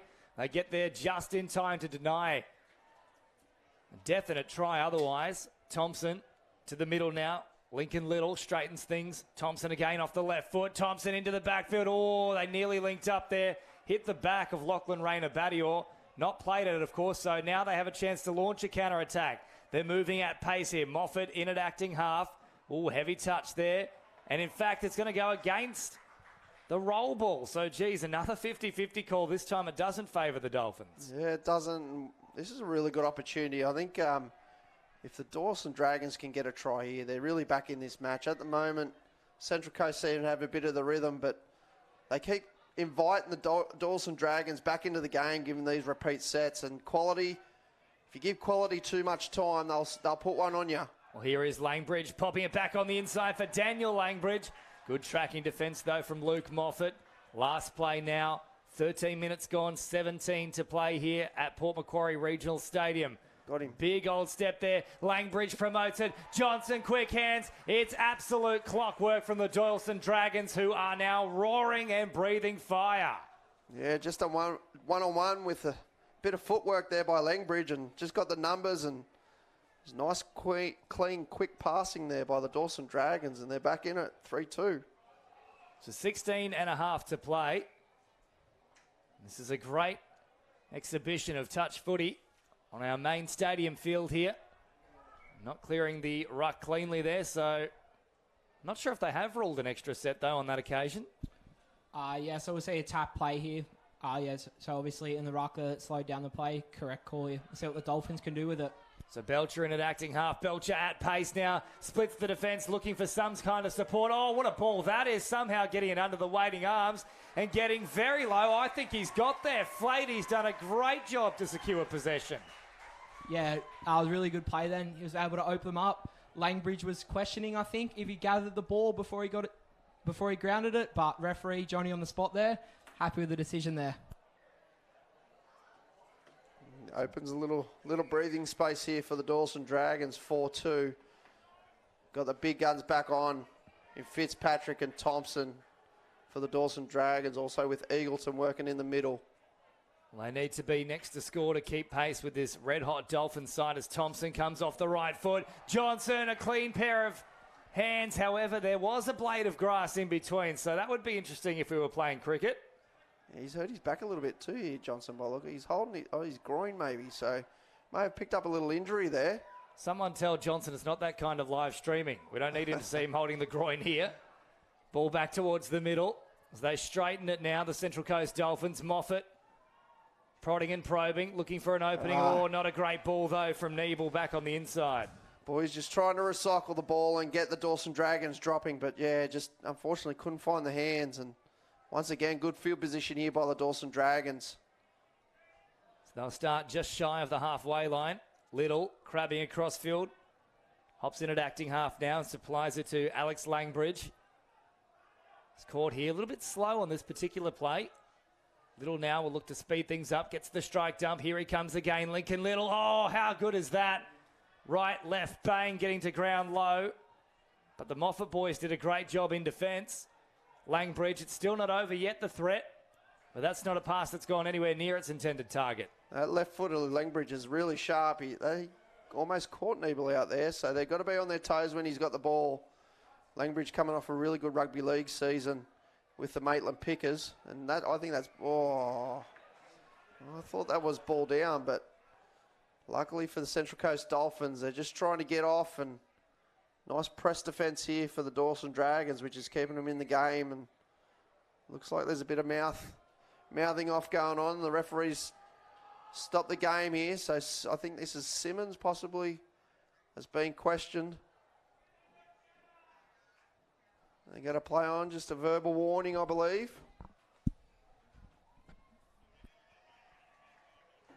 So, yes, play on is indeed the call. So the Dolphins continue marching upfield here. Luke Kane back out there. One of the architects in the middle of the pitch, but geez, they've got plenty to pick from. Here is one of them now, Belcher, crabbing across field. Raina Badior at first receiver, now takes it. Heavy touch coming in there from Little. Flaherty can't find a way through, and Little wants to get on with things very quickly. Snatches the ball from his grasp. Wrapping around now and playing at pace. Trying to work up plenty of meterage here now. They've called this one against the Dragons. That's a Dawson trait there by Little. Getting on the ball early and trying to catch the Dawson Dragons retreating on touch one so they can get early momentum. That's a real Carly Banks coach team there, getting on the ball and really trying to get the Dolphins on the back foot straight away. So instead, what we do now find is that the Dolphins have great field position here. Belcher turns it back to the middle for Luke Kane. Kane drops it about 8 metres shy of the try line. Oh, Moffat saw Langbridge retreating, tried to get him on the angle. Good defence there. Good covering defence by Zach Sun. One-on-one with Moffat is dangerous, but Sun there covering Langbridge on the inside. Flaherty with the long ball over the top. Will they try and pop the pass? They've done a good job there in cover defence. Jesse Jenkins offering nowhere for the wing to go in the form of Ollie Jones. Quick hands here from the Dragons as Langbridge now drives straight up through the middle. Is there a touch? Oh, they've called him back. I thought they were offside there, but referees called them on. So, but the quick transitioning there by the Dawson Dragons. Yeah, there's some question there. He was back to 7, but the referees called him back. I don't think Langbridge was happy with it, but we play on anyway. So Dragons still with the ball here. Midway through enemy territory.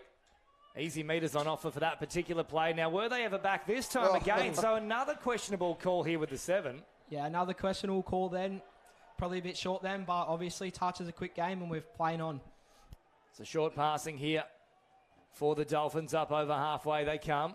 Pressure in there from Fitzpatrick to make the touch. They've gotten away with potentially another one there, the Dolphins. Last play now. Here comes Flaherty. Nebel, Lennon. Oh, Lennon has way too much pace, but Langbridge got him right at the death. I thought he was off for a moment. And jamming in out of the line there is German. So both sides really playing up-tempo style here as we come inside the final third of the match with just over 10.5 minutes remaining.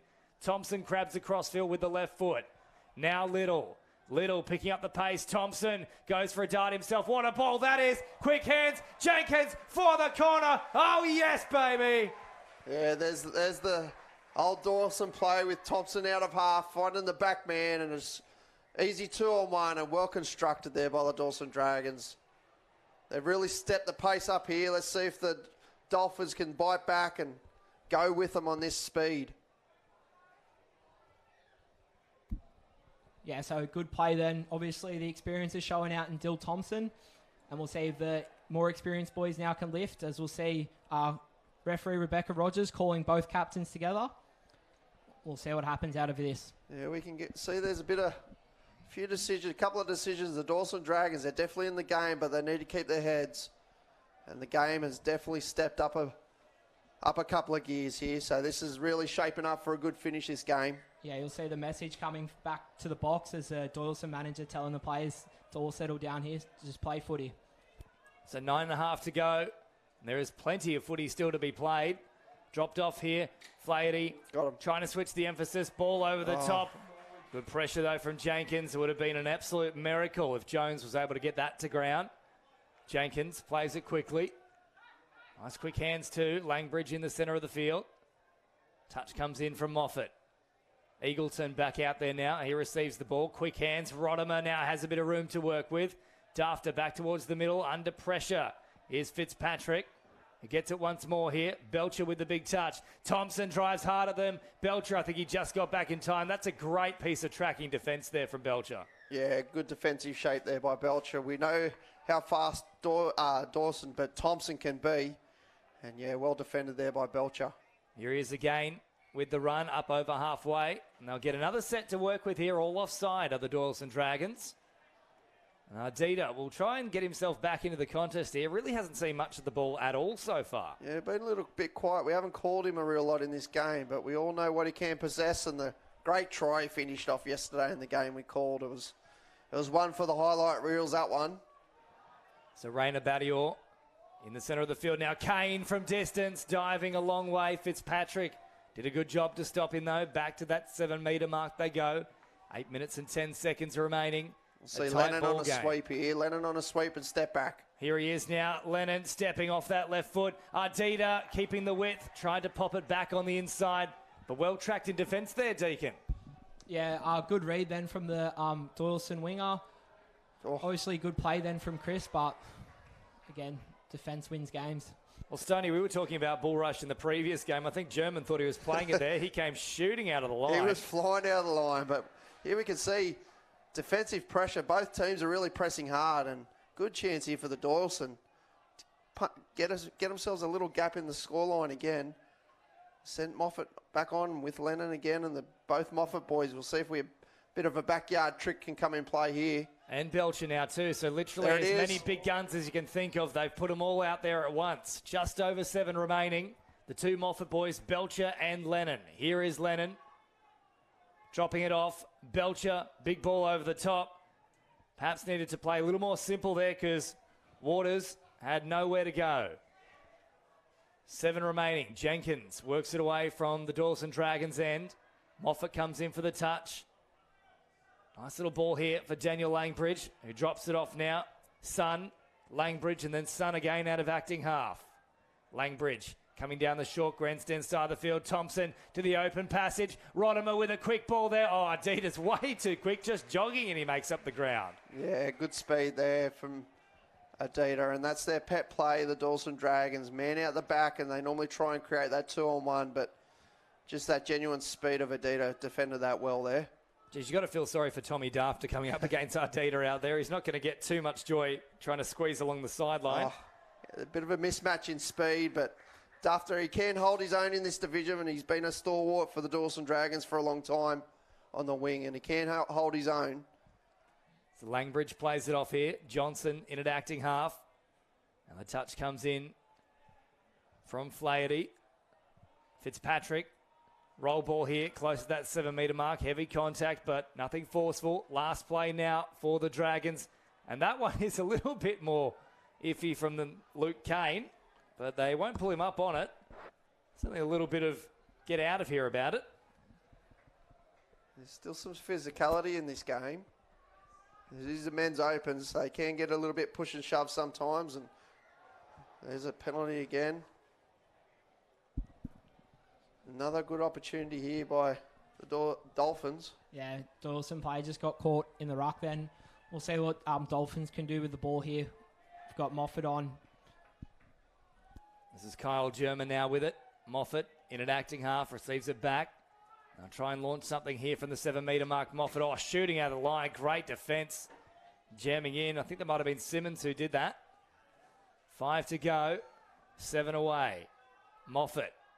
Oh, was there a touch or not? I'm not sure there was a touch on Moffat there. He simply did a roll ball. Yeah, I probably agree with you on that one. I don't think there was a touch then from the Doyalson player, but we play on them. We see what Doyle can do with the ball. Here come the Dragons now. They need to be next to score. They trail by 1 with less than 5 minutes remaining as Little crabs across to the centre of the field now, up over halfway, still finding good meterage here. Raina Badior makes the touch. Little once more tireless in this set. Gets a good strike dump here. Thompson at the line. They fling the pass out, but straight into the waiting arms of the Dolphins. Can they launch a counter-attack now? Straight towards the substitutions area they head. How's the transition look? Not too bad so far. Johnson hangs out one of those big long arms and makes the touch. Belcher now. Off to Flaherty. Quick hands here to Waters.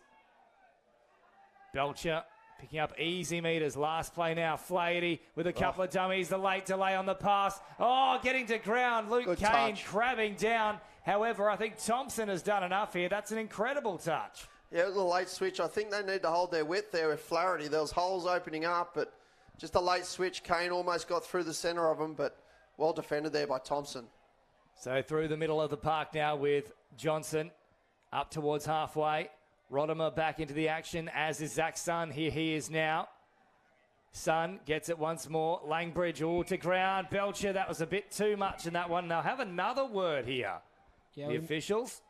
We may see some further action here yet, as Jeremy Belcher's been forced subbed here. The referee's taking control of it now. We've got 3 minutes left. It'll be interesting to see what Langbridge and Sun can do here in the middle. I don't think the Dolphins will mind that too much, though. Belcher's one of their key attacking exponents, so if anything, it might give him a bit of a rest. Here is Sun with 3 minutes on the clock. Langbridge stops on his run. Pops it back here to Rodimer, who's caught. Johnson, Rodimer, the long bomb over the top. Dafter looking for the corner. Great cover defence there from Waters. Well defended there with the long ball, but you see Rodimer's been sent out, throw his left to right passes. Here is again Rodimer, Langbridge, flat. Oh, Johnson has come up with a pass that would be better suited to the... Yeah, good shutdown there, defence by Jones.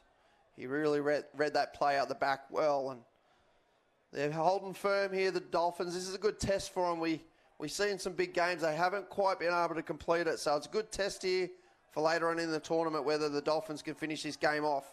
Well, just over 2 minutes remaining, of course, in the group stages. There is no drop-off, so if they can hold them out here, even with one extra try, still at least get some sort of result here, the Dolphins, but they are in pole position, and the switch was on there, but wasn't read, unfortunately, from Niebel. Ooh. Yeah, I think that was a bit accidental, that one. They apologised straight away. But how fast are these boys moving forward in defence? Both teams, their press defence is really hard, and it's been a real strike weapon for both teams to get early cheap turnover in this game. They're charging up the field in defence as Doyalson trying to launch a raid here, and I think that's a good call from the referee. Stepped up in the line there. Yeah, Luke he Moffat. put his hand out to make the touch. I do agree with that one. That would be a 6 to go.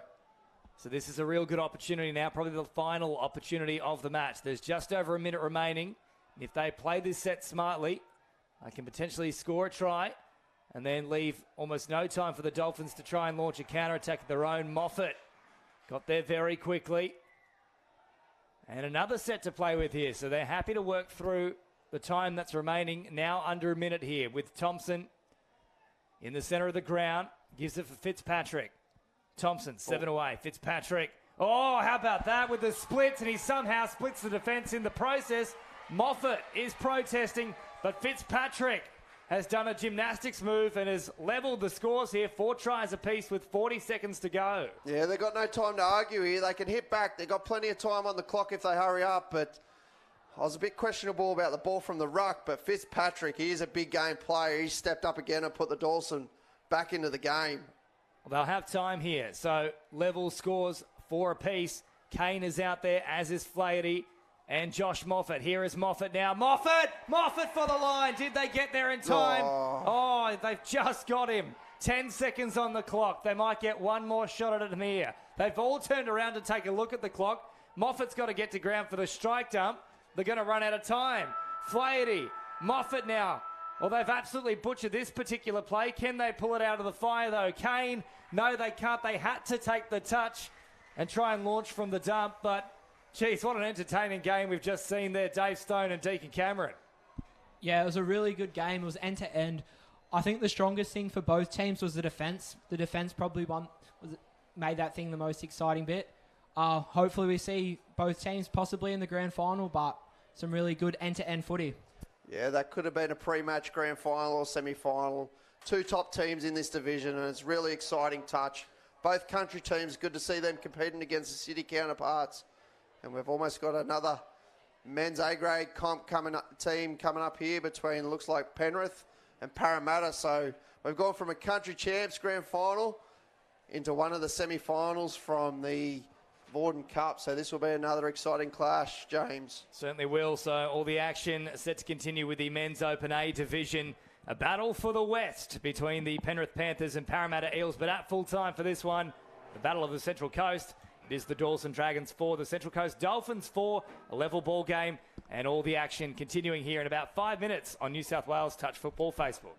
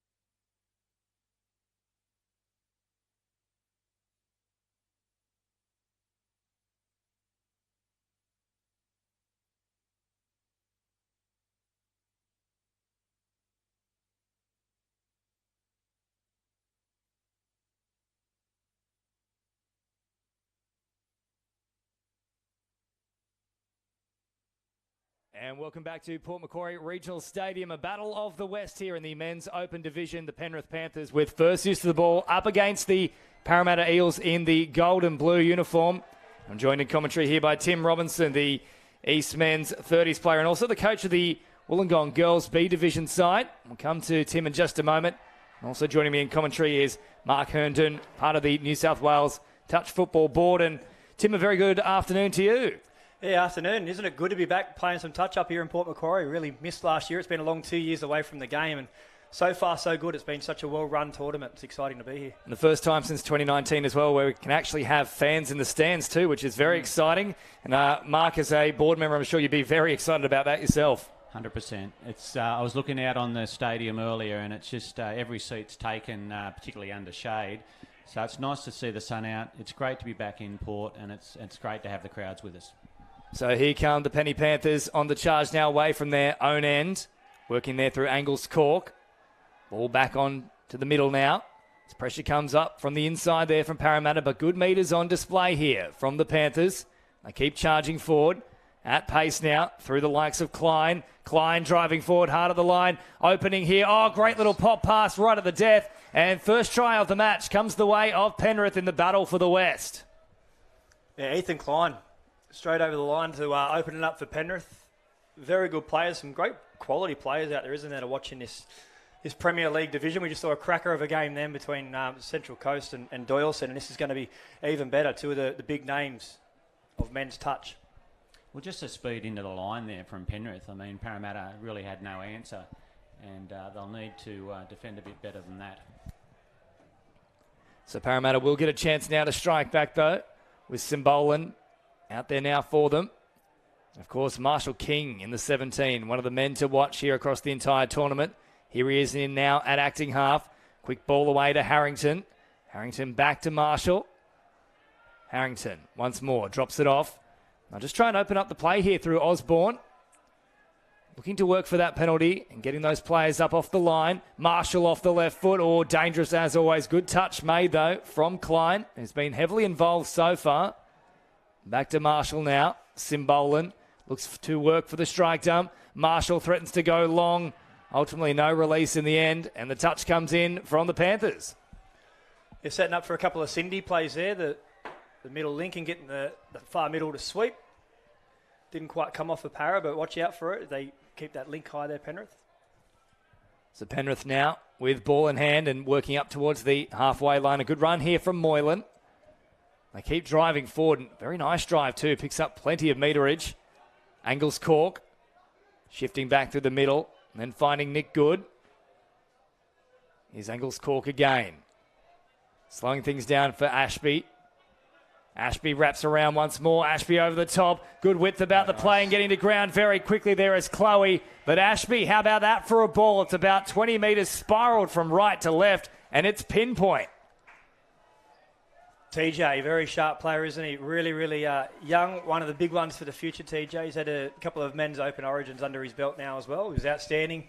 Even though New South Wales lost that series against Queensland this year, he's very good for the Blues. And he sets up the first try for the Panthers, or second try for the Panthers. So Liam Simbolan out there now in the blue cap, and he takes this run. So a bit of work to do for Parramatta. Already down by 2. Simbolan has to backtrack. Now for Zammit. And here for Hickey. Hickey drops it off right on that 7-metre mark. Hickey trying to get away from them with his pace. Oh, feign to pop the flick pass. Eventually it came out. Didn't quite find its mark, though, and I'm sure Dean Russell will have some choice words about that. There's one thing that really grinds his gears. It's a flick pass that doesn't find the hands. About 15 shy now of the halfway mark. Up come Penrith with plenty of momentum about this set so far. Here is Good. Once more, hopping in and acting half Good. Great little right step here. And now looking for some kind of support. Well tracked, though, in defence from the entire Parramatta outfit. Just on Dean Russell on flick passes, I remember playing with him, and he used to throw flick passes, so he's certainly not practising what he preached. Oh, this is projecting to the nth degree from Dean Russell. Those, of course, what is the phrase? It's don't throw stones if you live in glass houses. And apparently, yeah, Dean was born in a greenery. He smashed a few windows. Up to halfway we come. Picked up there from Mansour, who's got oodles of pace, which was on display yesterday. So if he gets clear, Keep a good watch out on him, Simbolan. Now look to get the extra set here. They do so. Yeah, just clip Goody's arm there. So reset from Parra. See how sharp they can get the line. Kai Simbolan will be running the show out there. Geordie Marshall hiding in the link as well. So Nung, an option short here, but Simbolan so far not using him. He wants the extra set now, but Good is indeed stepping up to meet him. Finally, they get the touch. Simbolan from a long way out. Oh, great dive there from Liam Simbolan. Good is arguing the point, but it's been cleared here. Try time for the Eels. Yeah, I thought the 27 for Penrith there was onside and came through and made the touch, but the referee was a lot closer than me, and he's given it. So we're back at 2-1. Game on. It's around about 6 minutes of play has transpired so far. It's been done so at a frenetic pace, end-to-end footy. As Angles Cork, who, for me, I know he's wearing boots, but it looks like he's barefoot out there. Here is Angles Cork once more, straightening things up. Angles Cork feigns for the pop pass and then floats a little sinker over the top. Into the hands of Klein, who's already crossed a stripe once so far. Come out to the right-hand side now. Marley Simbolan was trying to move the touch away. Oh, great work here from Mansour, who picks it off now. Had he managed to straighten up nice and quick, I don't think anyone would have caught him. He's very quick. Harrington charges forward, ducks the head in the process too. Marshall, great ball. Supplying out wide here for Bissett to try and use his pace. Well shut down, though, from the Panthers' defence. 6.5 gone. Zammit to the middle. Now it's with Hickey. Hickey, great strike dump there. They keep rolling forward. Marshall's an option back through the middle, but they tracked well in defence. And another set to play with here. You're not too happy about that one, Robbo. Oh, no, it was just a bit of a coach killer, that. I don't think he really needed to give him that hard shove. He was already a little bit off balance. So a nice, neat touch there. They would have done well defending what was a 7-touch set after the intercept. So a bit of a coach killer on the last there and gives Parra another chance. So Zammit met with a heavy touch there, but nothing forceful about it. They come up once more here, the Penrith side. Oh, Marshall just trying to squeeze his way through a couple of defenders. Klein was there, and also well watched on the inside from Leaney. Marshall slowing things down. Back to Hickey on that 7-metre mark. Marshall, tried to go for the long cutout ball, but played it there, I think, from Leaney it was. Just got his hands in there on the pass. 6 more. So back to that 7-metre mark, and two of the Simbolan boys back out there, so all of them except for Marley at the moment with the long hair. Short pass, and here is one of the Simbolans. This time it's Liam who gets down very low and gets a try. So both Kai and Liam are on the board now. Flynn Angles Cork, they're getting caught a little bit too high there at link, so it was a nice punish play they call. Splitting short side on the link and getting at the line. But he was fast. He executed really well, and the defender looked in trouble a long way from home. And boys, you might even say his angles were a bit corked on that occasion. Through the middle they come now. Through Robinson. There he is, Liam Robinson, not to be confused with Tim up in the booth here with us. Here's Liam once more. An option back through the middle. Oh, geez, they just held off on him for a moment there, Osborne, which nearly provided an opportunity for Robinson. I haven't corked anyone's ankles for a long time. Don't worry, I never have. It's one better than me. That ball goes well over the sideline. So around about 9 minutes of play has passed so far. And we've got a level ball game here. Both sides throwing plenty at each other. Yet to see the kitchen sink be thrown into the mix, though. Nung with a big dummy. Comes to the sideline as they look to get those reinforcements onto the field. Marley Simbolan is one of them. Up towards halfway he comes. Good pace about the play here from Harrington. Throws it wide now for Bissett. Drops it down. Last play here. Nothing really doing at the moment for Wynyard, who tries to work something. The flick pass comes out. And then the long ball straight into the waiting arms of Maya Soteropoulos. Back here to Ruetti. Quick hands as they look to get the fresh players on the field there. Liam Robinson with a nice little strike dump in his own half. Yeah, it's a late one there. I saw that too. It looked forward, pass off the ruck, late call there, and Tony Calabria's pulled it up in the middle. So need a little bit more depth there, Penrith, on their ruck. Well refereed. It was a tough one to pick up. And Mark, we haven't seen too many openings so far in the Penrith defence, but where can it come from through Parramatta? Is Marshall the likely customer? Yeah. You can go, Hendo. Sorry, I'd say you're right. And it's great field position here off that penalty. Let's see what Parramatta can come up with. Marshall's dangerous. Kai Simbolan as well as the man. We saw him set that first try, or score the first try. Super dangerous. Marshall just seeing that left to right pass there, looking for Wynyard, and whilst he did juggle it, there was a touch mid-flight on the player himself, so that's why that one was called. No opening there as we've now gone through the first third of this match, of course. 30-minute matches here at the New South Wales State Cup for 2022. No half-time break. The sides changing directions after a try has been scored. Both sides have been pretty firm in defence the last 5 or 6 minutes. So the Panthers now applying the pressure to the Parramatta line. Long ball here. Bissett does a good job to track across field. Oh, how about that for a dive into the corner? Touch. Good touch. And they've just got him in time. That would have been one of the best finishes of the tournament so far from Cameron Chloe. Still not done with yet, though, the job for Parramatta. Now the last play here for Penrith. Popping the ball over the top. Angles cork. Not a bad floater, but once more, very well tracked from Bissett, who's had a massive game in defence so far. That was outstanding. He did a really, really good job there on the wing. Penrith could have been a freakish try in the end, but really good winging there from Parramatta. Zammit charges upfield. Was questioning whether that should have been another set for his side. Simbolan leaves it behind, and in fact, he's left it behind in the worst possible way. Change over here for the Panthers. A couple of questions there from Kai. I think just slow the play down a little bit, make sure we're all set. I'm not sure if any of them were legitimate questions. I think that very much was gamesmanship. Referees were on the spot. I think they got that one 100% right. Nobody in an acting half, and Simbolan wanted to come in and pick it up himself. Once more arguing the point. Maybe he's just in a mood of, as Mark Tipper would say it, enthusiastic debate. It's always nice to ask them what they had for dinner last night, where they might be going tonight. I'm looking for a crab burger from the Lord Street Fish Shop. It's very, very good. Wow. So Panthers turn it over here. It's Parramatta. Get a chance to work it away from their own end. Just over 12 and a half gone. They head well away from their subs box here, which is an interesting move. You don't see it too often during these rucking subsets. That's a credit to Penrith because they were flushing the Parramatta sub box early. We saw the earlier mistake. Simbolan now deep into enemy territory. A lot of width about the play, but well marked up from the Penrith wing there on that occasion, Mark. Yeah, absolutely, and I'll be interested to see how Penrith go up the park. They seem to have been moving up the park really well. Parramatta almost submitting sometimes as they go over halfway, so certainly gives Penrith the opportunity to create something. Parramatta now coming out of the line, trying to put some pressure on. Great roll ball there from Nick Gould, which allows the momentum to continue. Here he is now getting underneath the arms of Marley Simbolan. Couple of dummies coming out here as well from Horatio Edwards. Short pass here. Good. Oh, it's not a great ball, though, to Edwards on this occasion. That might have been an opportunity gone begging there for the Panthers. It was building nicely. So Parramatta work it away from their own end now. Marley Simbolan up towards halfway as Marshall joins the action. Gets the big left to right spiral working.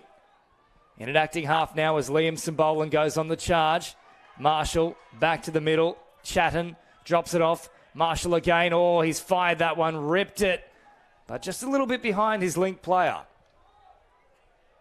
Probably now we're looking to get that link a little bit more passive, I think, Geordie Marshall. He's firing that ball really well. I think if that link's a little bit deeper in that passive position, that's the money ball. We might well go back to that point there. It's Penrith once more on the charge here. Last play, Angles cork with pace. Nearly got all the way through, but well tracked from Chatton. Yeah, much better defensive effort from there, Parramatta, putting pressure on Penrith as they're coming up the park, and were able to keep them away from the line for that strike play on the last. So Zammit works nicely through the middle here, straightening things up and then linking with his outside men so they can get fresh players back on the pitch. Hickey, good pace about his players. Bissett also comes in off the wing for a bit of work. Nung, pace himself, turns it back here to Kai Simbolan. Already one try to his name. So too for brother Liam. Simbolan with the one-handed pass and then popped back from Nung. Last play now. Nung goes to the open right. Nobody there in support at this point. Can't find the touch. Oh, geez, nearly got there. He actually did get it to ground, but just shy of the try line there for Wynyard. don't know if it's a case if he was short or if he just didn't regather the ball. We know you've got to catch the ball, then place it down to score that try. The hands came down at the same time, so even if it was on the line, it wouldn't count. Great effort, though. Certainly enterprising play from the Blue and Golds as they really put on the afterburners here and find a passage all the way through. Way too much pace there from Jake Greach. That was just raw speed on a tired defender. And nice try to Penrith. 3-2 the score. Fast feet, wasn't it? Extremely fast feet. And so aerodynamic, you might even think he's wearing Budgie Smugglers, who, of course, are our Finals Day sponsor here. Budgie Smuggler Finals Day. Don't miss a moment of it. Day 3 of the action, of course. Today is crucial to figure out who will actually be taking part in that final day's play. Here is Marshall coming at the line hard and fast. In fact, there might even be Simbolan out there, is it? No, it is Marshall. Marshall, yeah. So Osborne now waits at acting half. Simbolan in the middle of the pitch. Osborne, the lighthouse himself. Simbolan slowing things down. Inviting Ruetti to come in. Pop pass over the top. Marshall bats it on. Knew what he was trying to do, but the pressure was really good jamming in off the wing. I don't know if the sinker pass there was the option. I think if he had just ripped that from that Rooster, there was a lot of space between the link and the winger. So as it stands, Penrith still with the advantage here off the back of that Jake Greach try. Towards the sideline they come with reinforcements arriving. And a good width about their play here too as they go through Maya Soteropoulos. Now out of acting half comes Robinson. Robinson very quick. Burns Simbolan looking for support. Links up. It's a beautiful piece of play from the Panthers. Well, that looked like tippy-toe along that dead ball line. The referee was there. I don't think they're going to award this. They're pulling it back. So Nick Good is arguing the point with Marshall. And they have indeed called it back here. So not sure 100% what's transpired. Tony Calabria's blown the late pass. Touch and pass. There you go. He finally gave the sign. Well, very interesting. Touch pass there. It's an extremely late call.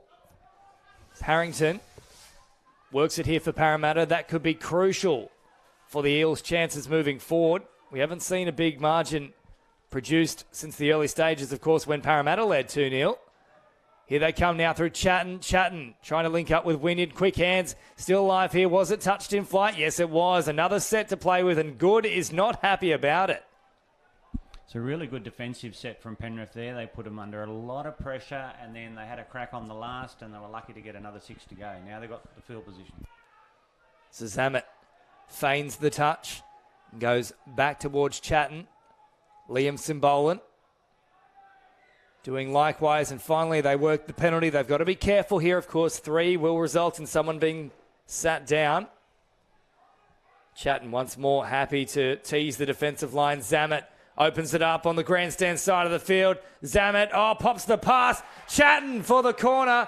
In flight. Was he touched in flight, though? Yes, the referee says that Liam Robinson did enough. Outstanding defence from the link there. He stayed on his man as he ran to the corner. Quick roll ball here. Back to the middle. Wynyard, however, is marked up nicely there from Good. So 7 metres is where they played from. This match going along very quickly, just over 11 minutes remaining. 3-2 Penrith lead. Parramatta are asking plenty of questions, though. The big sinker pass from Marshall and the tap on. It's all backwards. It's all beautiful. It's all blue and gold. Lovely sinker pass, Kai Simbolan. Isn't that something new to the game? And it's amazing what some of these guys can come up with, and it's something that every team now has taken on board, this sinker pass. Just flicking it over the top. You think you're doing a really good job getting into the channel, and all of a sudden this ball just pops over your head and drops in. Very skillful. Oh, Nung gets away with one there. Mark, I'm with you. I thought he'd certainly come in with some forceful contact and playing at the ball. Yeah, sometimes you get them, sometimes you don't. Disappointing, but anyway, let's see what Parra can do with it. Just over 10 minutes remaining here. A crucial period for both sides now. Next try scorer could be all important as we come into the final third of this match. Nung, who has managed to produce possession for his side with that touch. Accumulator. Big ball over the top. Osborne comes out with a flick pass as well, looking for Horro on the wraparound. 10 to go. Penrith driving out of their own end now. Really good contest, this one. Neither side giving an inch. Angles Cork with a lovely roll ball. Allows them to continue that flow upfield. And Parramatta happy to backtrack all the way to their 7 metre mark here. And now they'll slow things down, Penrith, in like kind. Greach is out there too for them. They pop a pass over the top. Beautiful ball supplied, and then following back through the middle is McKenna in that link position, and he gets to ground in time. And both teams have threatened with that accumulator play so far this game. That's the first one that's come off, but lovely long, high looping pass to the winger then gives them time just to bump it back to your link on the inside. But again, Penrith did really well just recycling the ball as they're heading down the field, and Parramatta were on the retreat, and Penrith came into the line full of speed. So Liam Simbolan, one of the try scorers so far for Parramatta, and they need another one here as Marley is also out there. Marshall over the top. Well read in defence there from Peacock. Comes back to Jordan Marshall. Plays it just shy of that 7 metre mark. Chatton threatened to link up with Simbolan, but they didn't fall for any of the dummies there and just kept the space in between the two players. That one is a very loose possession. Yes, referee says there wasn't anything in there, but I think they might have had 2 in a row now where they've got a bit lucky here, Parramatta. Benny Moylan's been involved in both there for Penrith in those drop balls, so he won't be too happy with that. Marshall, short side right here, goes it for himself.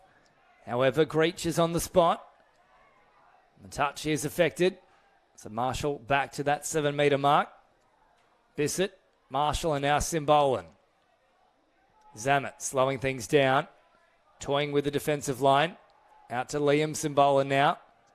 Eventually the touch comes. They can't work the strike dump there, so that's not what they were after. Kai Simbolan. Zammit. Marshall wraps around. Changes the angle. They read it nicely though, Penrith.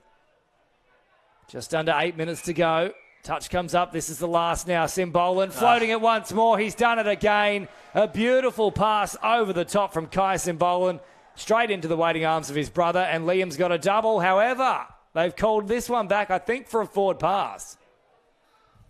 It was a replica, wasn't it? Nice counties play, Kai. Sinker pass over the top, but yeah, just didn't get the execution right on that one. So just over 7 minutes remaining, and they are threatening each and every time they come down here, Parramatta, but on that occasion, they just didn't quite get it right.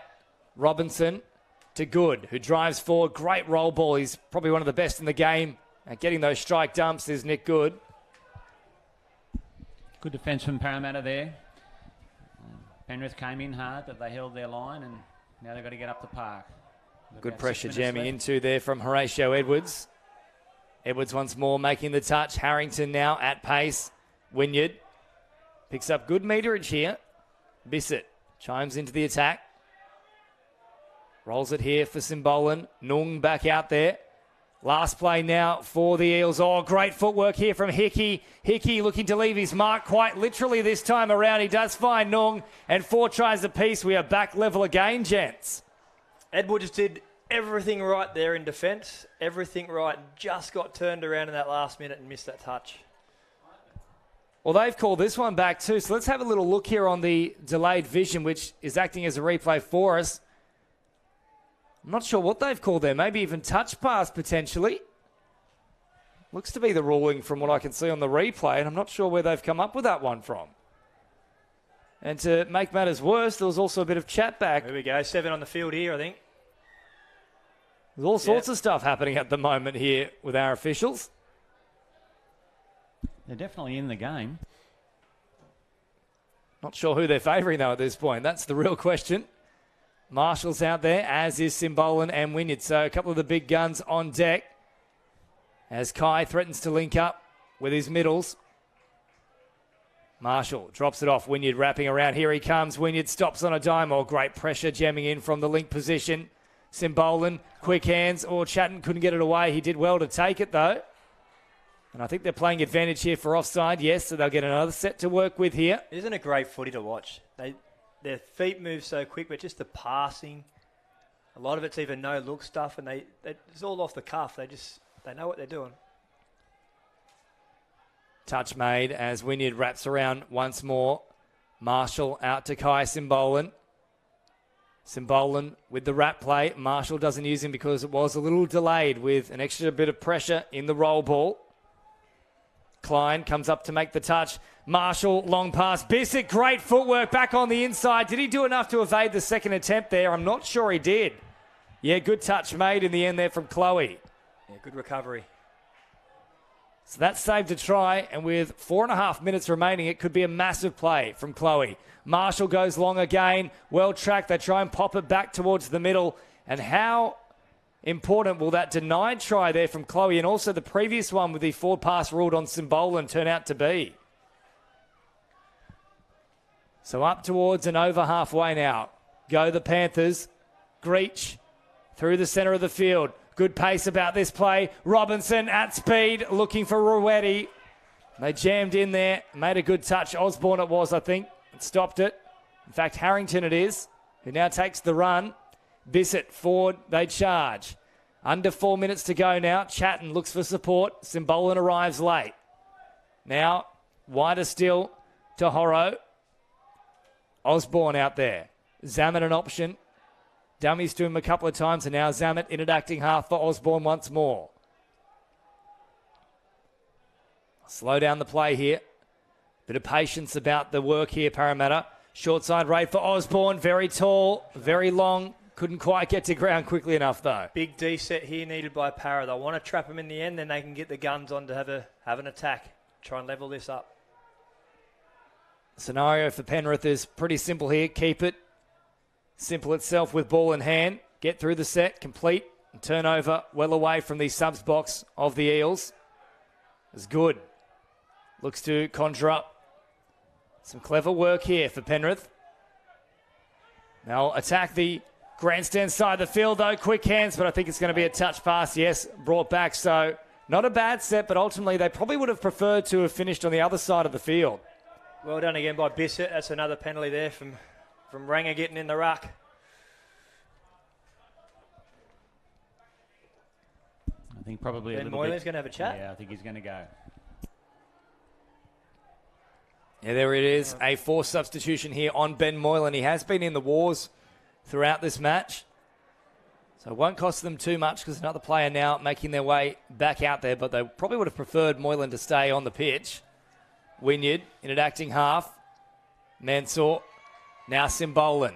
Nung at pace. Wynyard wraps around off the left foot. A rifled pass here to Nung. Great footwork. Oh, Nung has set it up beautifully. Mansour slams it down.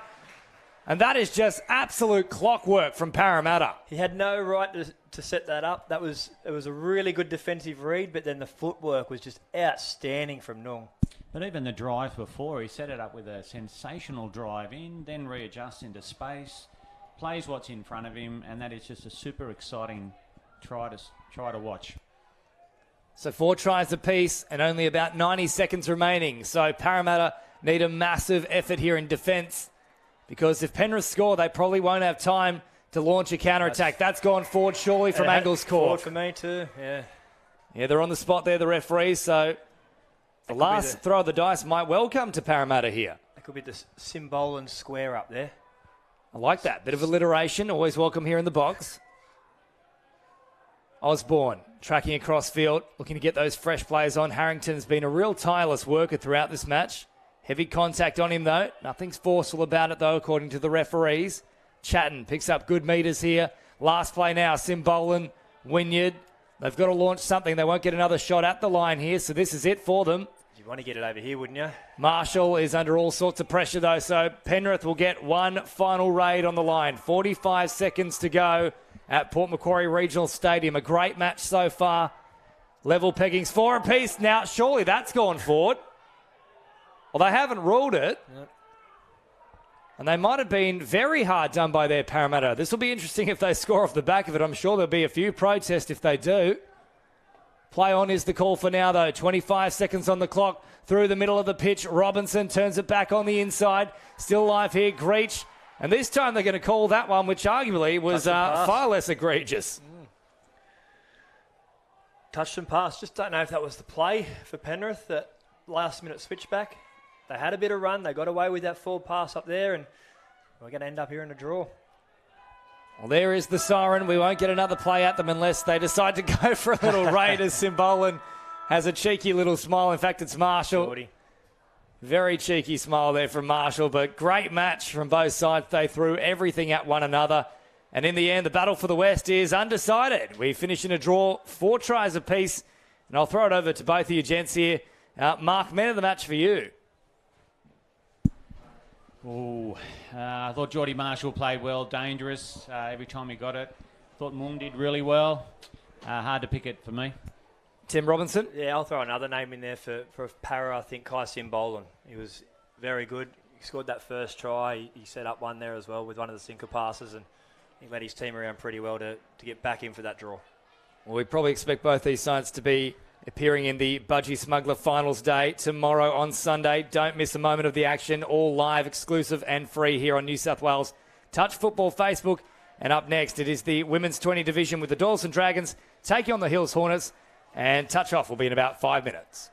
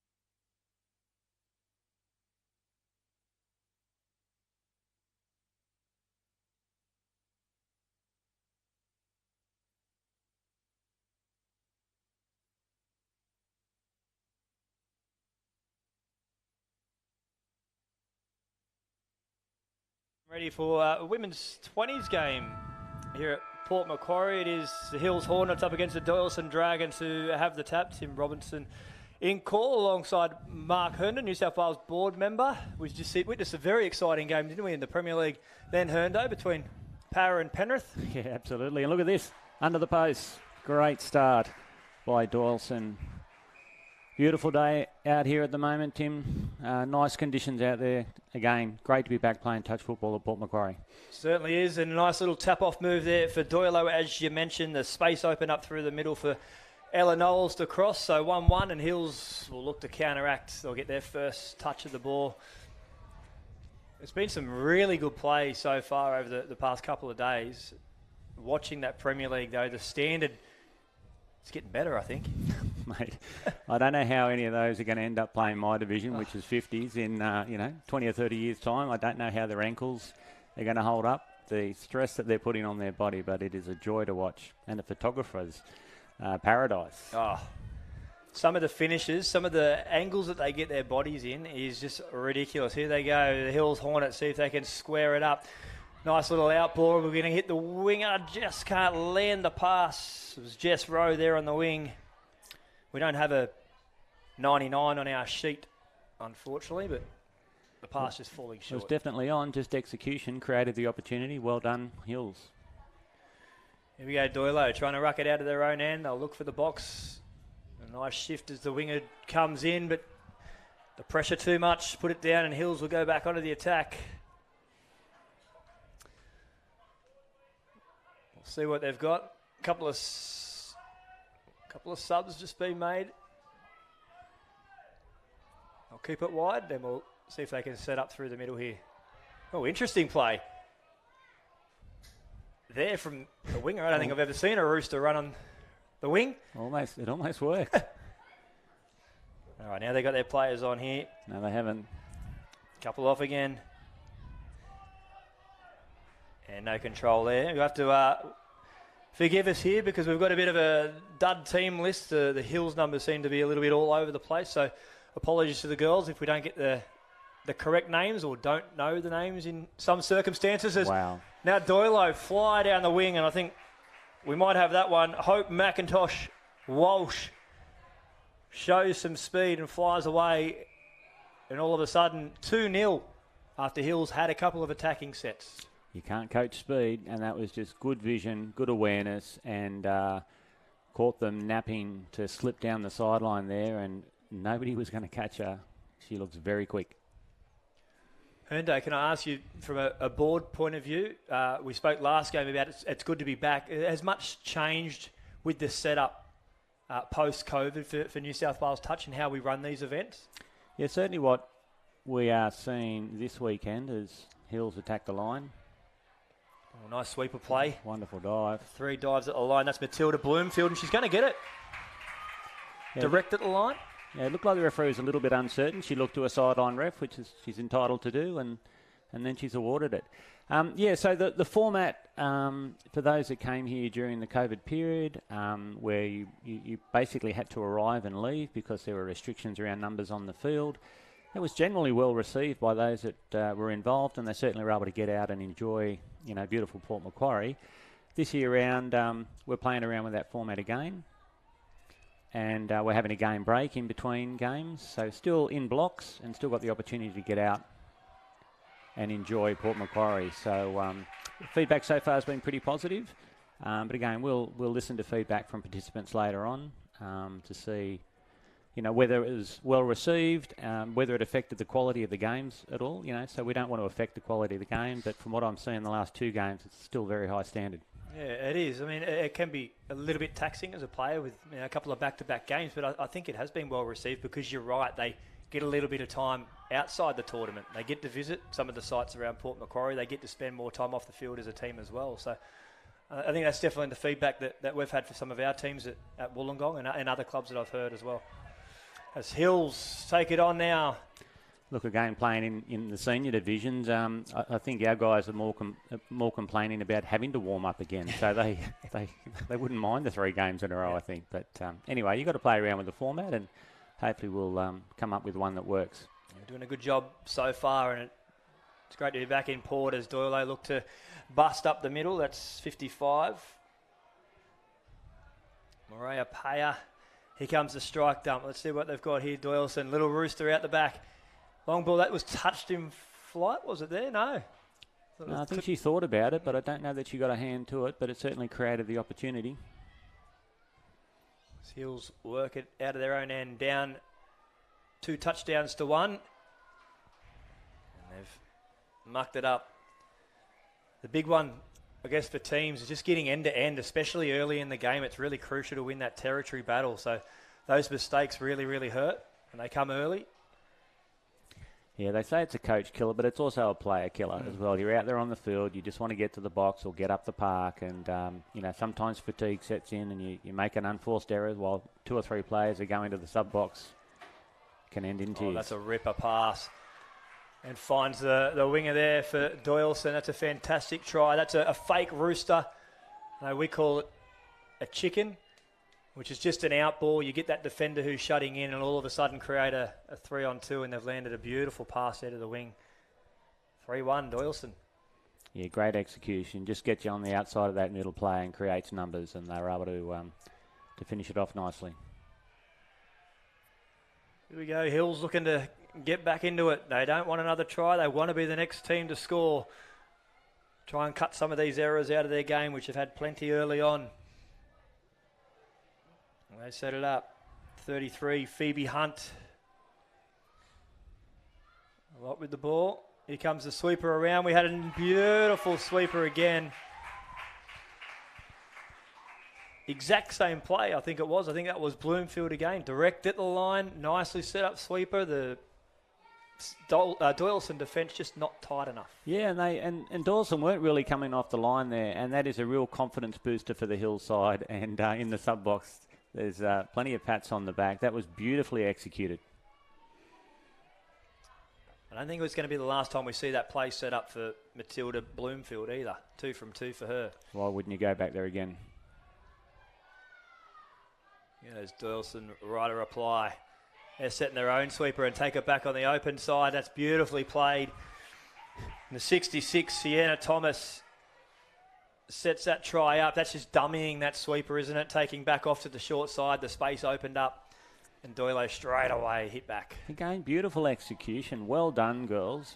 Great running, moving defenders, and good speed, good support, entertaining touch. Can I take you to the 50s? How are the Pointers doing? Yeah, well, the Tarrant Point affiliate, as you may know, play through a partnership that they have with the NRL. We play up here as Sharks. Ooh, when someone there's takes one to the head. Big Falcon. So we're up here as Sharks playing in the 50s. There's 8 divisions. It's very competitive. So far we've been fortunate. We've won all of our 6 games. So my block for today is finished. I've got the afternoon off. I thought I'd come and watch some quality touch on the stadium with you, Robbo. Yeah. Awesome to have you here. And isn't it great just to be able to sit up here on halfway and in a nice box. Watch the quality touch as we get to the line. Down. And I think it is down. Yeah, good. Here's a 10 there for Doyalson. Summer Birmingham. Nice line, nice and direct. They've been very sharp at the line, both sides. Yeah, certainly had Hills on the back foot there, and nice finish. Wasn't a lot in it, but the referee was happy the ball was down.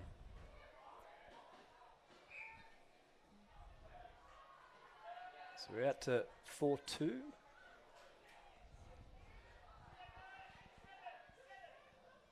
Seals on the way. Bloomfield back out there. Wouldn't be surprised if the sweeper could be coming. Here it is. Right on cue. Bloomfield this time comes back short, and that's play on. Here we go, the foot race. Oh, don't know if we needed to force the pass.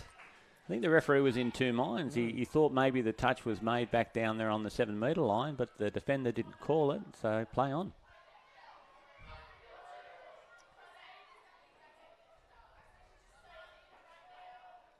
Here we go, Hills working back with another chance. In the 12, Tasha White, she saw it.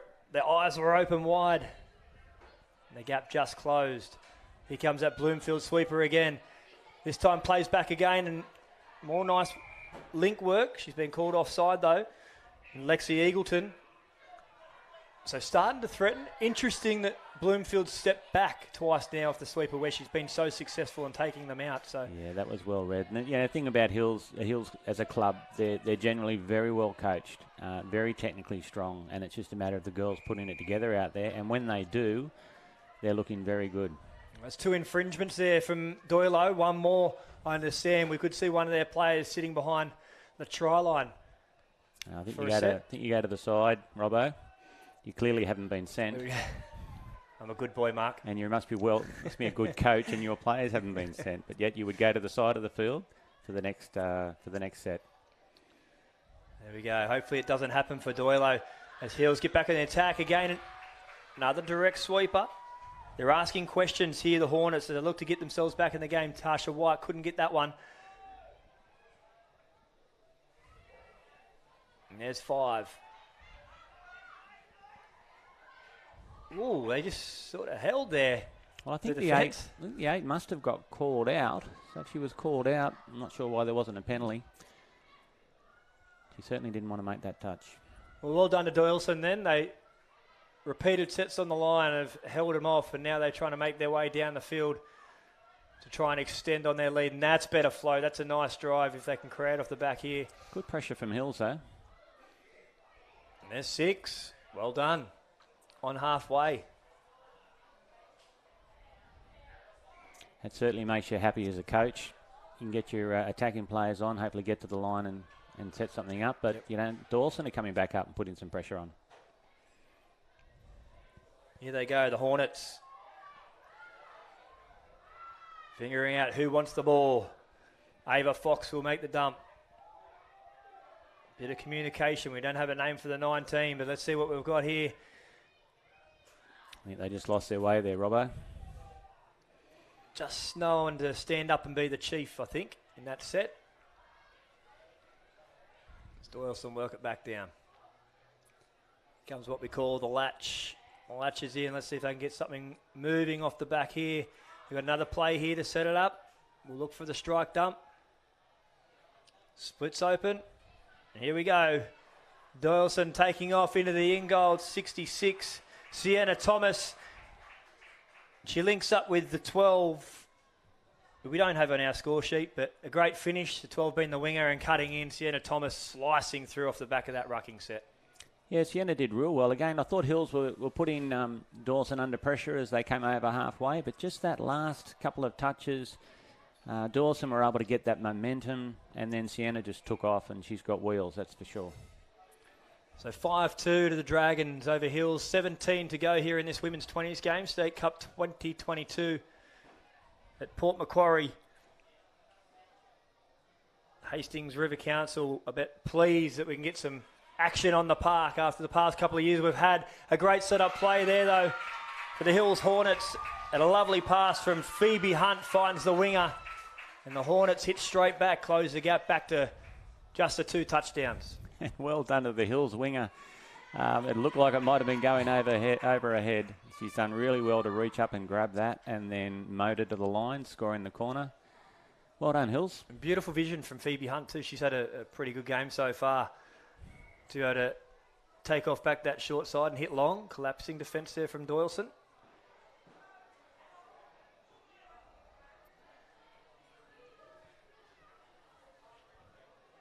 The Dragons will get back to work. Annabelle Ross out there in the 88. Here's the 8. Caitlin Whitehead. Nice Rooster short ball. Great wrap around. Ella Knowles strolls over. Hurts, doesn't it, when you do all the work to set up a try and you let one straight back in. Again, beautiful execution. Hills were quite condensed with their defence, and I thought that might have been a problem on the outside, but then it opened up just off, just between middle and link there. But again, good speed. They've got some good skills at times as the Hills winger makes it back over halfway.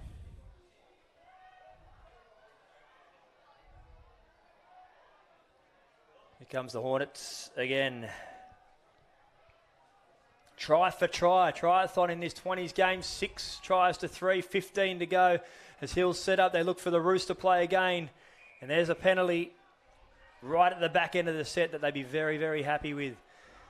So they get a chance now to set up. Just need someone calling the shots. A little bit too far out for the Rooster. Phase play chance, but no half. Oh, and the ball's down. Just lacking that little bit of direction there, I think. Hills in their attack. That one person to really stand up and call the shots. So 7-3. We've got the score adjustment now and the Look at big that.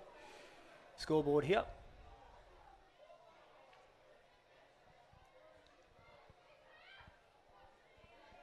Here's Doylo, strike dump. For the last, but looking to get to the end goal. It's a touch and pass.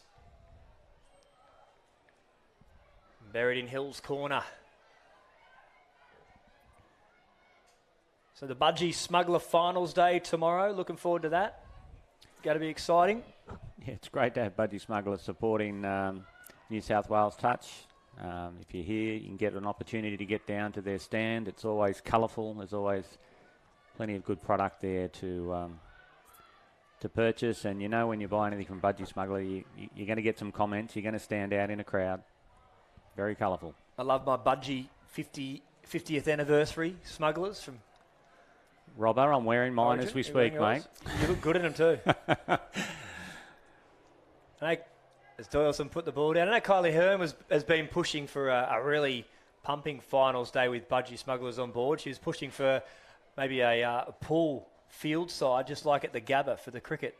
Is she going to get anywhere with the board? I think that sounds pretty good. I don't think you'd want the men's 50s in that pool, but I think in these sort of conditions, it'd create a bit of atmosphere, that's for sure. Lovely, wouldn't it?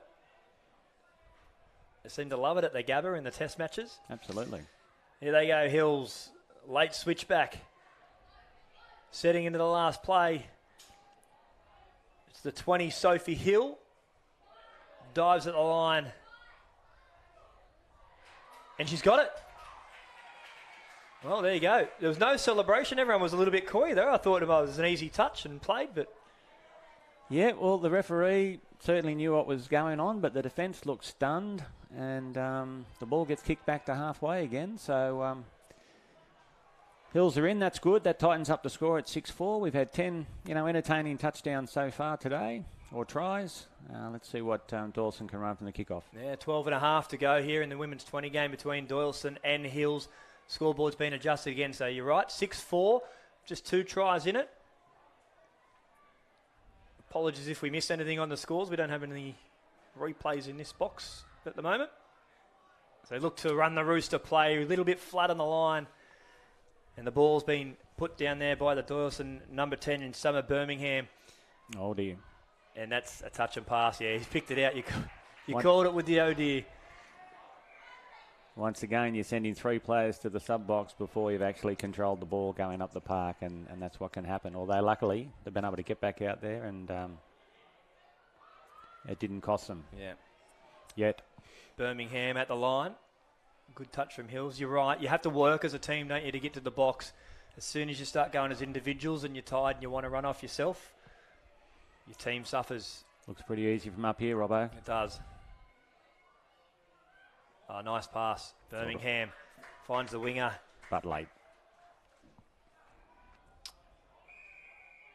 There's the penalty. Touch and pass. So Hills lead by 2, 11 to go.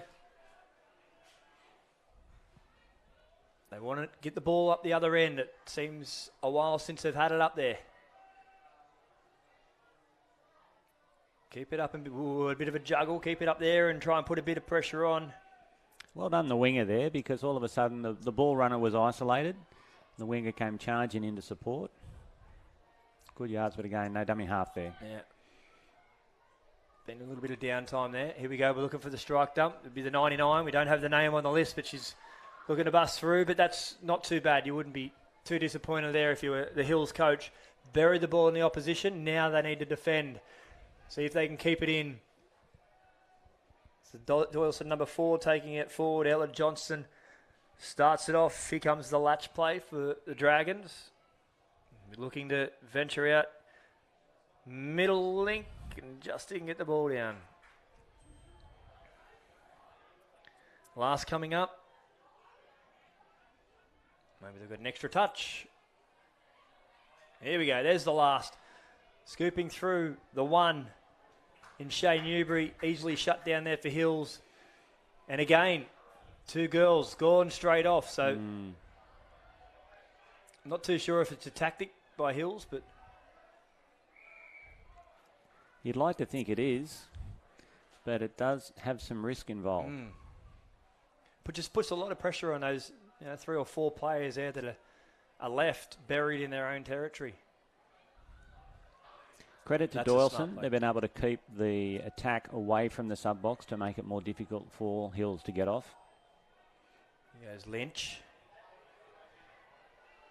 33's Hunt. Down for Lynch again. She's called the play through. And there's a touch for 6. So the escape. Got it back down the other end. 6-4, 9 to go. I must have missed that, Robbo. Incorrect play the ball. Turned over again. There you go. Hills a chance now. If they can get a try here, we're back to a 1 touchdown game. We'll give them plenty of confidence.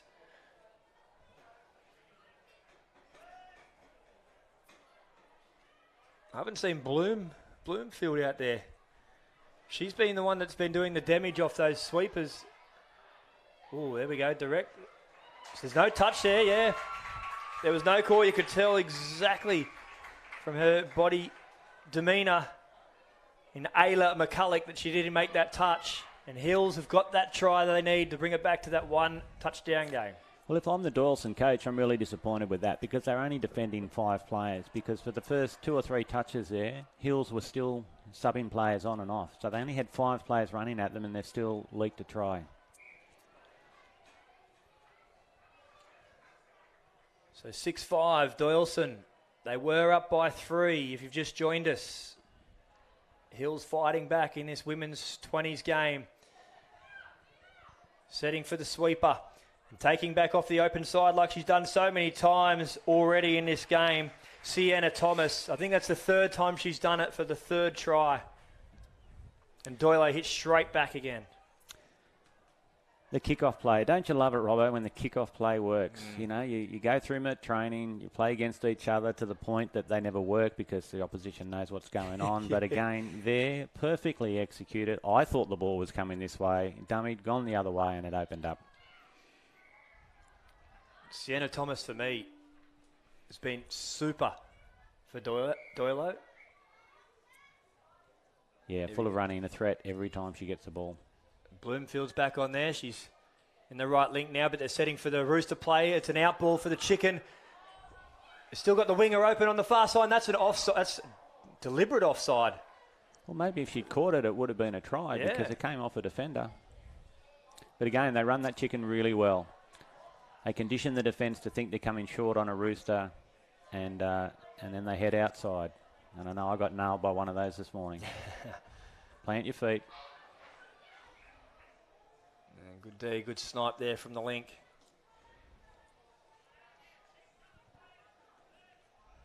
Setting, Bloomfield still in that right link. Going back to the Rooster play again. No, that's not the play. Not sure what that was, Robbo. Wasn't a Rooster. It's a dummy half. I think it was a bit of a mix-up on the play, and Bloomfield gets caught. So costly error there for Hills as Doyle look to make their way back. Down the end, just over 6 minutes to go. It's Doyalson up by 2. Whoa, and there's a good collision in the middle of the field. I'm not sure she was ever onside either, but referee's got the right call.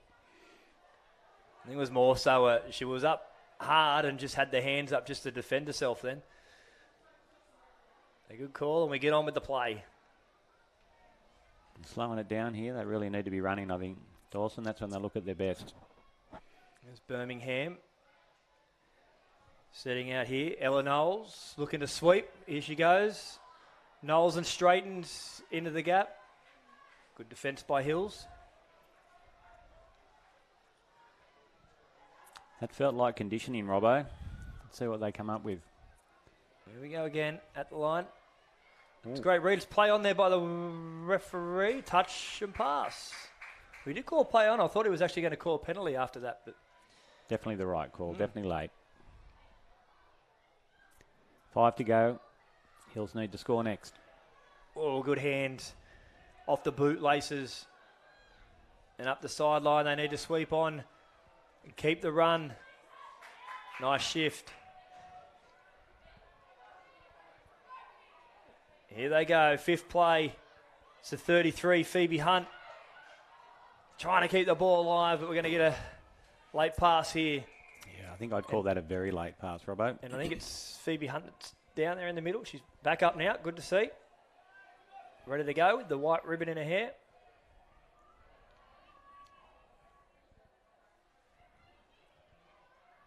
Doyalson making tracks. We need a big defensive set here for Hills. They'll be desperate. More good momentum here off the drive for Doyalson. Into the Rooster play. That's a great pass, and that could be late. It is late. A well-structured play, though, and you said before, I think it was the last play, Herndo, that they were a little bit slower. That time, a lot more speed, looked a lot more threatening. Absolutely, yeah. Full of running, dangerous, fast, good ball movement. Unlucky there. Hills looking to ruck. They need it to the end. Winger takes control. Yeah, unforced error there. There it is. 3.5 to go. Just the 2 touchdowns in it here in this women's 20s game between Doyalson and Hills. There's a late pass again. I think that's the third one we're seeing in 4 sets. Second touch though, Robbo. That is a coach killer. No need to force it there. You're 2 in front. Move the defence around and have them defend where you want them to. Out of the line here, the 13. Well done. Ayla McCulloch, she's been really setting the trend too for them off the back of their drive. She's been flying on in that latch and getting them to go forward. Here we go, Hills for the crack. And tough call there. You could hear the people in the stands not happy with it. I think Ayla might have been a bit lucky there. I thought she might have been a little offside, but again, referee closer and talking to them. Yeah, hard latch out here for Doyalson. She finds the middle of the field. On the strike, they've still got the touch. Picked up, cruising through. Sienna Thomas again. We've mentioned her a number of times, how dangerous she looks. It's, I think, the 4th time she's got into the in-goal this afternoon for 4 conversions. And that should put the game to bed for the Doyalson Dragons. It moves them to 8-5, just over 2 to go. Again, fresh legs coming out of the sub-box. Defenders were fatigued. Took the opportunity at the right time and ended up having several options there as she crossed the line. So, nice try. Hill's very lucky there not to be penalised. A tap taken before the winger was behind the ball, but they've got away with it. They're going to try and get one back. Down by 3. Could be too late, but never say never. Here goes Bloomfield looking to sweep. That's the first time we actually haven't seen her go at the line and take on that offside player. Oh, here she goes, and she's got a little bit of a gap. And it's a touch. And a penalty. Not too sure what the penalty was for. Maybe not moving forward. Just over a minute to go. Not sure. They'll be looking for one just to finish here, Hills. Off the back of the deck, the 99. She's been very good. We don't have her name here on the score sheet, but she's been very, very good for the Hills Hornets. Olivia Morales there. Well read by the Doyalson winger there. She saw what was coming, was able to take a risk and lean in and shut that down. She goes again, the 99 taking control. It'll be Sophie Hill coming for the sweeper. We've gone back to the short side again. Finds the in goal, and that's well set up. It's the exact play that she was trying to run last time. And Catherine Gonzalez will score in the corner. Brings the Hornets back to 2, but too little, too late. 8-6, the Doyalson Dragons, with about 20 seconds to go.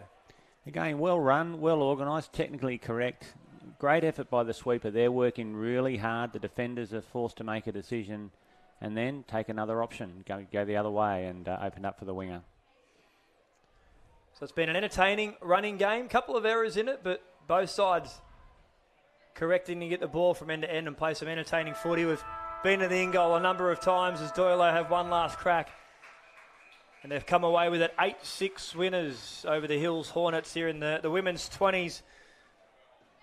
Pretty entertaining stuff. Herndo? Mate, very entertaining. And, this is the future of, our Prems in women's. It's under 20s at the moment, but it's very exciting to see the talent that's running around out there.